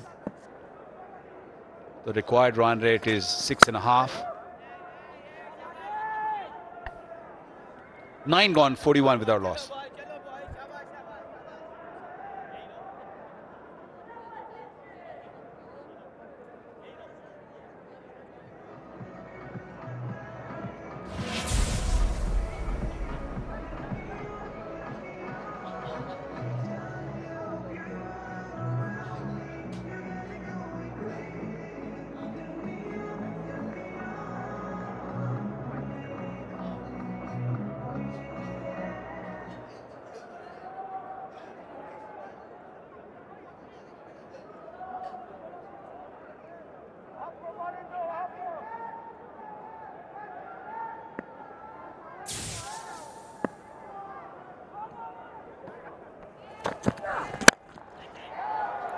Was in the air for a little while, but into the gap. Lewis is finding his feet, is looking good, is looking a little dangerous for Pakistan.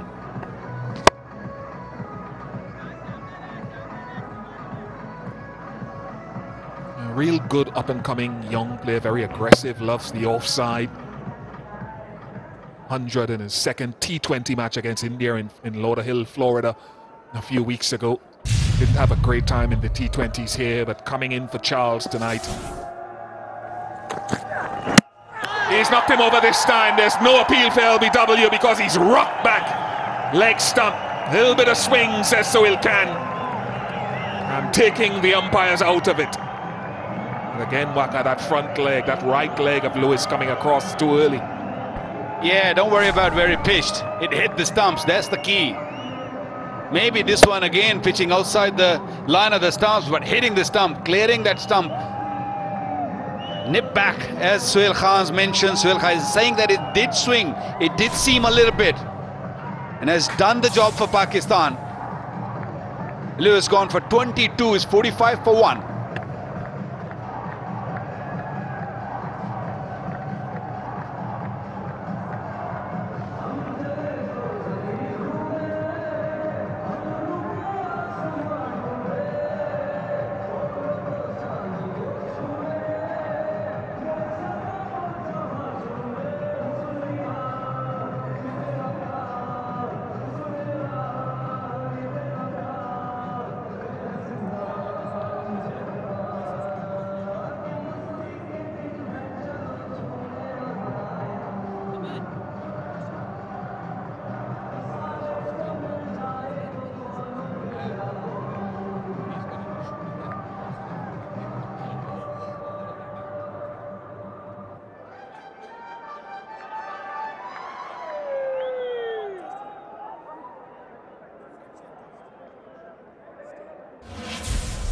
Darren Bravo, another left-hander, comes to the crease,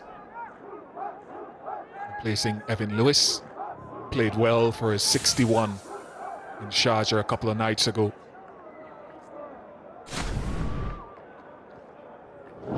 Went cross a lot.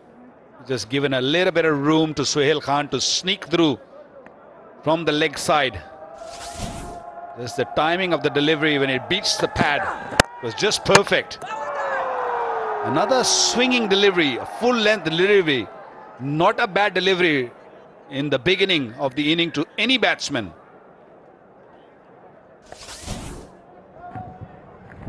He went across way too early before the ball was delivered, and then went across and given a little bit of room for Suhail Khan to sort of hit that leg stump. Excellent delivery.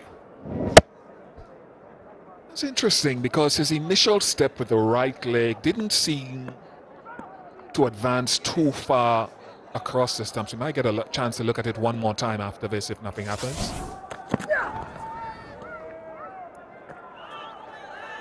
Good awareness, good single.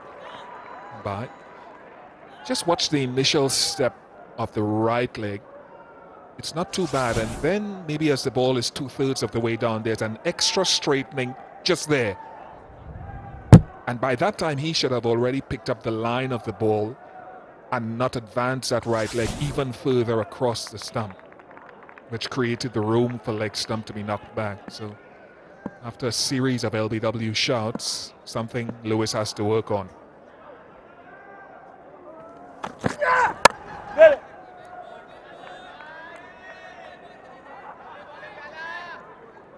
Just on reflection,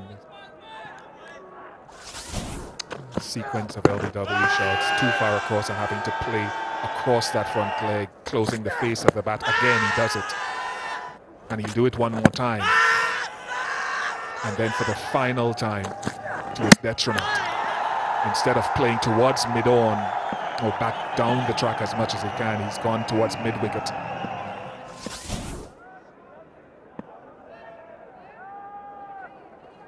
Yeah. 46 for 1.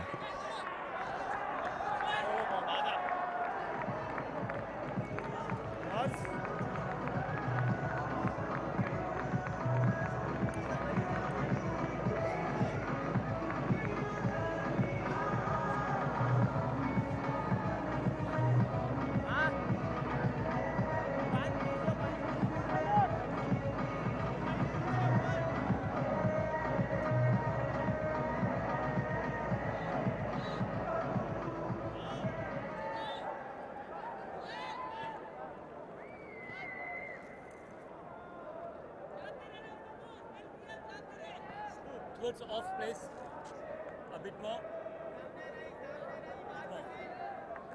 You want 2 leg, right? Yeah, some more. And timing the ball quite beautifully. 2 leg. Even since the first game, Darren Bravo came to the fore in that second ODI with 61. Ball's been coming off the middle of the bat quite nicely, especially against the faster men. I'll ask you a question about the absence of Mohamed Amir and what Mohamed Amir would have brought with the new ball and in the middle. Because I thought he bowled some exceptionally good spells, with the new ball, and then came back in the middle of the innings and only once or twice towards the end. Can Sohail Khan bring anything like after the new ball? What I think Azhar Ali will do is Azhar Ali will try to bowl him maximum overs with the new ball. He will use that swing to the advantage, which Sohail Khan is getting a little bit of swing off the surface, and a bit of seam also. And because he's got the option of having 6 or 7 bowlers in his side, so he might not bring him back, or he bring him back maybe right at the end, because he's got a great variation. He bowls back of the hand. He goes at, I'm not sure about the middle part of the innings. When can he come back? Can he be effective as Mohammad Amir is? But I'm sure he is. He's got a lovely run-up. I am a big believer that if you got a good run-up, if you get to the crease comfortably, you're running in well, you can deliver goods. And he does it really well. Look at that. It's just so fluent. He's not the tallest, he's not the biggest, but he generates the pace.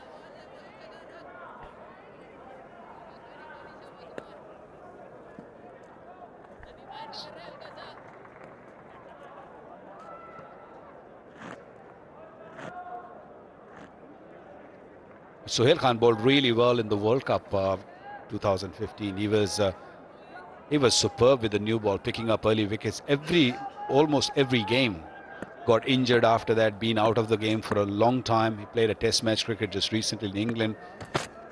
Picked up 254 in the test matches. He's one of those bowlers who probably needs more bowling in the middle.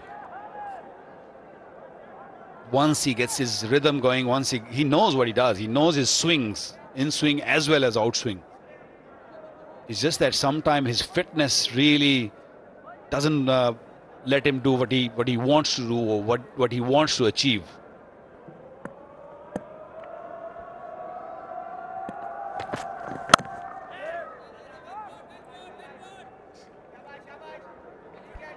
Swung the ball quite nicely today, Sohail Khan.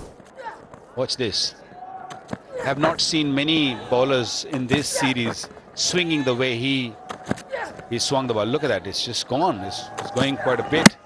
And end result was picking up a wicket.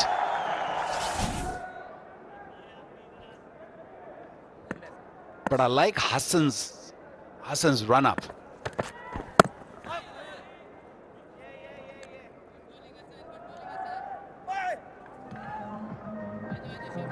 $11 gone, 49 for 1.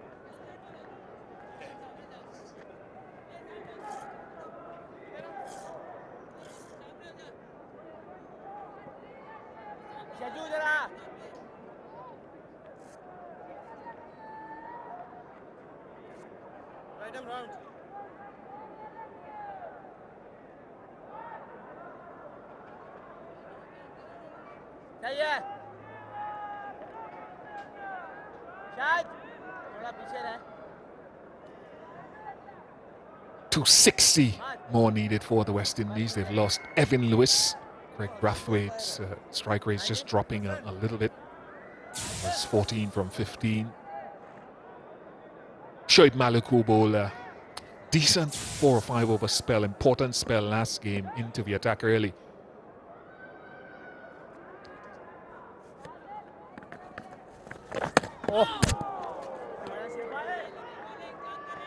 That's how he normally starts nowadays. He looks to bowl that finger spin, or should I say the arm ball, which sort of nips back to the left-hander and goes away from the right-hander. That's how he normally start nowadays, and then get into his normal orthodox off spin.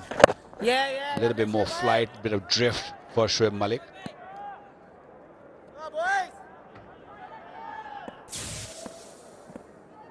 He's been playing for a while. 150 wickets.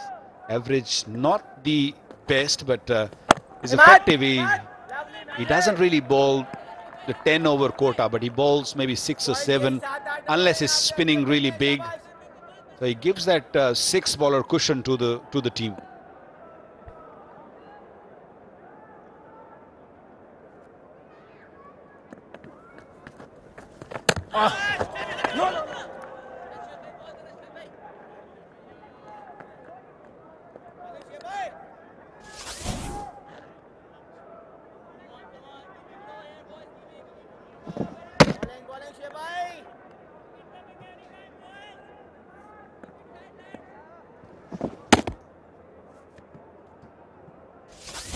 Just kept a little bit low. Well done. 50 comes up for the West Indies.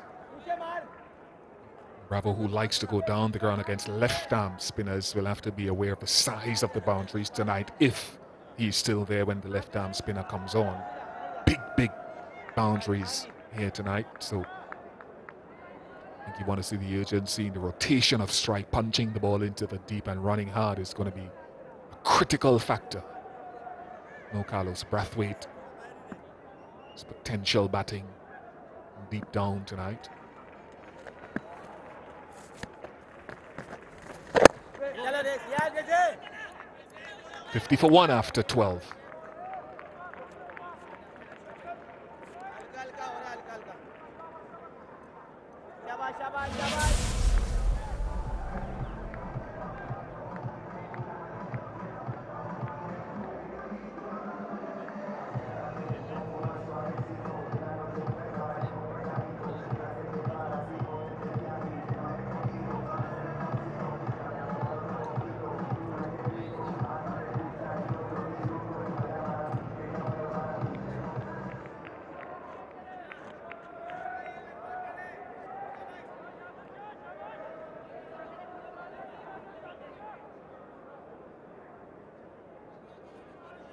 Wicket to Sohail Khan.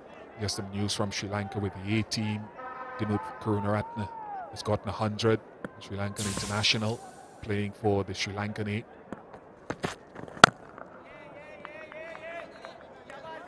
Rakeem Cornwall picked up 6 for 84. A big burly off spinner from Antigua, 6 for 87. Vishal Singh out of Ghana, left-handed, diminutive left-handed batsman, got 96, I think, yesterday. So that's a series I'm keeping my eye on. You're looking more young players coming through. A few words of advice from Shoaib Malik.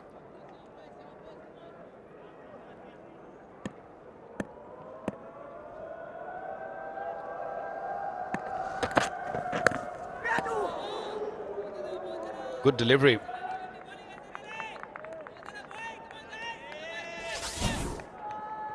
That's why I say he's a very smart bowler. He bowls that slow delivery. Although the first delivery, he didn't got punished or anything. He's a thinking bowler. He just want to make sure that Bravo is confused at the crease. Is he going to get all the deliveries at the same pace? No, he's not. He's got to be very watchful, especially in the beginning of your innings. Good shot for nothing.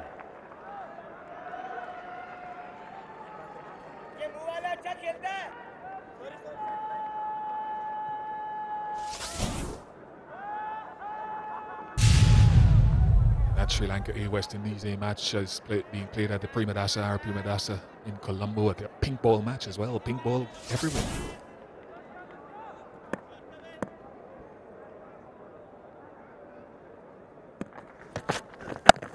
It's well bowled back. I mean, it's just such wonderful rhythm. And everything seems to go towards the target, so it makes it a little bit easier for him to stab on around midland leg and go on to middle. That's what I said earlier, that my belief is that when you run in really well, especially when you're short, you're not the tallest. When you're tall, it's a different game. Watch this. He's just got no issues at all. Good rhythm, and then the energy can go through his hand to the ball quite comfortably. You don't see any problem with his run-up, with his action. See there, so look at the focus. Look at his eyes are focused at where he is going to deliver. He's not looking down or up, or he's not having any problem. That's the way he should be. He's not a very classical side-on bowler. He's got a mix action. His bottom half is pretty open. Even as well, the top part also is a little bit open, but lands the ball in the right area most of the time. 50 for 1.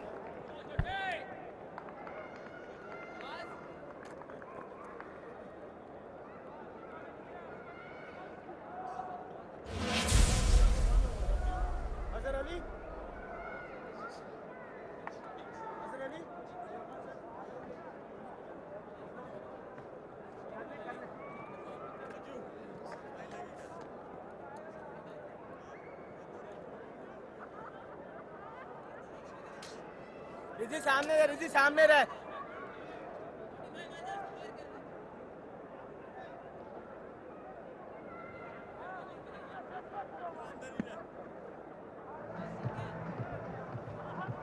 Pakistan were 82 without loss at a similar stage. They only got 69 off the last 10 overs, which pushed outside leg. West Indies did very well in the last phase of the innings with the ball better than Pakistan would have expected them to do.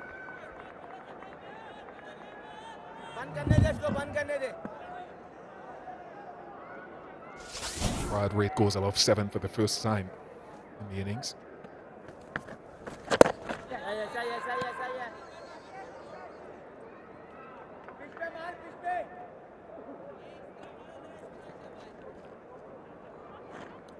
अभी भी नहीं लगा सही है come on Shebai Well, it's not going to be easy once the ball gets a little older. The odd ball we have seen that is keeping a little low. So once the ball gets older, it's gonna keep low and it's gonna come really slow onto the bat. So the things are gonna get a little bit more harder for the West Indians. So West Indians got to make sure that this required run rate should not go out of their reach too early in the game. Wide. So what is that figure that you would classify as out of reach?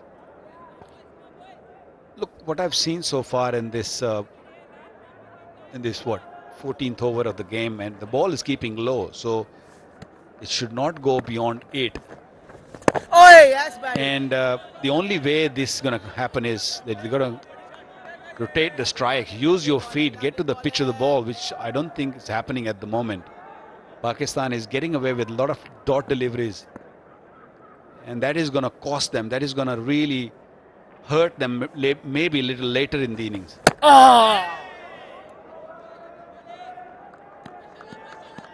Just a little bit of spin, not much, but just a touch. One of the things I said to Jason Olders at the toss is, are we going to see the West Indies start with the intensity in their batting? Not necessarily boundary shots, but just the ability to work the ball and run hard, as we saw when they were chasing 330. Or whatever you're chasing, you've got to start with that intensity. So time will tell. 53 for 1 after 14.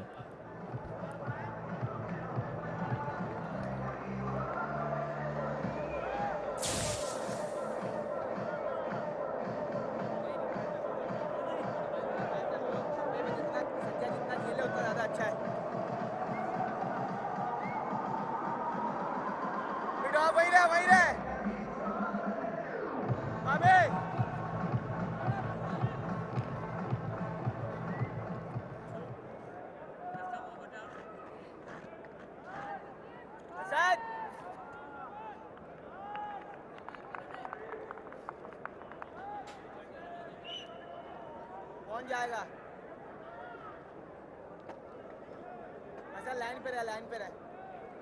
14 overs gone, and already the equivalent of 10 overs and 2 deliveries scoreless.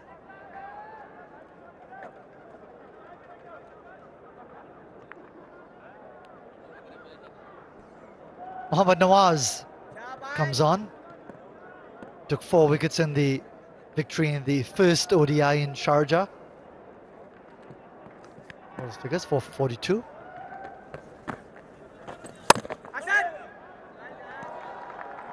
The run chase taking a similar pattern to what it did in the previous one-day game.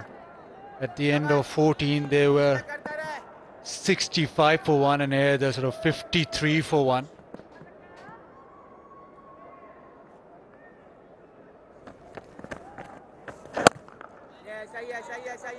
And in the last 10 overs, they sort of fell away and didn't compete. So if they learn for that, they need to push on right now. Darren Bravo, 4 of 24.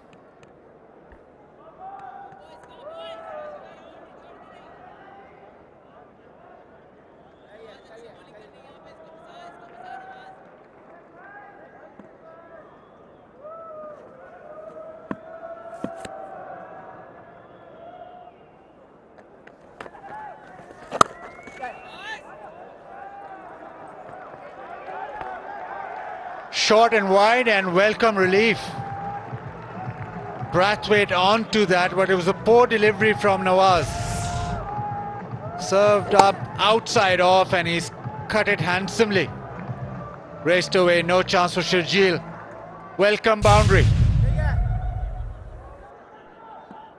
First boundary after some 32 deliveries.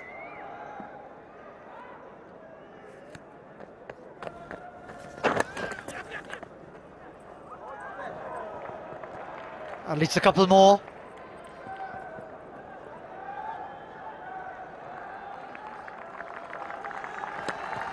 Pretty productive over already for the West Indies, which they certainly welcome. Nicely played that last one. Just drifted onto the pads and just eased around the corner. Does play that shot particularly well.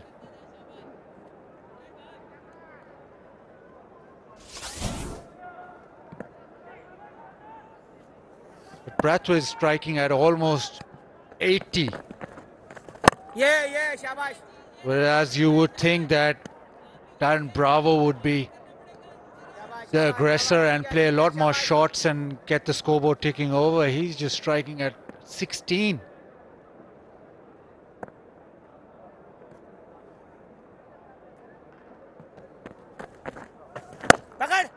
Lovely stop here. 4 runs from 26 deliveries, Bravo. 61 for 1.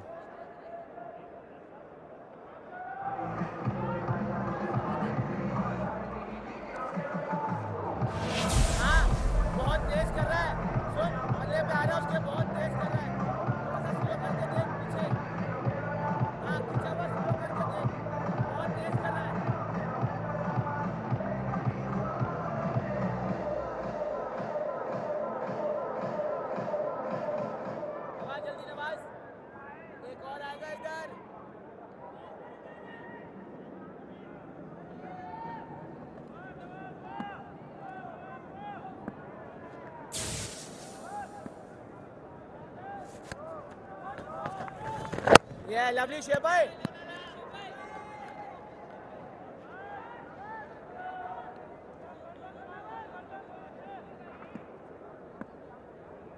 And for many, I know it'll appear to be more than just an anomaly to have someone like a Craig Brathwaite at the top of the order, especially when the target is in excess of 300. But I think the West Indies have become so vulnerable at the top that just actually keeping wickets in hand, having only 1 wicket down after 15 overs, is seen as progress.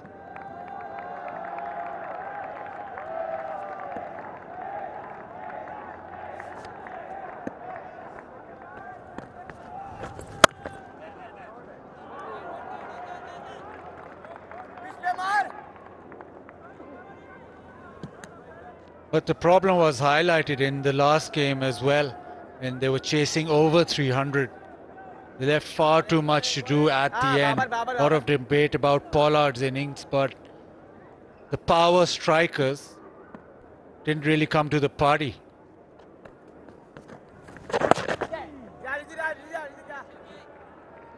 Yeah, it's interesting when we analyze that one, because again, if you were to sort of encapsulate that period, 12 overs to go, 12 runs per over.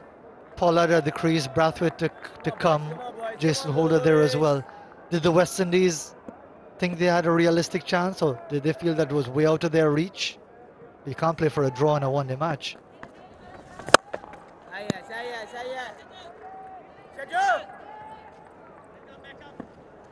But after that experience, they need to reassess. Obviously, Pakistan do have a potent attack. You've got Wahab Riaz, you've got the spinners. So how much do you leave? How much can you sort of leave at the end or absorb in the beginning?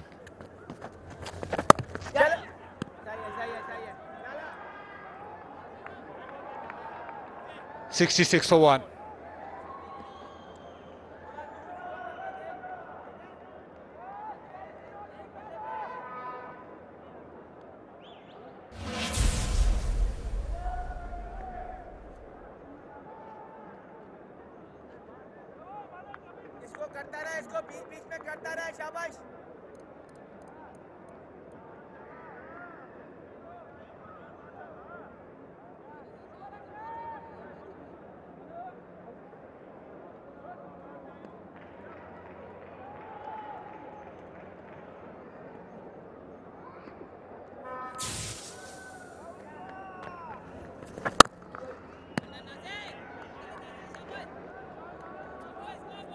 And I think it's a situation like that that will frustrate the West Indies. That particular delivery. Now, Mohammad Nawaz is bowling well. Take nothing away from him. Yeah! But that first delivery of the over was short of a length. He was on the back foot, could more or less pick a spot, even if it was just to get a single. But he is that type of very, very cautious and conservative player.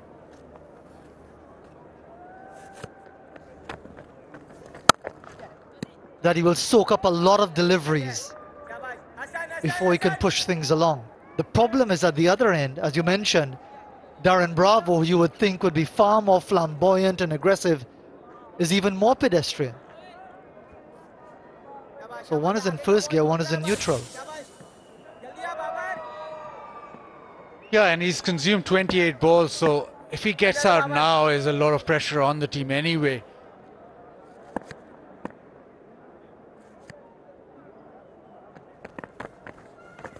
Yeah, yeah! But he's backed himself into a wall now. The only one who can get them out of this is Bravo himself. But he'll have to play high-risk cricket because of consuming so many dots. Yeah, fine, lovely bowling! And the thing is, Bazid, it's good Pakistan bowling, but given the caliber of Bravo, is it as good as only 6 runs off 30 balls?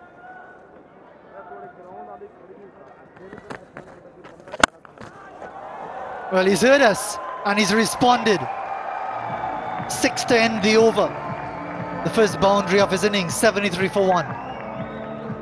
And drinks after being swept in the T20s.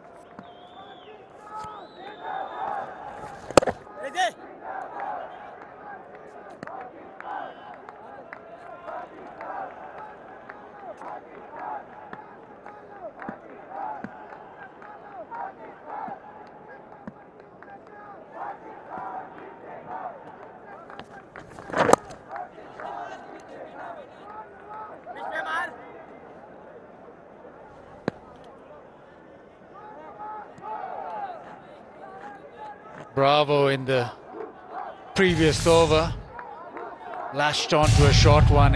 When he strikes it, it really does go, and then you think, why did he take so much time? Why he's striking at now just 38? Because he has much more to offer. Yeah, yeah, well done.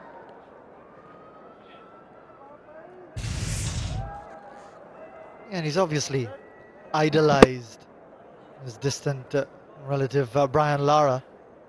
But yes, Lara could play the power shots as well, but when you remember Lara at his best, it wasn't always about the boundaries, but just picking off the singles. He would infuriate the bowlers like most top-class batsmen.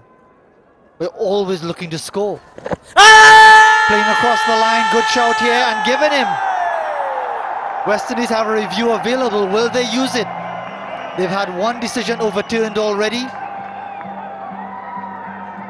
What's the decision? They're going to review it. It was the off spinner, it wasn't the slider. So it had more chance of an LBW. Delivery's fair and it spun back in, so it looks pretty adjacent.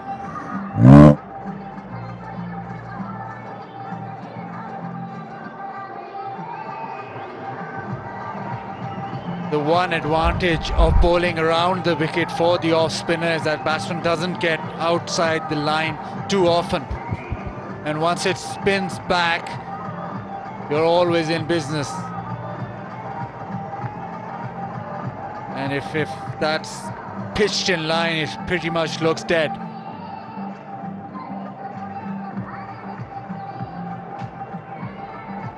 At the moment, there's no indication of an inside edge. That's what umpire Ravi is just trying to confirm right now. It was all part of the protocol, as you've got to first identify whether it's a legal delivery. That has been sorted out. Now looking for any sort of inside edge, nothing there. So now we move along. Then we'll try to follow the trajectory of the ball to see if the decision will be upheld on the field or if it's going to be overturned. Evan Lewis had one overturned before he eventually fell.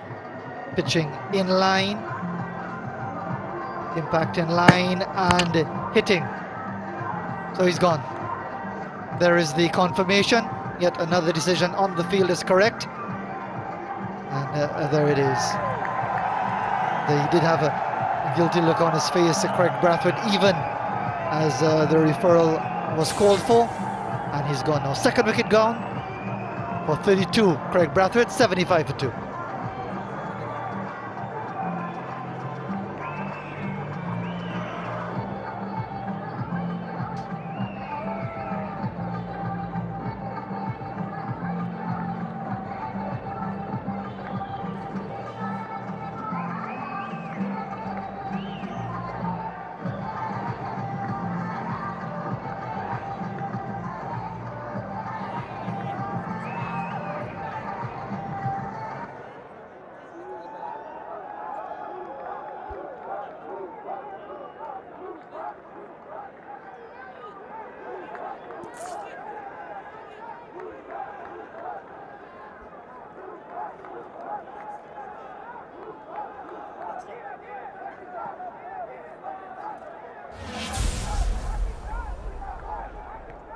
Really big innings is long overdue from Marlon Samuels, most experienced player in this West Indies squad.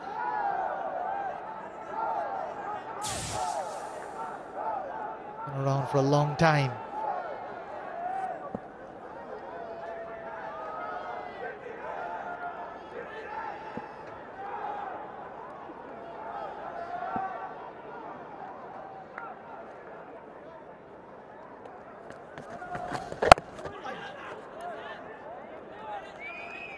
Trev Malik does bowl around the wicket in one-day cricket to the right-handers, and that was a perfect example of when he gets it right. Batsman can't get outside off, the ball spins back in.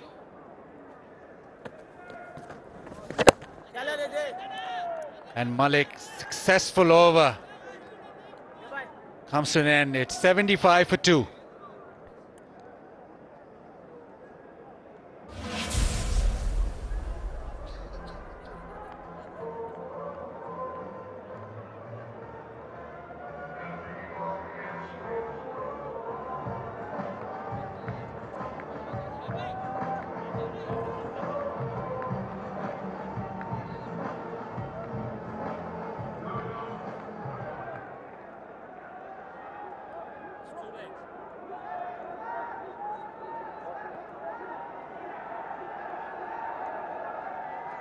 West Indies just losing their second wicket in Craig Brathwaite, so both openers gone.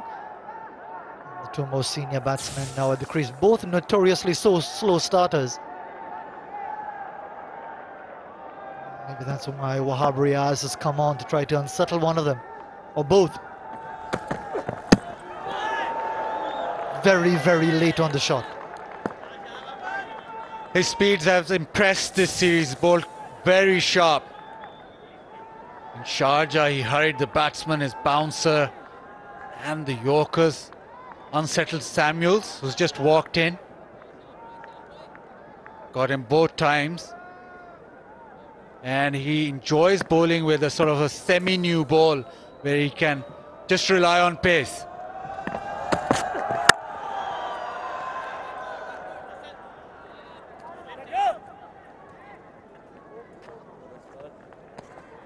Samuels in recent times has sort of backed away a lot or gave himself a little bit of room. And Wahab got him twice with extreme pace. Sharjah just slipped through his defense too quick and again hanging back. And it looks as if it might have kept low, but actually there was no foot movement from Samuels. And straight away, Wahab round the wicket.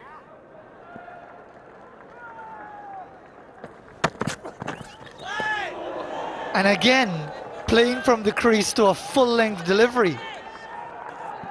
But that's how he plays, and it is so vulnerable. Nearly 3 times out of 3. It's actually his front leg goes towards the leg side, which opens him up, and then he sort of stabs at it just from the crease. Looks pretty ugly.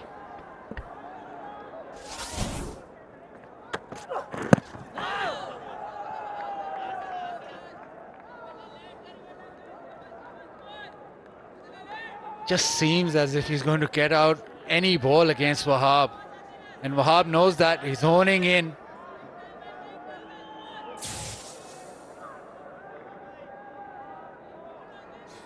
Two dismissals and in just 14 deliveries, and he's beating him for pace all the time.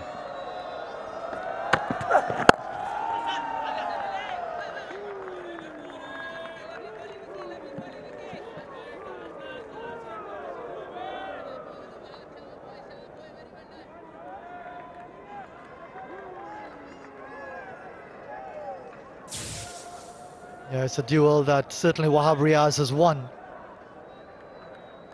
For all of the potential and the talent and the proven ability on occasion of Marlon Samuels.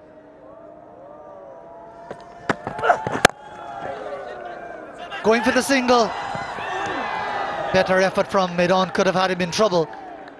But he gets off the mark after 19 overs, 77 for 2.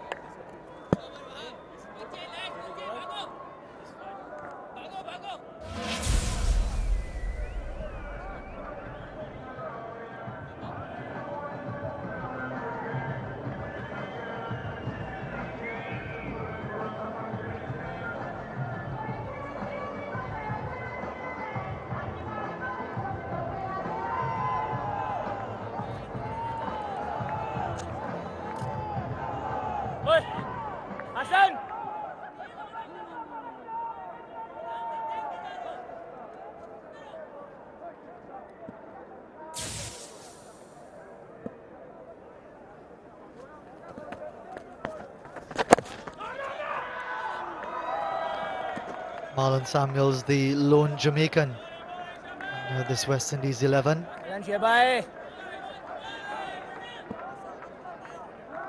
Despite his struggles, has a good record against Pakistan in ODIs, with an average of 47.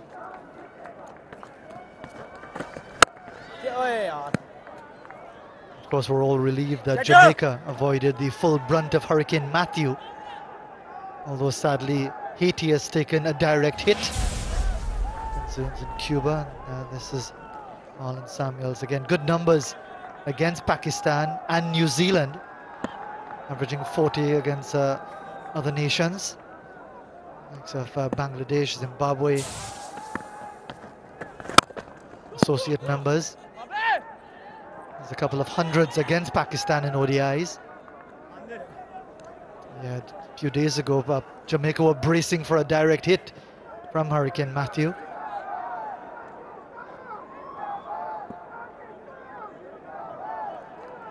And Ireland that still remembers the devastation of Hurricane Gilbert in 1988.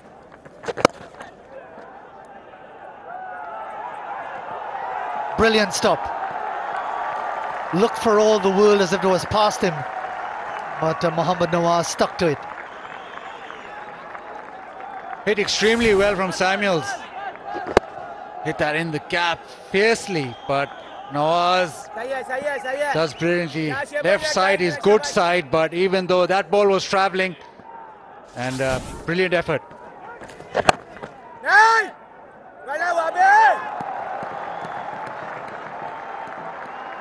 Samuels playing a few shots. Started off much better than he's done all series. He's looking as if he means it today.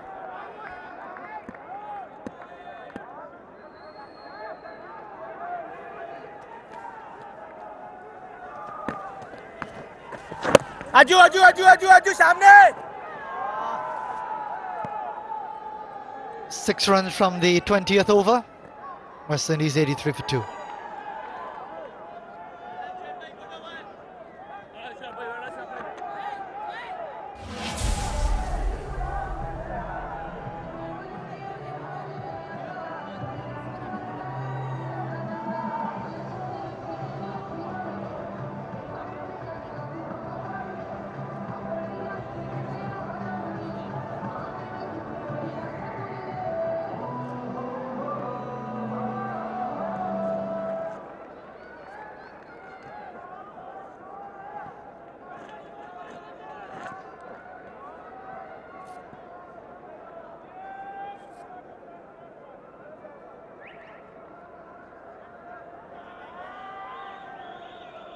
West Indies behind by 20 runs over the first 10, by another 5 in the second 10.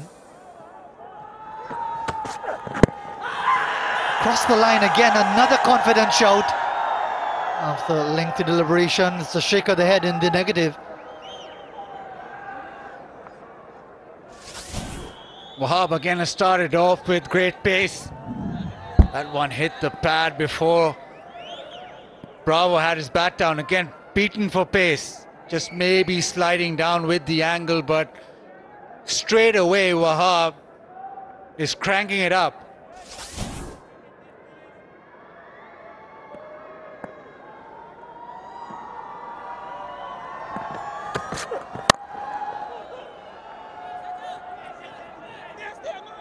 Bravo's call was for 2. That was very optimistic. But again, the extra pace of Wahab, maybe inconsistent, but when he gets it all together, it's a real challenge. Just clipping leg stump.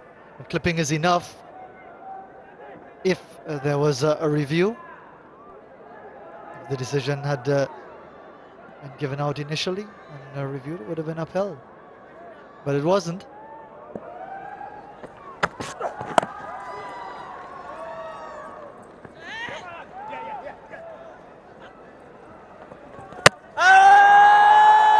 Direct hit.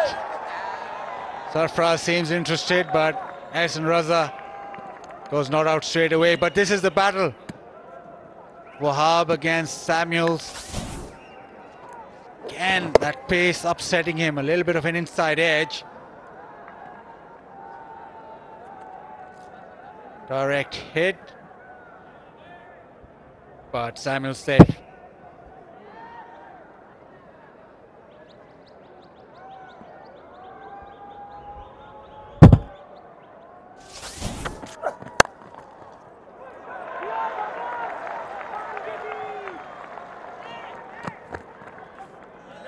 Just seems as if those first 2 deliveries from Wahab has suddenly woken Samuels up. He's playing a few shots. That one shot off Shoaib Malik through mid-wicket. And now this drive off the front foot. So maybe it's a good sign that he's been challenged. These two probably the best two batsmen West Indies have right now, and they have to score the bulk of the runs.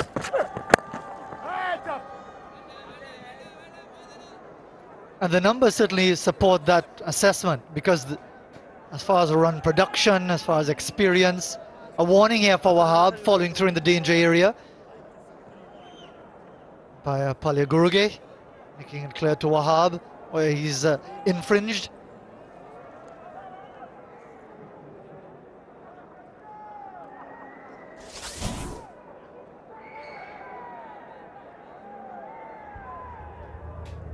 Yes, that left foot into the danger area and a bit of the right. He's got him! Extra pace again.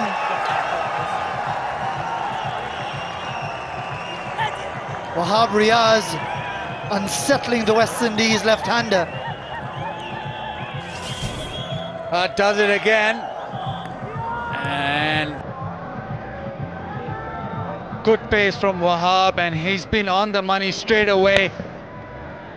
Can just fizz through. Bravo had no answer, trying to run it down, but was late on it. Wahab's pace does it again. Bravo out for 17 of 40 deliveries, 87 for 3.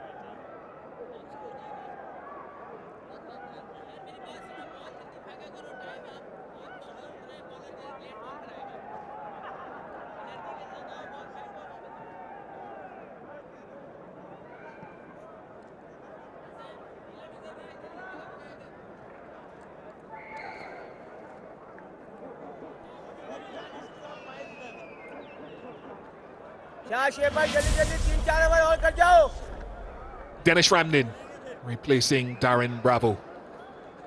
Got into the 30s the other day and had to take a fair amount of risk for his knock.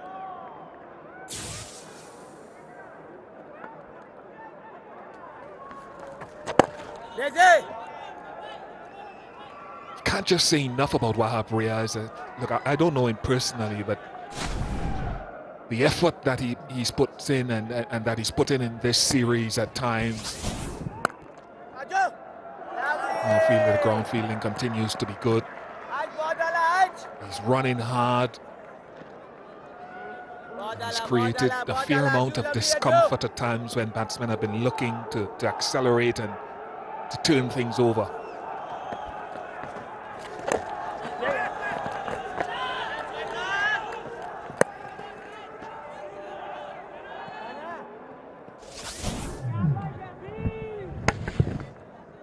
Nice carry, really nice carry, and just pace and bounce. He's doing it again.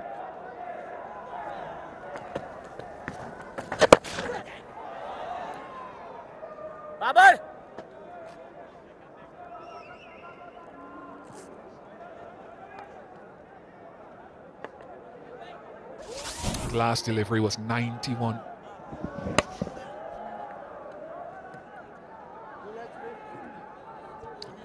I wonder if we could get a reading on where he gets up to now in his pace early in his bowling.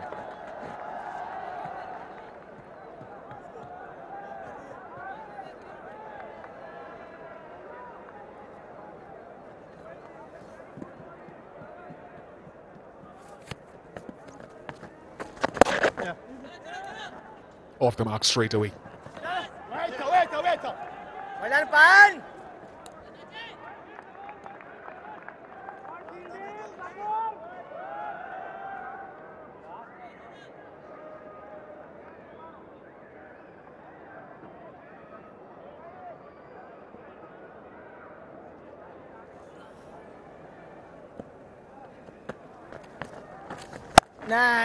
Gets it in the gap this time to end the over.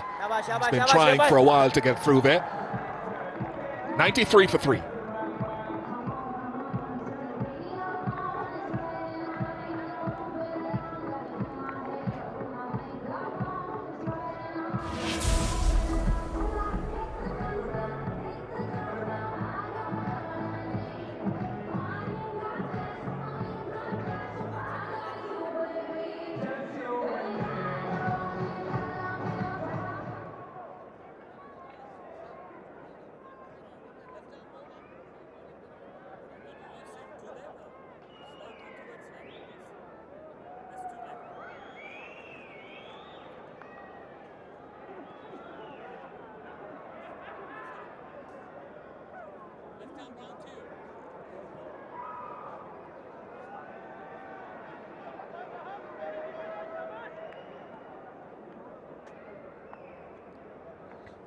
Asking rate 7.71. That's not too bad, Bish. Especially Western is just losing wicket at a rapid rate. And Darren Bravo, who would be one of the individuals who you think do have the credentials to help to get West Indies across the line. Let's have a look at this delivery here. Samuels off the back foot. This is what I think he makes his living at. Whenever you're just wide outside off stump, that's the area that he enjoys more than anything else, because he's in such perfect position from the beginning. Will be a run out, will be a run out. Oh goodness, what a mix-up. What a mix-up. Good awareness though from Rizwan not to throw to the wrong end.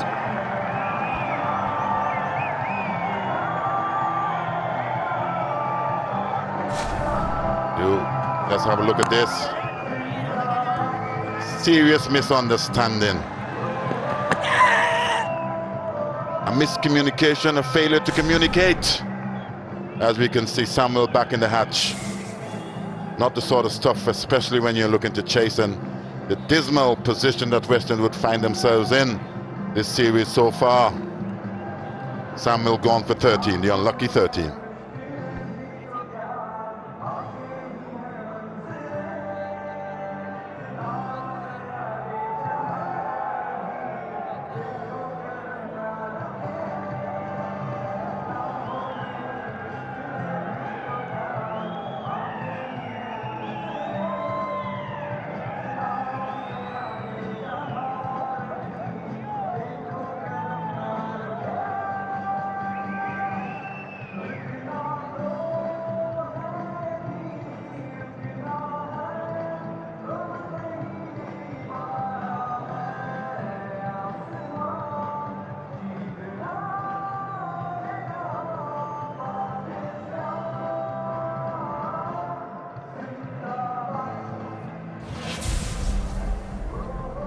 Much scrutinised Kieron Pollard comes to the crease. West Indies 93 for 4.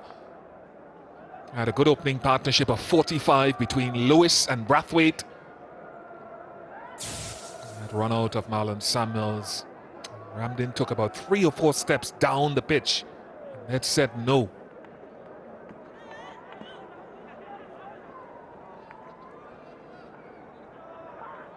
I don't think it's going to get any worse, Bish. Just cannot. There's some miscommunication in terms of the calling. Wasn't synchronizing together. Not the sort of stuff, especially when your backs are against the wall. Let's have a look at the wicket here again. We can see Ramdin looking to come. Marlon Summers committed himself. Good thinking. Wonderful thinking. Is that Rizwan? Wonderful thinking. If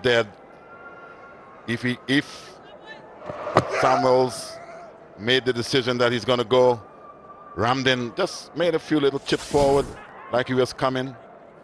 Didn't commit himself. Brilliant from the fieldsman. Not so brilliant from Ramdin.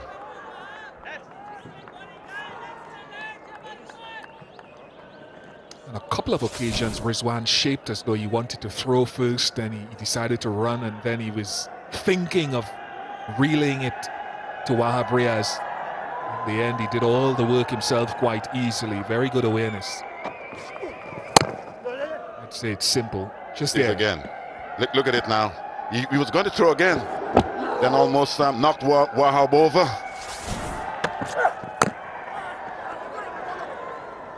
This time, call is perfect.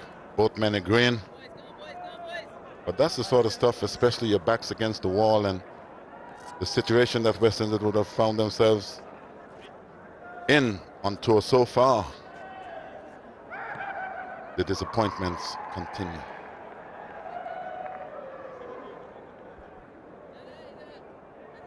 Kieran Pollard, who is at the crease now, needs to come to the party.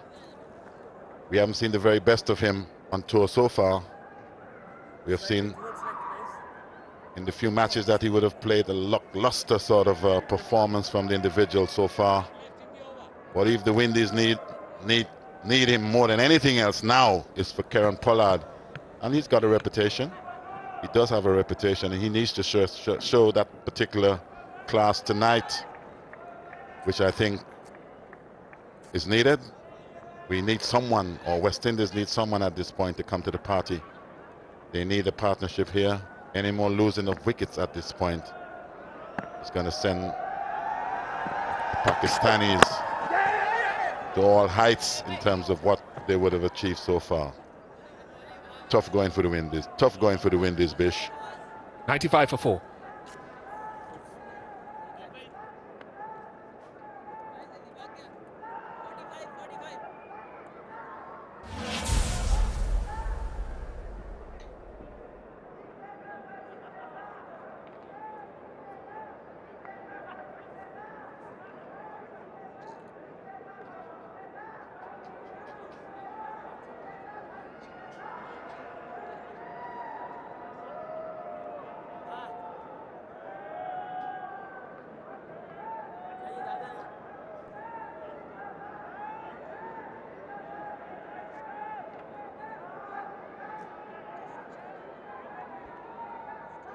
Mohammad Nawaz will come on.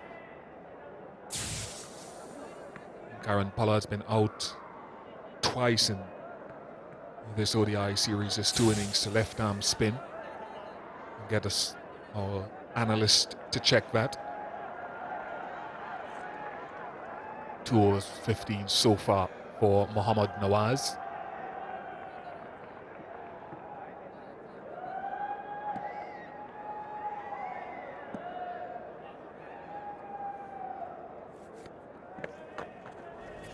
Oh!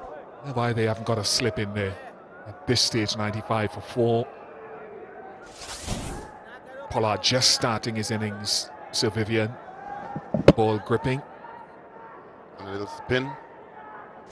And I guess that should be encouragement enough for the captain, Ali, to just put a slip in. And rightly so. Bishi must have been listening to you, I guess.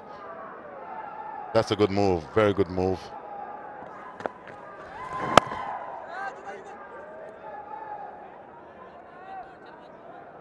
West Indies backs are against the wall, Bish. We would have seen the Windies being zipped in the T20 stuff.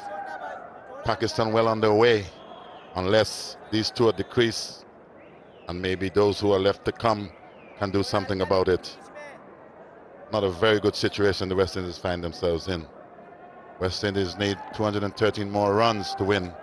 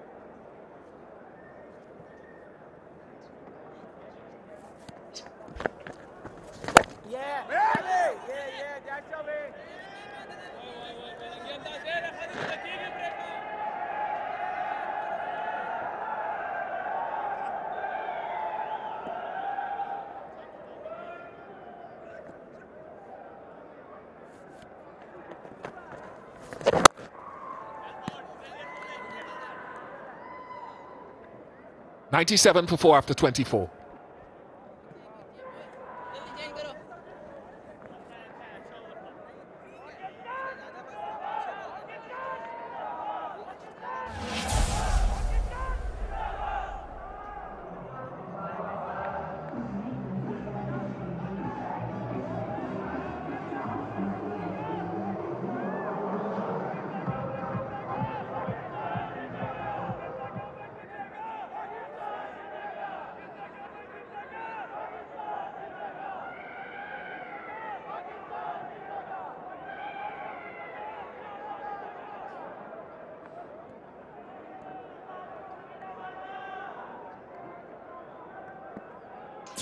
Wahab continues round the wicket.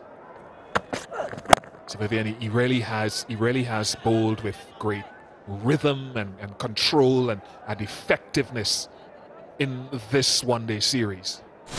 And most of the slacks, the wickets have been pretty slow, but there's something about his effort. I think he was immaculate in Charger. Didn't give the batsmen much room in order for them to maneuver. Here's this delivery again from Wahab. Pretty good delivery, just on about off stump. Bravo having a little flirt. Here he goes again. And that's 4 runs. It's 100 on the board. But he looks to me like he's an effort guy.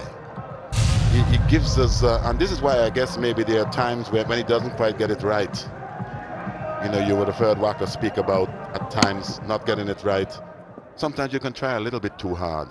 And I guess he's one of these individuals who, I think his heart is always in play when he gets the ball in hand. And even on this slow track, a wicket that's supposed to be a very good batting wicket, just seeing the way in which he runs in is always very pleasing to any captain. An individual that I believe would serve his captain well because of his effort. You look at him, you look at his record here. 99, he's on the, it's like maybe a batsman who is on 99, just 1 to go. He's been a marvelous performer for the time that he's been representing Pakistan.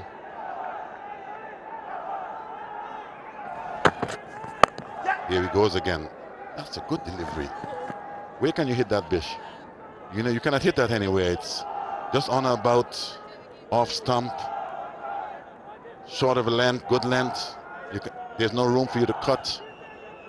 It's not short enough for you to get yourself in position that you're going to have a pull through the leg side. And with good pace as well. You look at this. Good delivery. Where are you going to hit that? Well backed up as well in the field. Good stuff.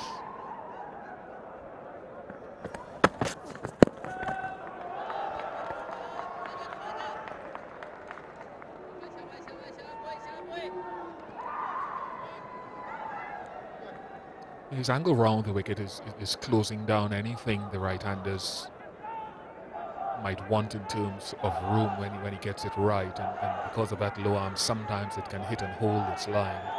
And again, I'm still sort of toying with the idea with the West Indies in this position, whether Azhar Ali could probably be a little bit more proactive and maybe start thinking not only of drying up runs, but when Pollard is early at the crease, getting another catcher in.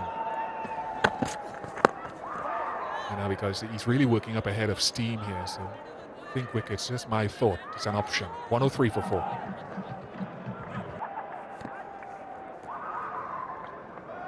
Asking rate just about 8 1/4. Climbing Bish. I guess Pollard have an opportunity now. We all know the power that this guy carries. Going to need a lot of Pollard power tonight. This time he's punched this one down the ground.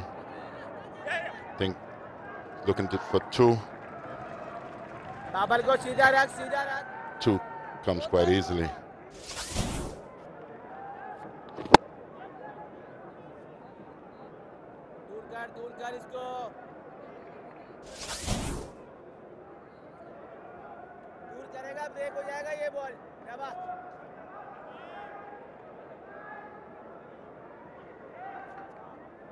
Pollard have an opportunity.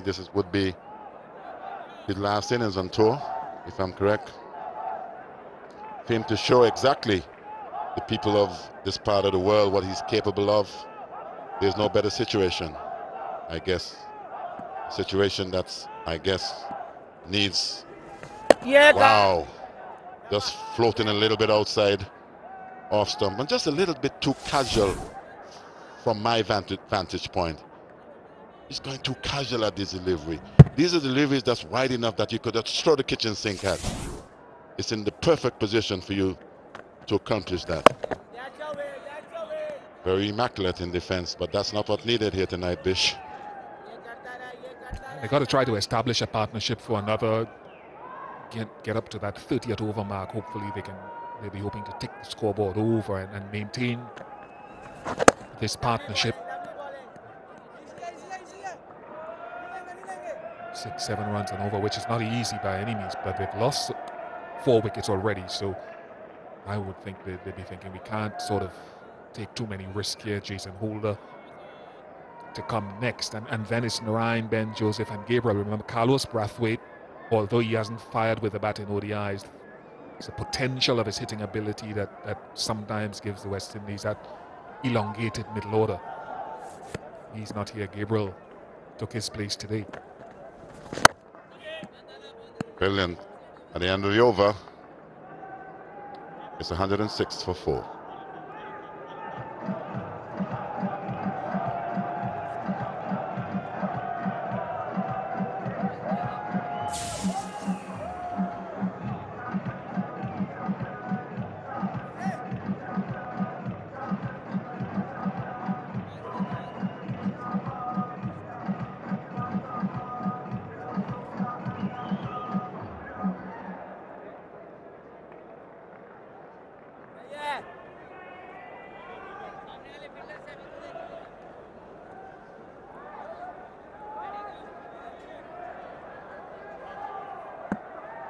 Dots already for the West Indies.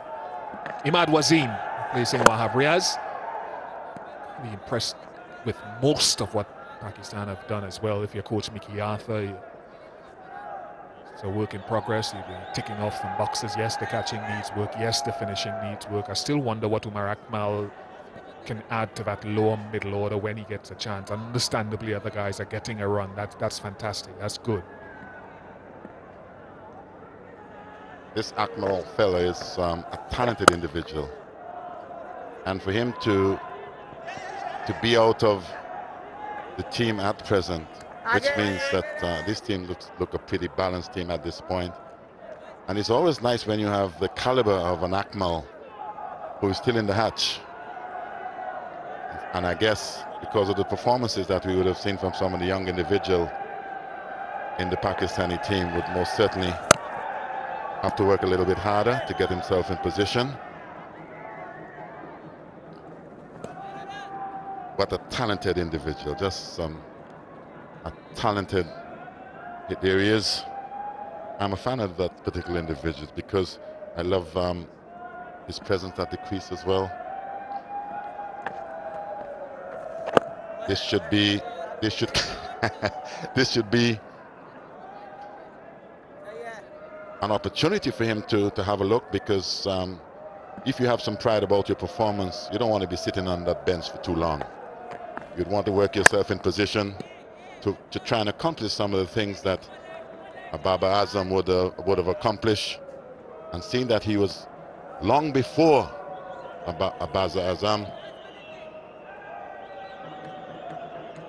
Those guys are looking pretty much intent. So I guess with such individuals on the bench, that's good news for Pakistan in terms of their moving forward. At the end of that over, it's 112 for 4.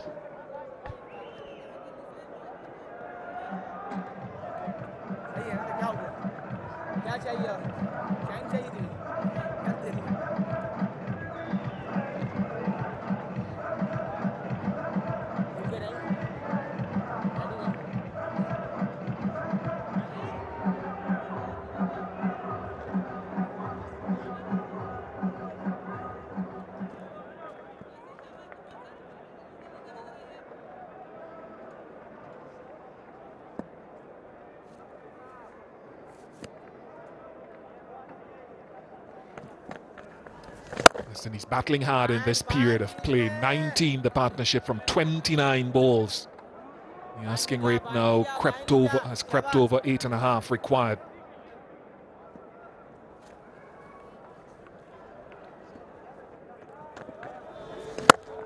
If they can keep it below 10, Bish, with these two, the way they're playing at present. Because now these two at the crease, it's all about a partnership, the rebuilding factor. And I'll take your point that you cannot afford to go too hard, because with Holder to come, and that would definitely give Pakistan an opportunity to eat into the lower half of the West Indian batting.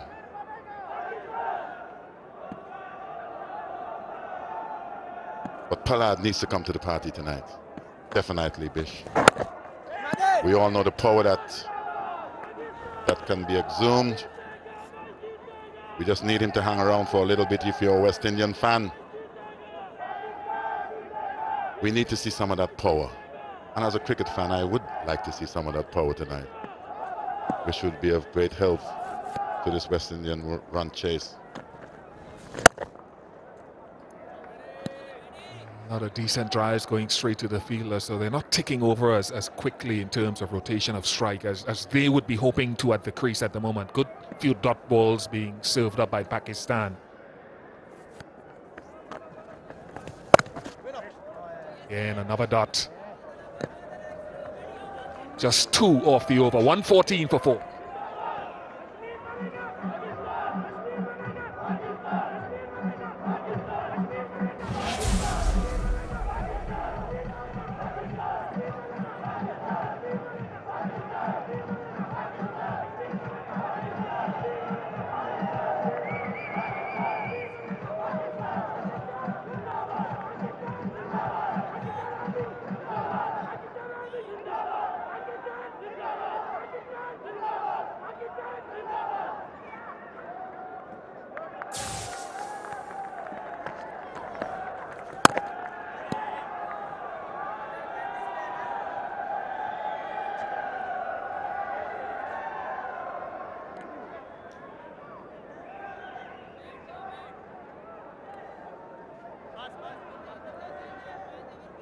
Eight and a half runs per over to get to in the last 25 overs of the innings is Herculean task. You can manage maybe 10 and over in the last 10 if asked and required. Go for it. But really, to ask a batting side, batting unit to go at 9 and over for 25 overs is, the chances are it's just not going to happen.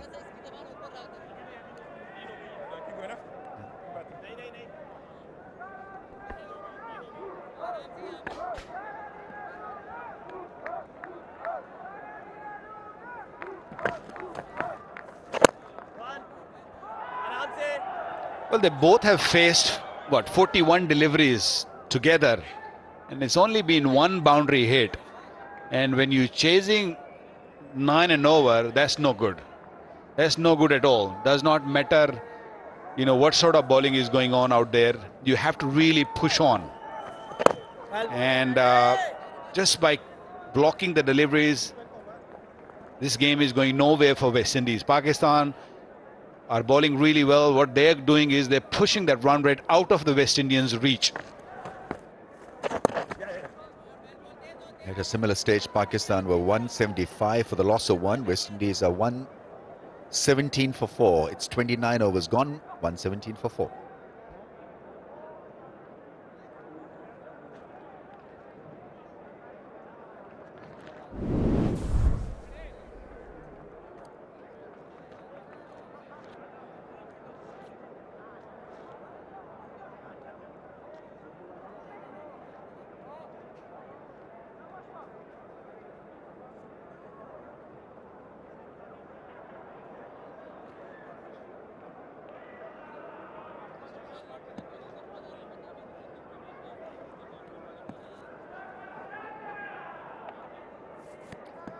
So Pakistan haven't lost against the Windies in the last 25 years. That's one-day series. Upish, taken. Is he going to be taken? That's a lovely catch, Shoaib Malik. An extra tumble to make sure that he looked good. He's athletic. That was a mighty good take. He really had to adjust to the falling trajectory of that drive, which was half hit and half managed by Pollard. It's a big outfield, so you have to really middle it to clear that fence. Yes, brilliant catch. Malik is a really fine fielder. Another poor inning comes to an end. 11 of 20 deliveries, 117 for 5.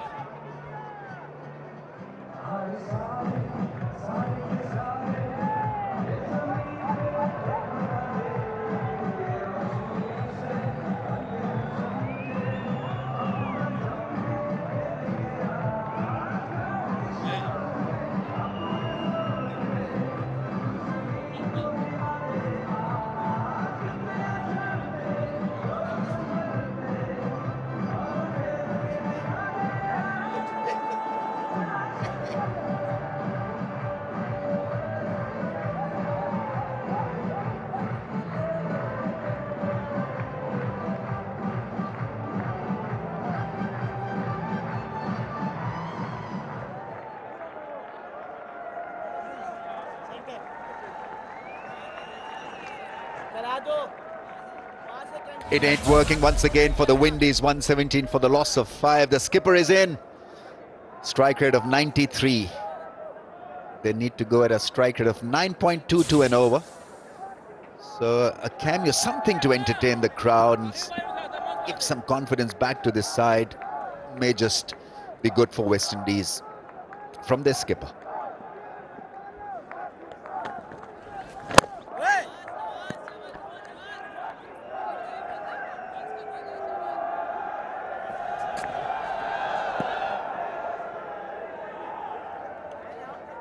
It has been a poor series for Kieron Pollard.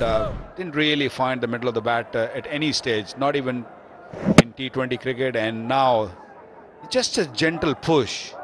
And as he hit it, he knew that Malik is going to catch it.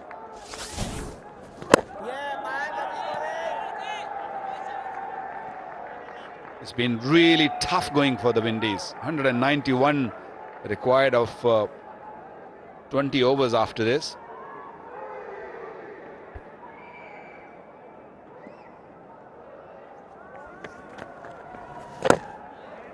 You can always talk about the attitude and lack of intent or whatever, but I think there's a major flaw with the technique, and I think the skill level has certainly dropped. This is well taken. Wrong-footed. I mean, it's just a strange way of taking a running low catch, but he hung on to it. An extra bit of that dive was for cameras, and Pollard once again not finding the middle of his bat. But there's a serious lack of skills also, especially against spin. Well, one must give a lot of credit to the Pakistanis. The way their approach to the game, was totally different to the West Indians. 30 gone, 119 for 5.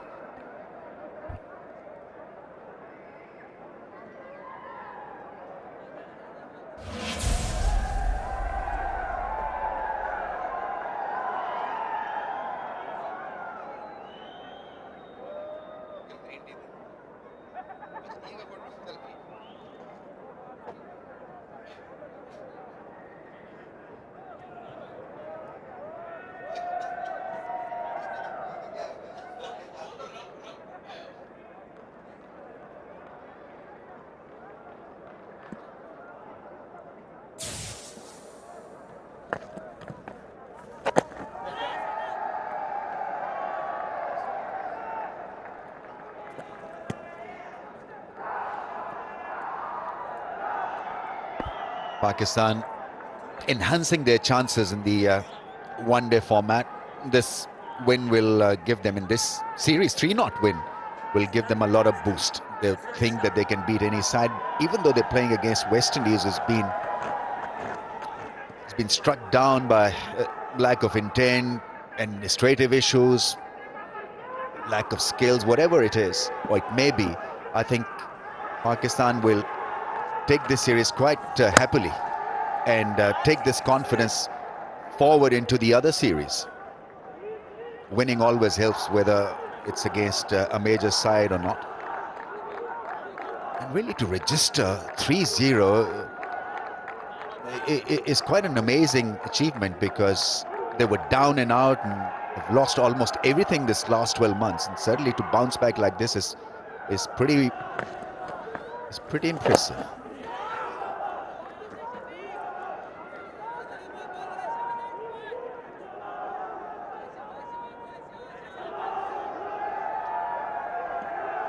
Run rate creeping up really quickly.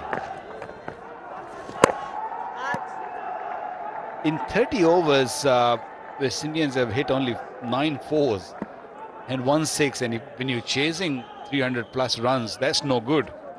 That's no good at all.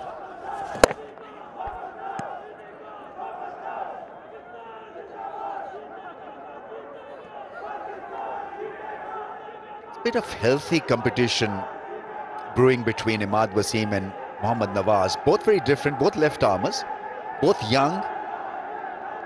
And this is a good contest. They complement each other, they keep it nice and tight. One gets the ball back into the stumps, the other one spins it away. So there's certainly a bit of variety, even though they're left arm spinners. Slower in pace now that the ball has gotten a bit older. 122 for 5.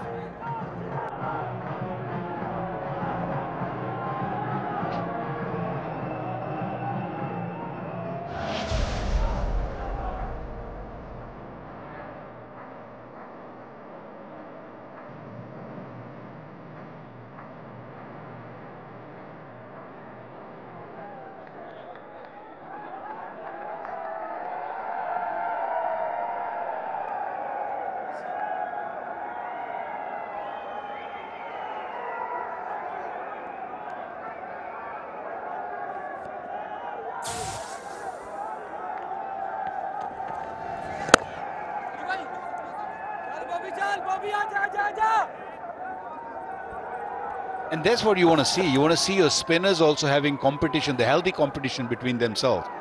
Like the faster bowlers, you always see the teams are bringing extra fast bowlers on the tour. I mean, Pakistan came here with 5 fast bowlers. Amir had to go, fair enough. Now we got 4. But there's always a competition to get into the team, and when you're playing, to stay in the team. So you have to compete against each other, which is a healthy sign. We did it all our life with me and Wasim.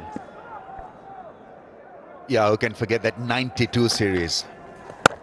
And both Wasim and Waqar were unstoppable.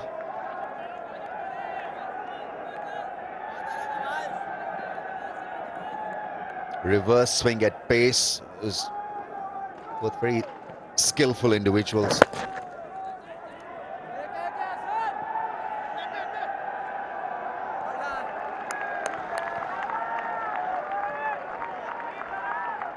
And you know, Ramiz bhai, in that era, in the 90s, we had so many good fast bowlers who could not really manage it. And whoever I meet now, they always curse us.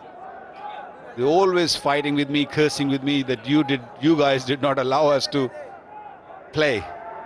Well, let me compliment you and Wasim for bowling so many hostile spells, because it meant that we were always provided with good batting strips. Away from home, that is beautifully struck. That's more like it. What a delightful, sumptuous drive, easily done in 6. Wow.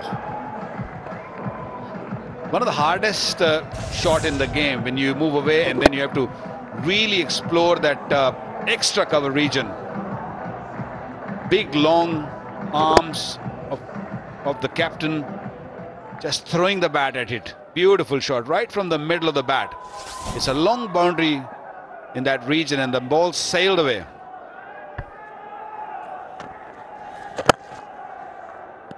He's a big hitter of the ball, and well, he just needs to go out there and express himself in this innings. 132 for 5.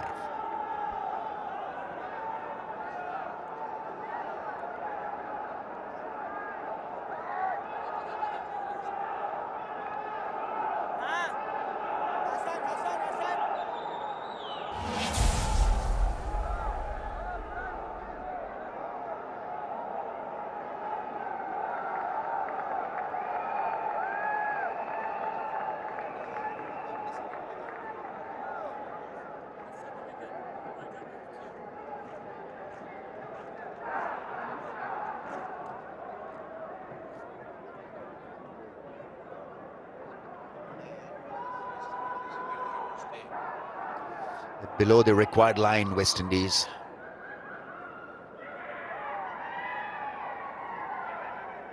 Something seemed to have happened every time they've got out there to bat. Either it's the first part of the script that have gone horribly wrong for them in the first 10 overs, or the middle part. Sohail Khan back in for a little burst.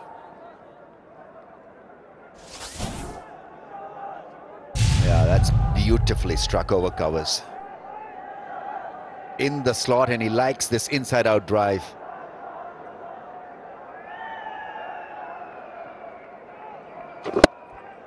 Just a little bit of room. And beautiful stroke.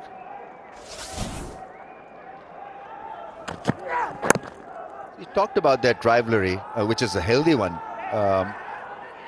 That's good running here, taking his time to wind up by the time the second run was completed. As long as it doesn't boil over, I think it is good to have kind of competition. So the rivalry was for pace, or for reverse, or for wickets, or for winning man of the matches, that kind of stuff. Wakan, elaborate. Bit of all, I would say. I made it easier for you, for giving you very acceptable options. I think it was more for wickets, because we played together a lot of test cricket, which I think was main for us, where we look to take wickets more than each other. That's a bit of reverse, I guess. I tell you, because I used to be mostly at short leg, and I've never felt so safe in my life when you and Wasim were bowling, because they had no clue, some of these guys. I'm talking about the greats of the game, by the way. I remember during the 92 series, where you would, while running into your run-up, would nominate a ball, a Yorker, and you'd bowl a Yorker, and the poor guy would have no line of defense against that pacey Yorker reversing at over 90 miles an hour. I mean, we're talking about that kind of quality and that kind of consistency. And then from the other end, you had Wasim Akram with that left armer's angle, who wanted to make a name for himself. So, I mean, it's just magnificent display of, you know, skillful fast bowling.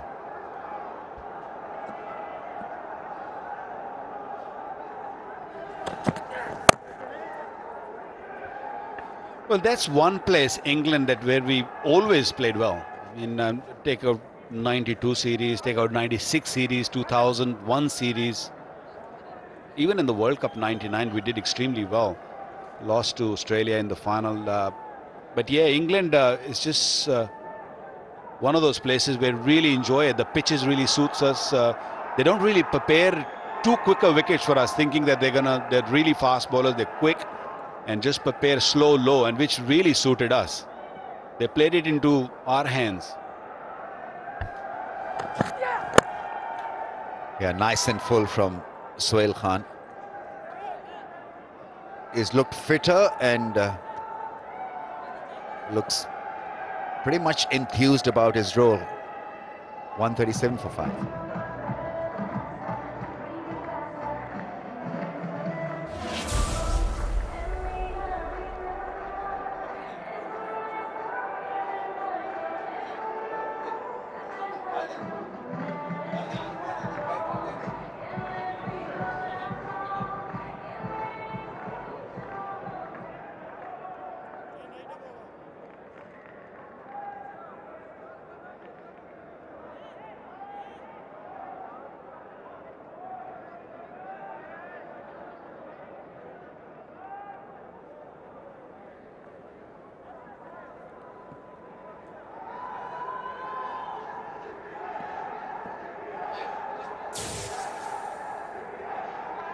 Required rate over 10.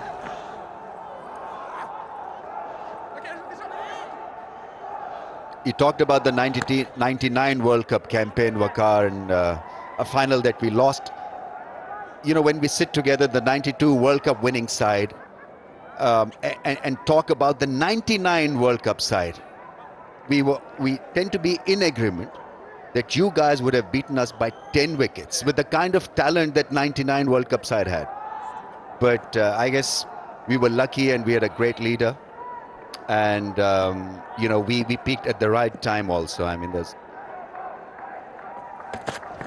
just that we also had a bit of flair and talent, obviously. The bowling attack was a good one. But compared to that 99 World Cup side, we were nowhere as skillful, as talented as you guys were then. Well, in my opinion, I feel that the team we had in 1996 World Cup, which we played in subcontinent, I thought that team was very balanced and cricketers. Mushtaq is still part of the squad, isn't he?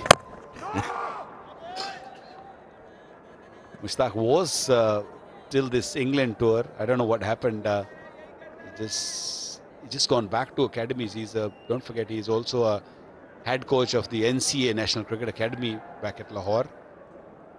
So he's gone back, and what I've heard is that he's got some under-16 camps going on with Mudassir Nazar and party, which is good sign. Some players, younger players, he's helping out.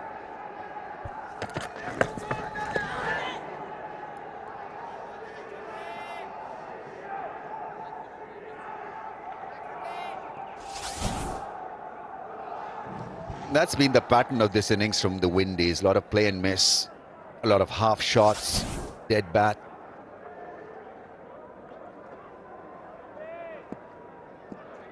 Pakistan have not lowered their intensity, and that's where they've been good in this series.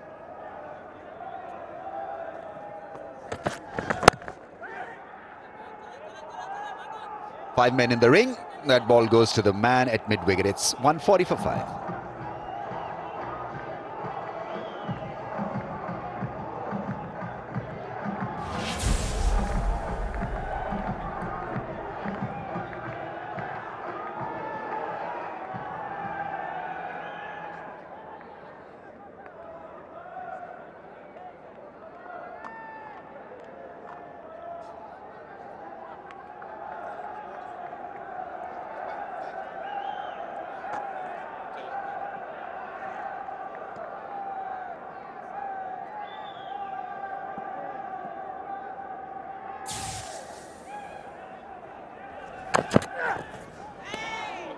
He's been able to do that right throughout his spell. The first one and now in this one as well. Nice outswinger for the right-hander to tackle. Look at the seam position. You'd be pretty proud of that, Waqar. Proud seam. Well, he's learned the lesson, it seems like that, Sohail Khan, because when he played in England in the test matches, he bowled the first spell and we were all very impressive. He bowled line and length, control, good pace. And when he came back for the second spell, he was all over the place. He was very unfit. He was struggling to get to the pitch. But this time around, what we're seeing is, even in the warm-ups in the halfway, he looked really good. He looked a lot slimmer, and he's running in really well. He's ready to play. He's ready to play test match cricket. I think it'll be very handy once we get into that test match, which is day and night. Because pink ball, I've heard, I've never seen it, but I've heard that it swings a lot more than the red ball, especially under lights. So he can be very handy.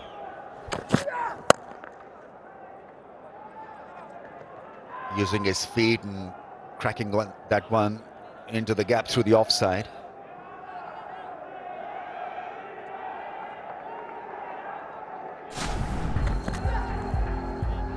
Yeah, he's been good generally, swinging the ball away from the right-hander's off stump.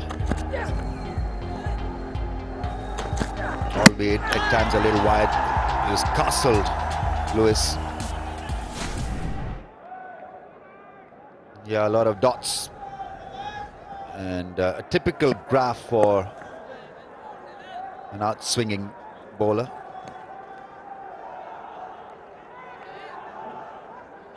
I think fitness is the key. If a fast bowler is half fit or not fit, he doesn't have a lot of hope.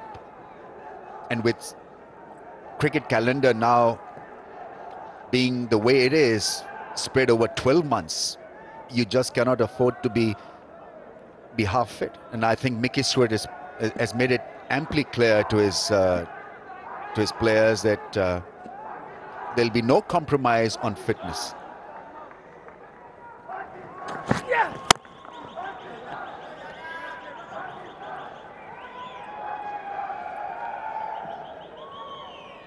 Mickey Arthur, Pakistani coach. But this is work in progress, obviously. You know, he's off to a good start, 3-zip in the T20s, and quite likely that Pakistan will win the one-day series 3-0 also, but still hurdles to clear. New combination to be found and made. Fitness regime to improve. Fielding has got to go a few notches up. It's 144 for 5. This tour of the United Arab Emirates, swept in the T20s, seemingly doomed to a similar fate in the 50-over variety. Hassan Ali back into the attack.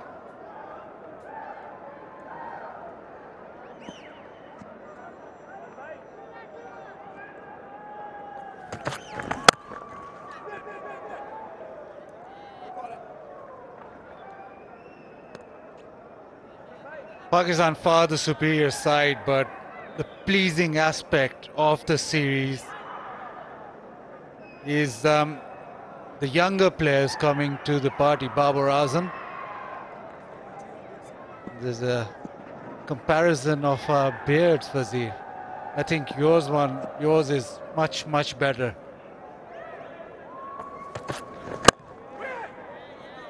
I think it's only because of age that I've got some flecks of grey that are added to it. So you're far younger, you're much more youthful, much more vibrant, rich dark colour of yours, and mine is, it says, scraggly, vagrantish sort of look to it. I can't match yours, I'm sorry. We can't match his, certainly. Either the hair on the head or the hair on the chin.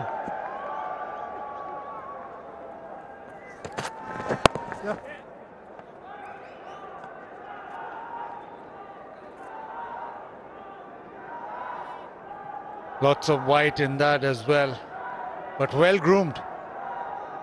I think it would have been black when your dad would have been playing, when he was would have been looking on. Maybe not these two.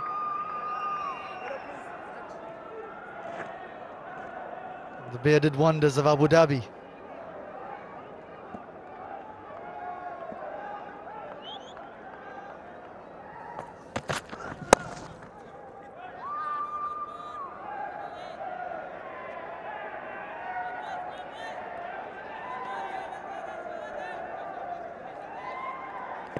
No, that doesn't really qualify as a beard. That's more of a bit of a shot. Now that's the real thing.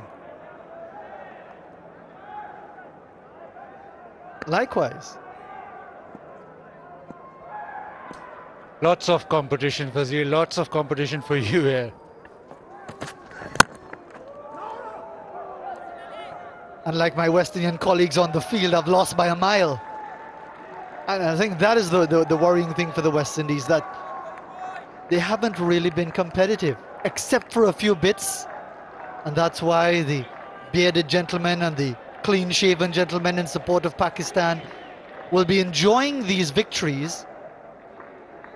But the few West Indians here might be greying in time, because they're probably asking themselves, what's going to happen in the Test series to come?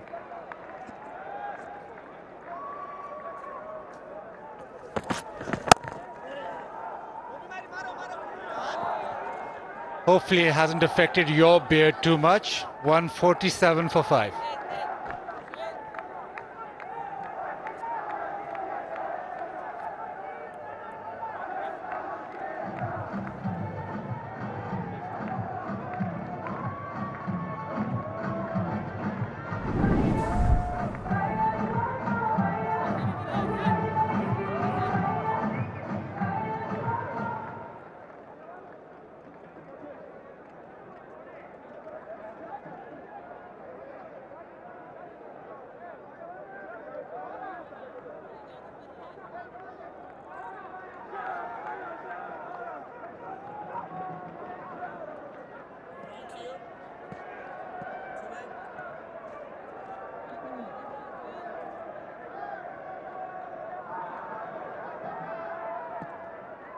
That's the West Indies squad for the 3 tests.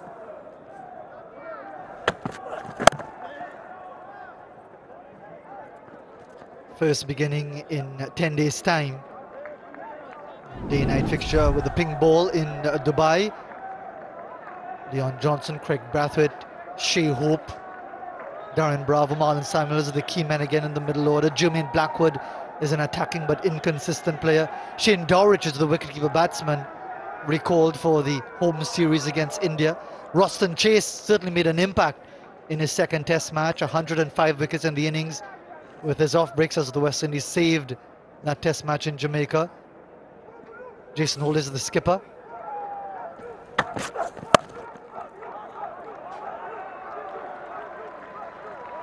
Gets a boundary there. Jason Holder, even if it does appear as if it will be in vain. Has batted quite well, and the flowing drives that he's hit this time, just backward of point, using Wahab's space for once, and it raced away. Carlos Brathwaite, Jason Holder, the all-rounders. Miguel Cummins is a useful fast medium bowler if the conditions are helpful. Then you've got the specialist spinners, Bishu and Warrican. Pace of Shannon Gabriel and Alzari Joseph.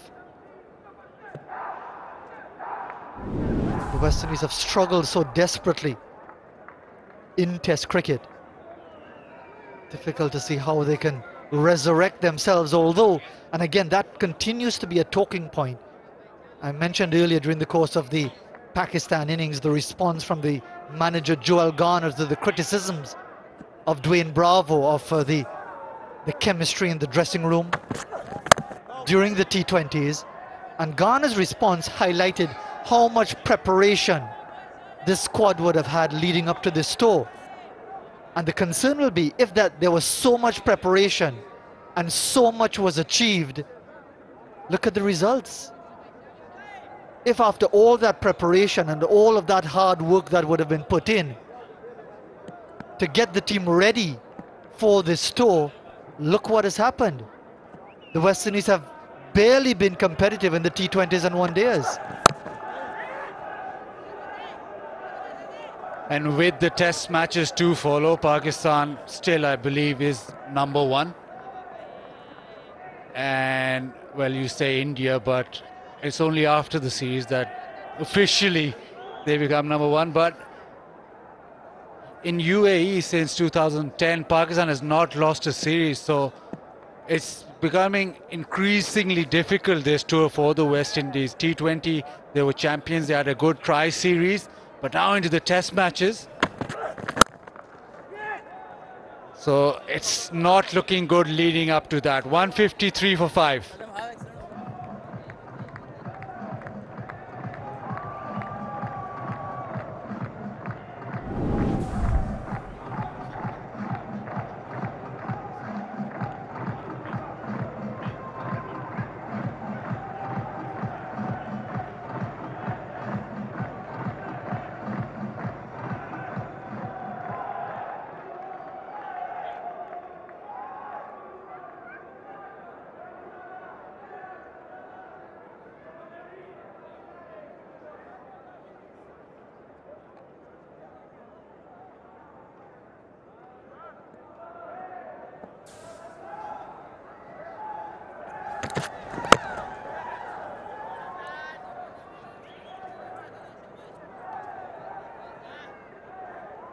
Yeah, just look at the margins of Pakistan's victories. 9 wickets with 5 overs to spare. The only reason was 16 runs because Pakistan just became careless towards the end of that match. It was already over. 8 wickets again with almost 5 overs to spare. And you're talking T20 cricket. Then in the ODI, it's 111 runs, 59 runs. Might be a sizable margin again today. And I think that's where the concern will be, even for the Pakistani fans, because you get the sense as the West Indies have gone through this extremely difficult period for such a long period of time, that people continue to ask the same question. What has gone wrong? How could things have deteriorated so badly and stay that way for so long when the West Indies were arguably the most, not arguably, the most dominant force in the game for such a long period of time.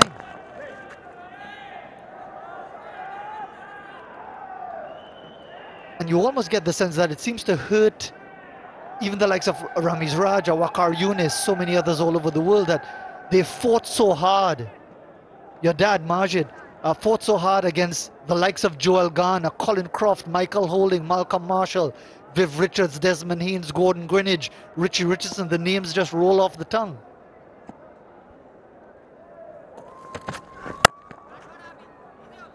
And then you've got a situation where it seems as though the West Indies can barely put together a single decent performance.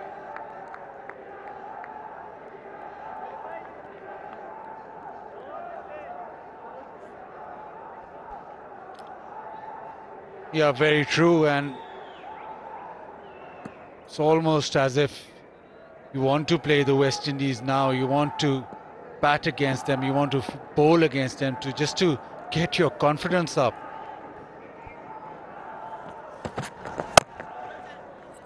Babar Azam would be hoping that they have another couple of one-day games against them, because he's scoring hundreds for fun.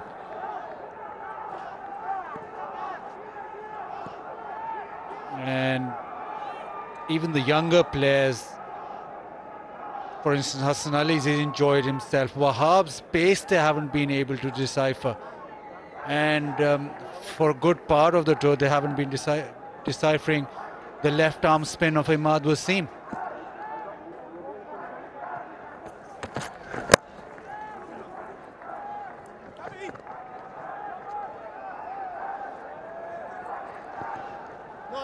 But that really won't concern Pakistan. They'll take the 3-0 victory. It's 156 for 5.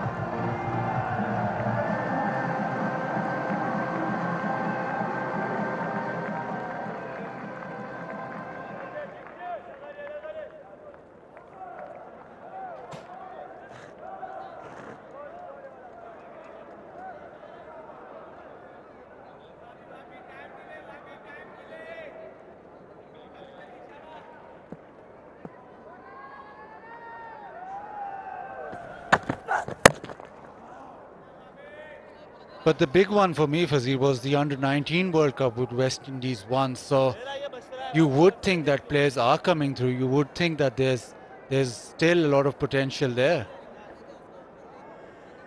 You would think so. And certainly the evidence suggests that there is. In 2004, under Dinesh Ramdin's captaincy, the West Indies reached the final, lost to Pakistan, 2004.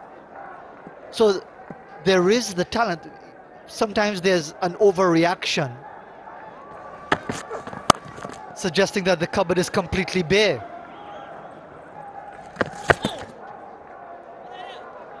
Won't get the overthrow. But there has developed an almost unbridgeable gap from that youthful promise to senior level consistency and professionalism. And just to emphasize the point, the last 3 West Indians who've scored hundreds on Test debut are nowhere to be found. Anywhere close to the Test team, even their territorial teams.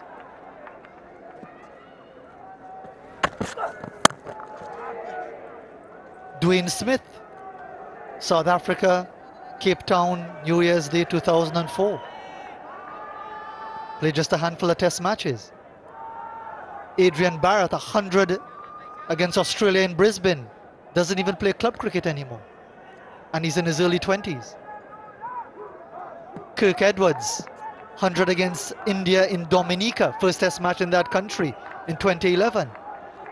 Nowhere close to the team. Only just back into the Barbados team for the regional first class season, beginning on November the 11th. So these are just examples of players who've delivered almost at the first moment of asking, and for one reason or another have either lost their focus, have been unable to establish that consistency, It is a real mystery in many respects.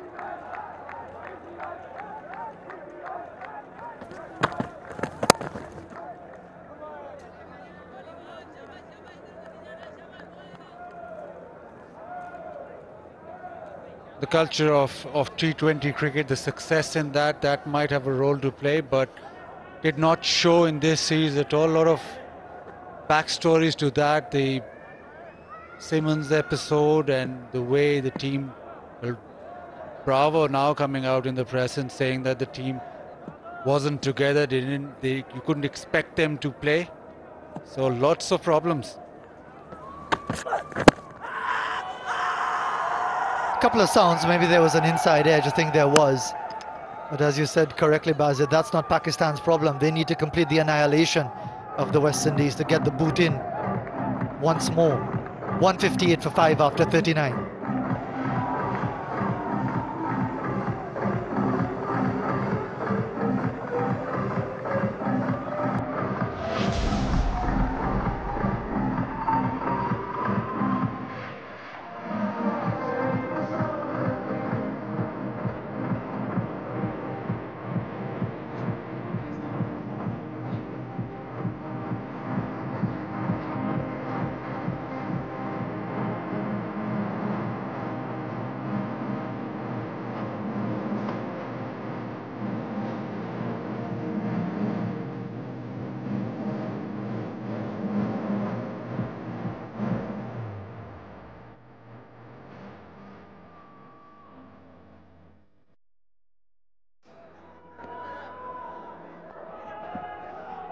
वो ठीक है उसको थोड़ा सा आप बताइए उसको एक उसको मैं अभी ठीक है अभी एकदम ठीक है बस ठीक है ज़्यादा नहीं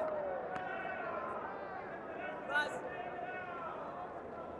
in left and right Everyone so far in the order getting into double figures, but no one really carrying on or at the pace required.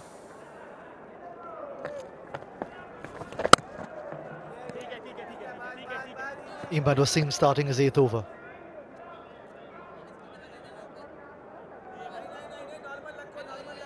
Like the previous one day, this game also just fizzling out. 14 and over required. Ramdin 29 of 60. We saw Bravo take up a lot of balls. And Imad Wasim strikes yet again. How many times have we seen him hit the stumps?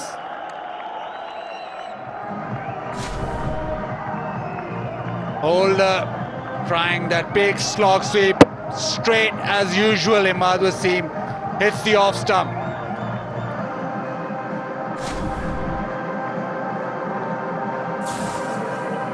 Holder goes for 26, 159 for 6.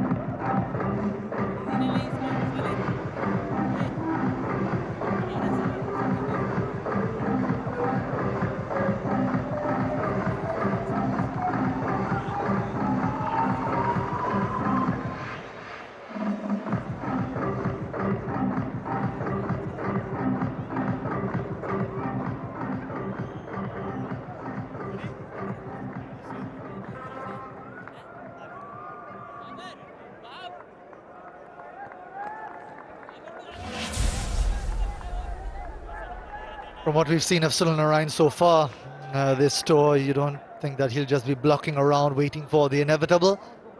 He's going to provide some entertainment or depart pretty quickly. This is why he's here.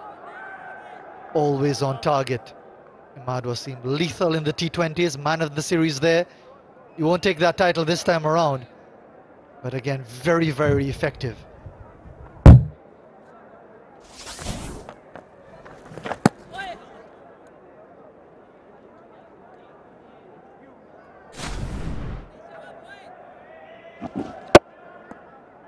Just that ball drifts in all the time. Once you go across the line, he's a difficult customer to hit that way. You need to be hitting him straight down the ground or maybe wide-ish long on. Square of the wicket, unless and until it's really short, difficult to get after him.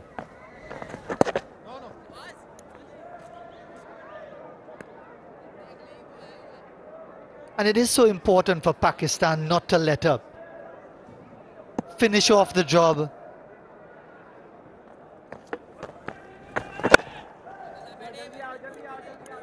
Again, it's their business to ensure that they have a huge psychological advantage going into the test series. 159 for 6. Mohammad Nawaz. For 7 overs. Kept the 1 wicket. We'll look to add to that tally towards the end here.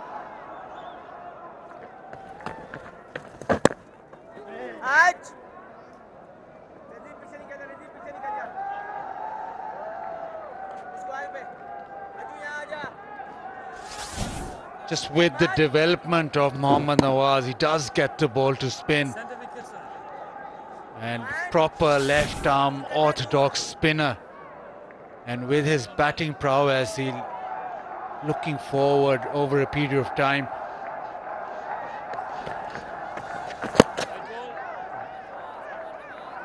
You would think that if he develops further, he might get a chance to be in that test side as well as a genuine all-rounder.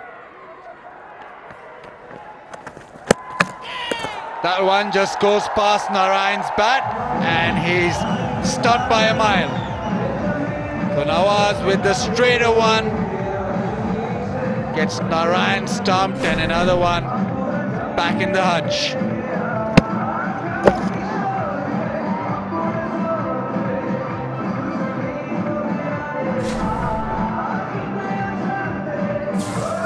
Narayan out without scoring, 161 for 7.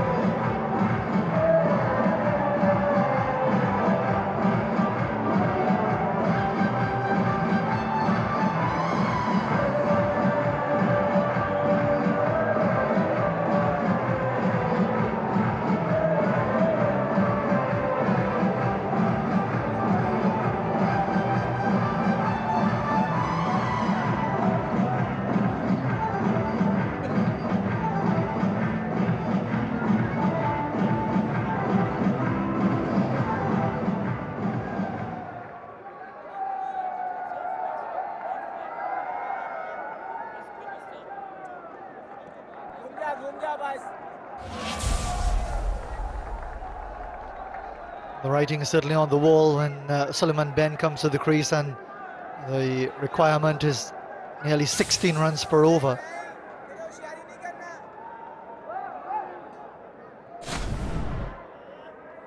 Getting rid of Sunil Narayan, completely deceived in the manner that he would have done to so many batsmen over the years. Sliding past the outside edge, easy job for the keeper.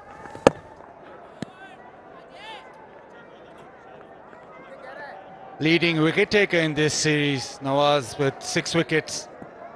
And he's got the ball to spin and also with that little straighter one.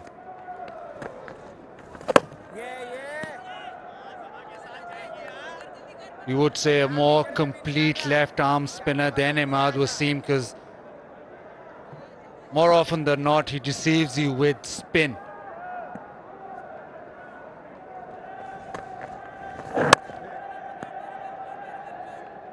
And that's why even an orthodox finger spinner can have a lot of variations.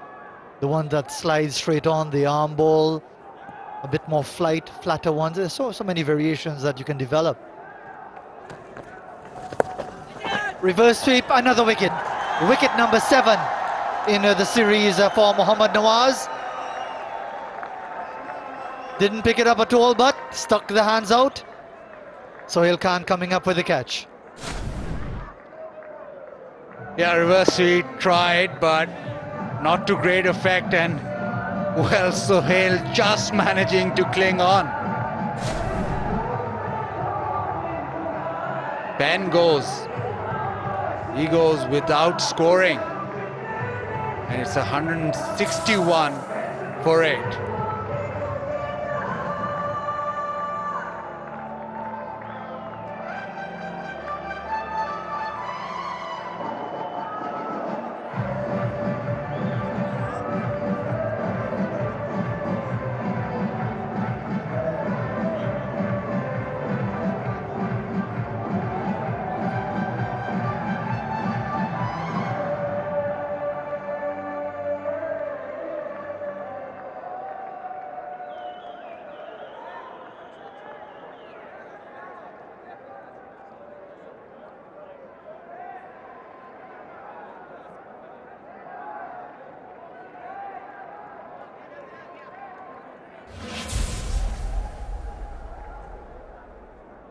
This will be a chastening experience for a young man who's just come into the highest level of the game. He'll appreciate the huge gap between success at under 19 level and even being competitive in this format, in the T20 format. And they might just be queuing up now to try and finish off the job. Wahab Riaz has persuaded his captain to give him the ball for over number 42.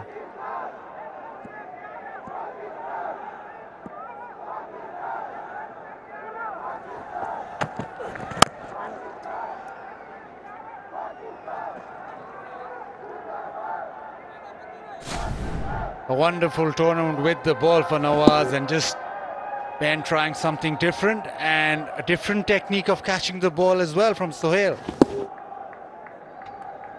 Almost sort of ran past it. Just got it.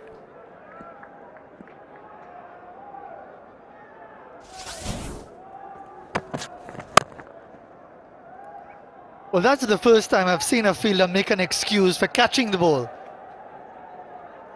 That's what you call the, I didn't see it, but I caught it anyway.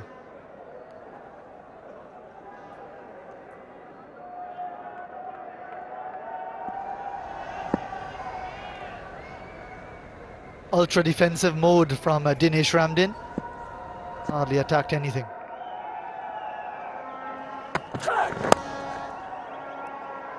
We'll get 4 here. String down leg. One of the few occasions that Wahab has strayed, and with his pace, if he strays just a little bit either side of the wicket, it just races away.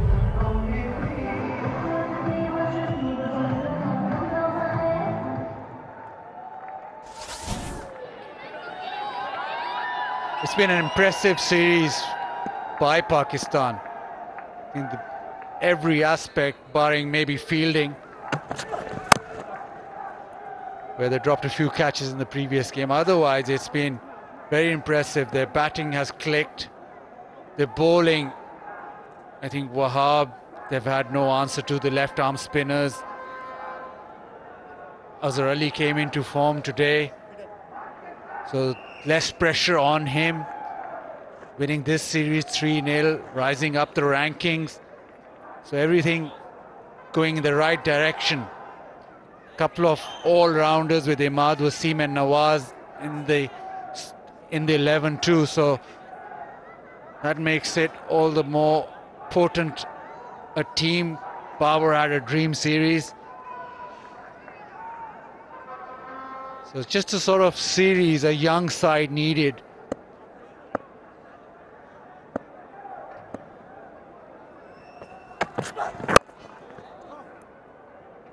And I would say a coach who's just, this is his second series as coach, and he's got everything going in the right direction. Lots of improvement still, but it doesn't look as bad as it did about a month ago.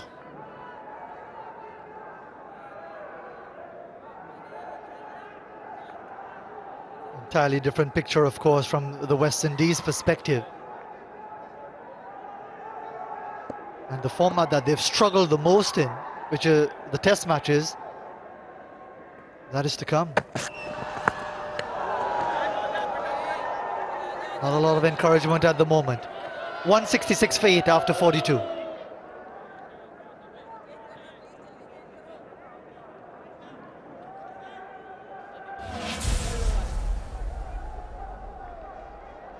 And come back, please. Thank you.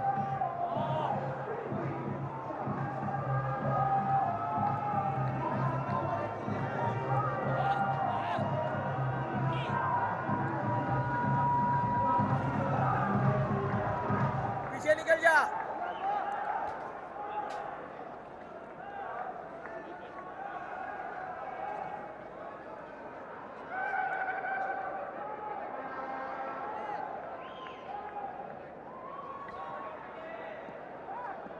166 for 8. 48 deliveries left in the innings. Equation too difficult. 17 and over.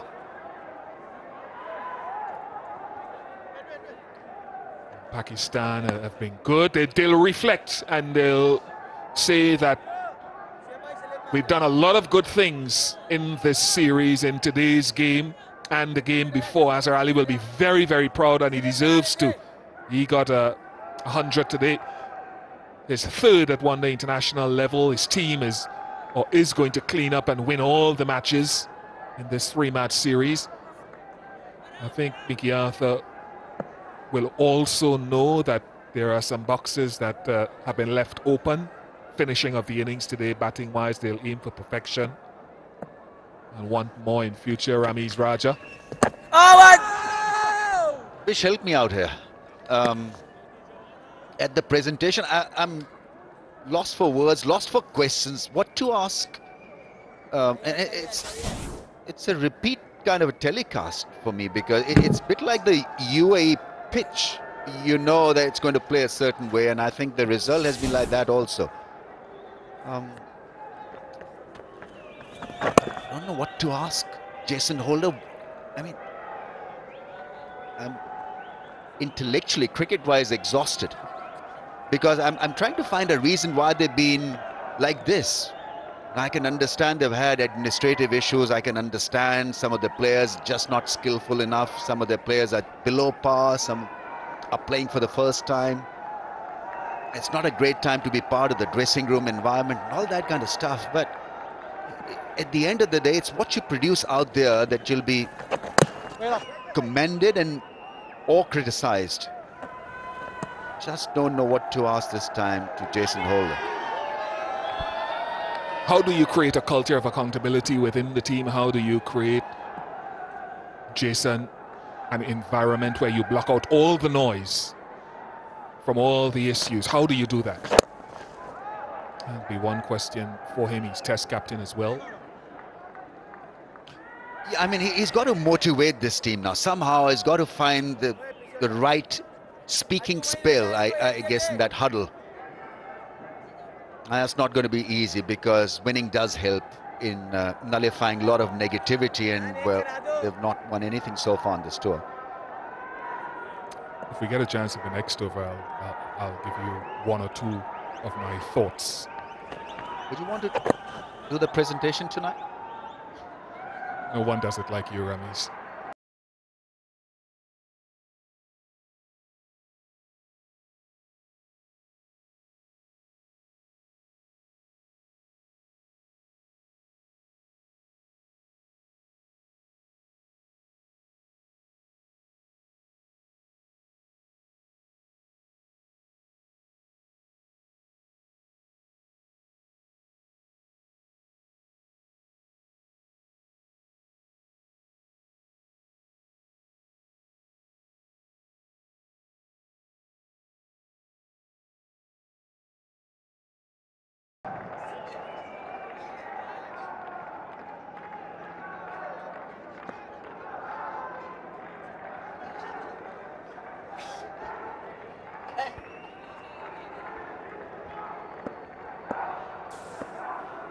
Wahab Riaz.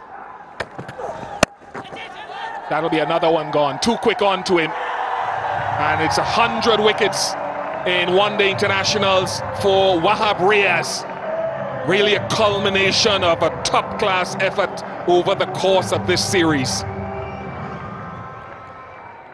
Richly deserves this, Wahab Riaz, because he's spearheaded this attack ever since that wonderful bowling spell against the Australians in the World Cup.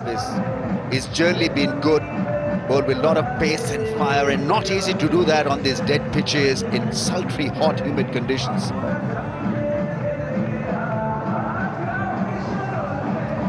2 for 26, including his 100th scalp.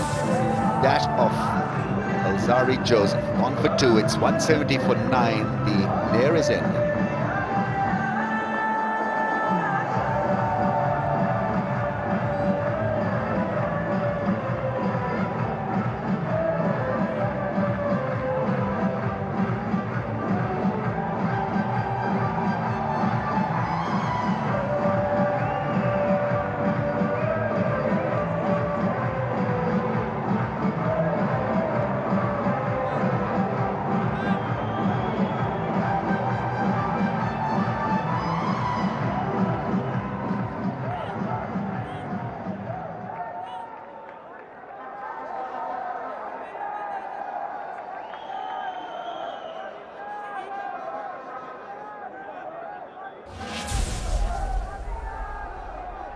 Shannon Gabriel makes his way to the middle.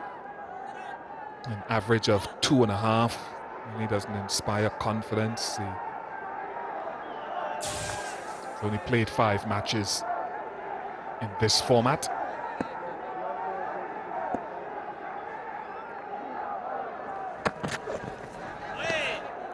Yeah, so meant end is nearing.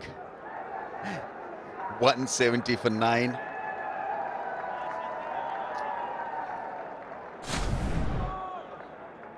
He can do that even on a dead pitch. He's got this surprise delivery that comes at pace, and well, he was in no position really to play that pull. It's very late on it.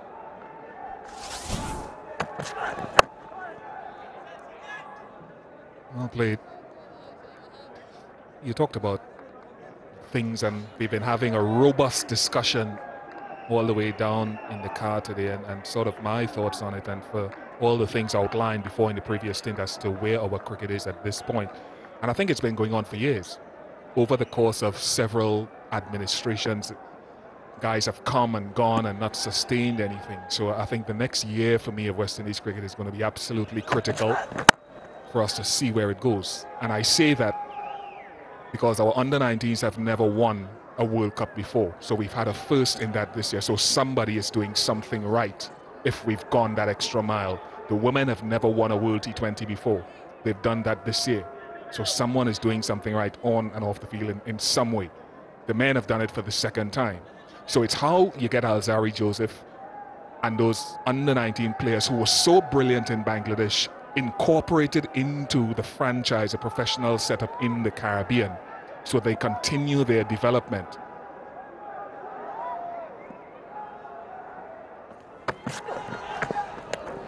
And that's where I think you have to give some credit and say, look, sustainable systems are being set to be put into place. And the next year is going to tell us. I heard several guys in Sri Lanka, Rakeem Cornwall, Vishal Singh yesterday, talk about the fact that they are now being paid to practice all year round, which never happened before. And they feel it is fine-tuning their game. So I think this year for the 18 tours, the professional league, and the next few series next year are going to tell us a lot about how this system is going to work, because there's a huge amount of talent in the Caribbean, and there'll be a hope that the systems can now produce a more consistent player coming through from age group to the women to the men. And I think Pakistan, Mickey Arthur said the same thing in his interview as well. He wants to create a structure where he can get guys coming through more consistently, giving a top-class effort. So this is a start. A lot of boxes ticked.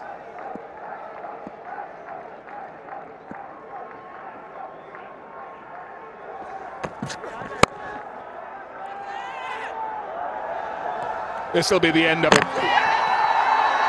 In a rather almost comical fashion, a run-out has occurred. But what it has done, it has handed Pakistan a 3-0 margin, and Azhar Ali and his men can smile, they can celebrate, they can enjoy, because they win this game by 136 runs and a 3-0 margin to add to the T20 win they've had earlier. Yes, and in the process they found a couple of real good gems, especially in Babar Azam. It had to end like this. Comical end, really, because the first attempt didn't make it, the second attempt did work, and so in the end, a terrific performance by Pakistan. They were set out to win this 3-0. They looked the better side. The execution part was perfectly performed. Well, you've got to credit them with maintaining focus, commitment, and dishing out some lovely performances. And in a pressure situation, they made it look very easy, because they had to win this to go one place up the Windies in the ICC rankings. Well, they've done that. They richly deserve it. Yes, they are now number 8 in the world in ODIs. So mission accomplished for the moment. Tougher tests lie ahead, but he has seen a very good start to his coaching surgery. Yeah, and he'll be a happy captain. He was under a lot of pressure. First to perform and to make sure that Pakistan net this 3-0. Well, he'll be a very proud person right now. 100 and a win, and a place above the Windies at the ICC rankings. And what a star he is for Pakistan. In 18 matches, he's almost got over 850 runs.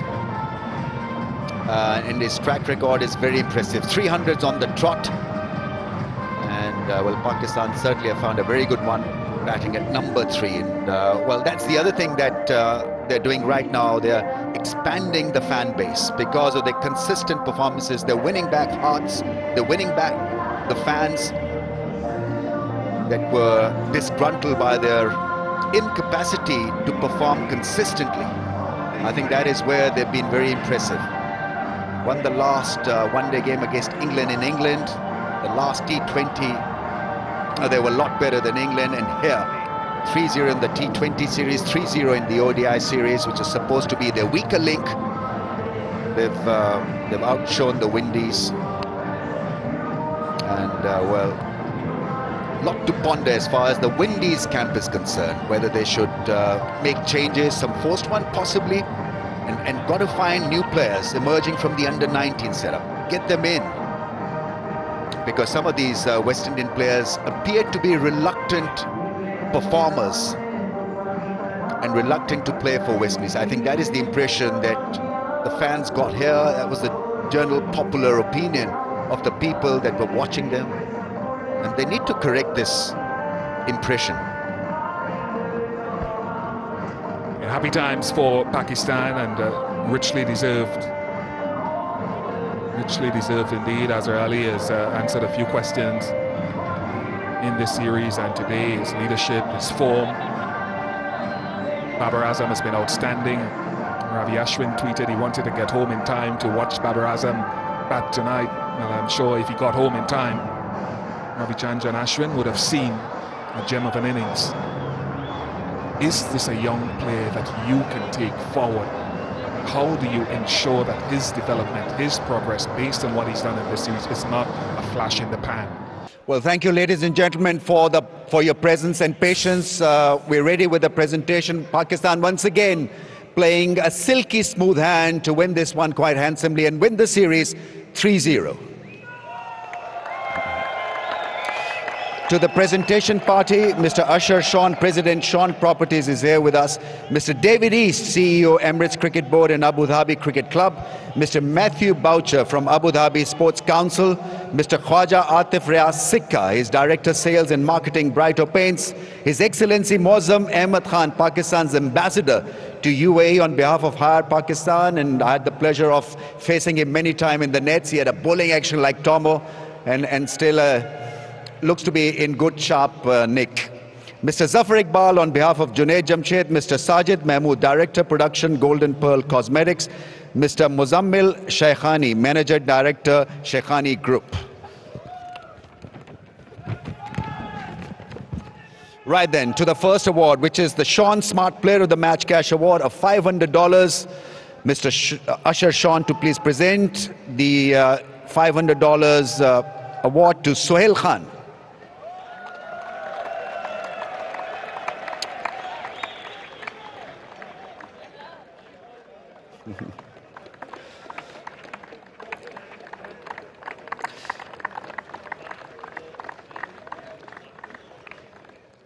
May I invite Azhar Ali to please come forward. He is the Golden Pearl Best Batsman of the Match Award winner. $500 to Azhar Ali. Mr. Sajid Mahmood to please present the award.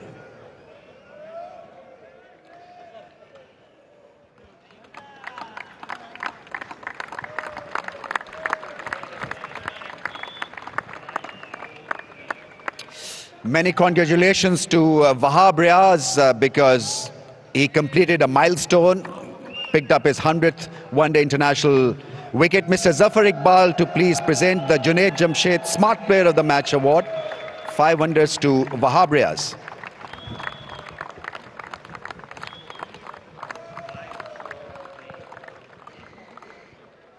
May I now invite His Excellency Mr. Muazzam Ahmad Khan to present the Higher Outstanding Performance Trophy and cash award of $1,000 to Mohammad Nawaz. He's been outstanding with his wicket-taking ability.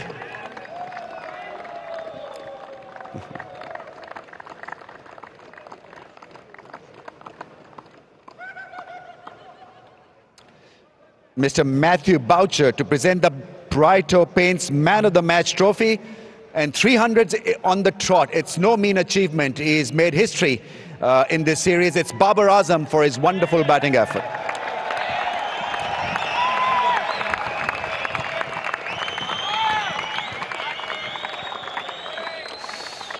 And may I invite Mr. Khaja Atif Riaz Sikka to present the Brighto Paints Man of the Match Cash Award of $1,000. Babar Azam to please come forward.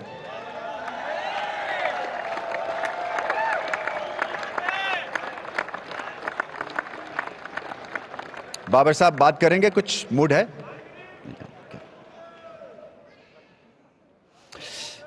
Historic moment है, इतनी बड़ी achievement 21 साल की उम्र में आपने सोचा था? जी पहले तो अल्लाह ताला का बहुत बहुत शुक्र है कि अल्लाह ने इतना अच्छा सीरीज करवाई है। बस यही था कि कॉन्फिडेंस था मुझे अपने आप पे कि इंशाल्लाह पूरा 100% दूंगा तो रिकॉर्ड तोड़ दूंगा।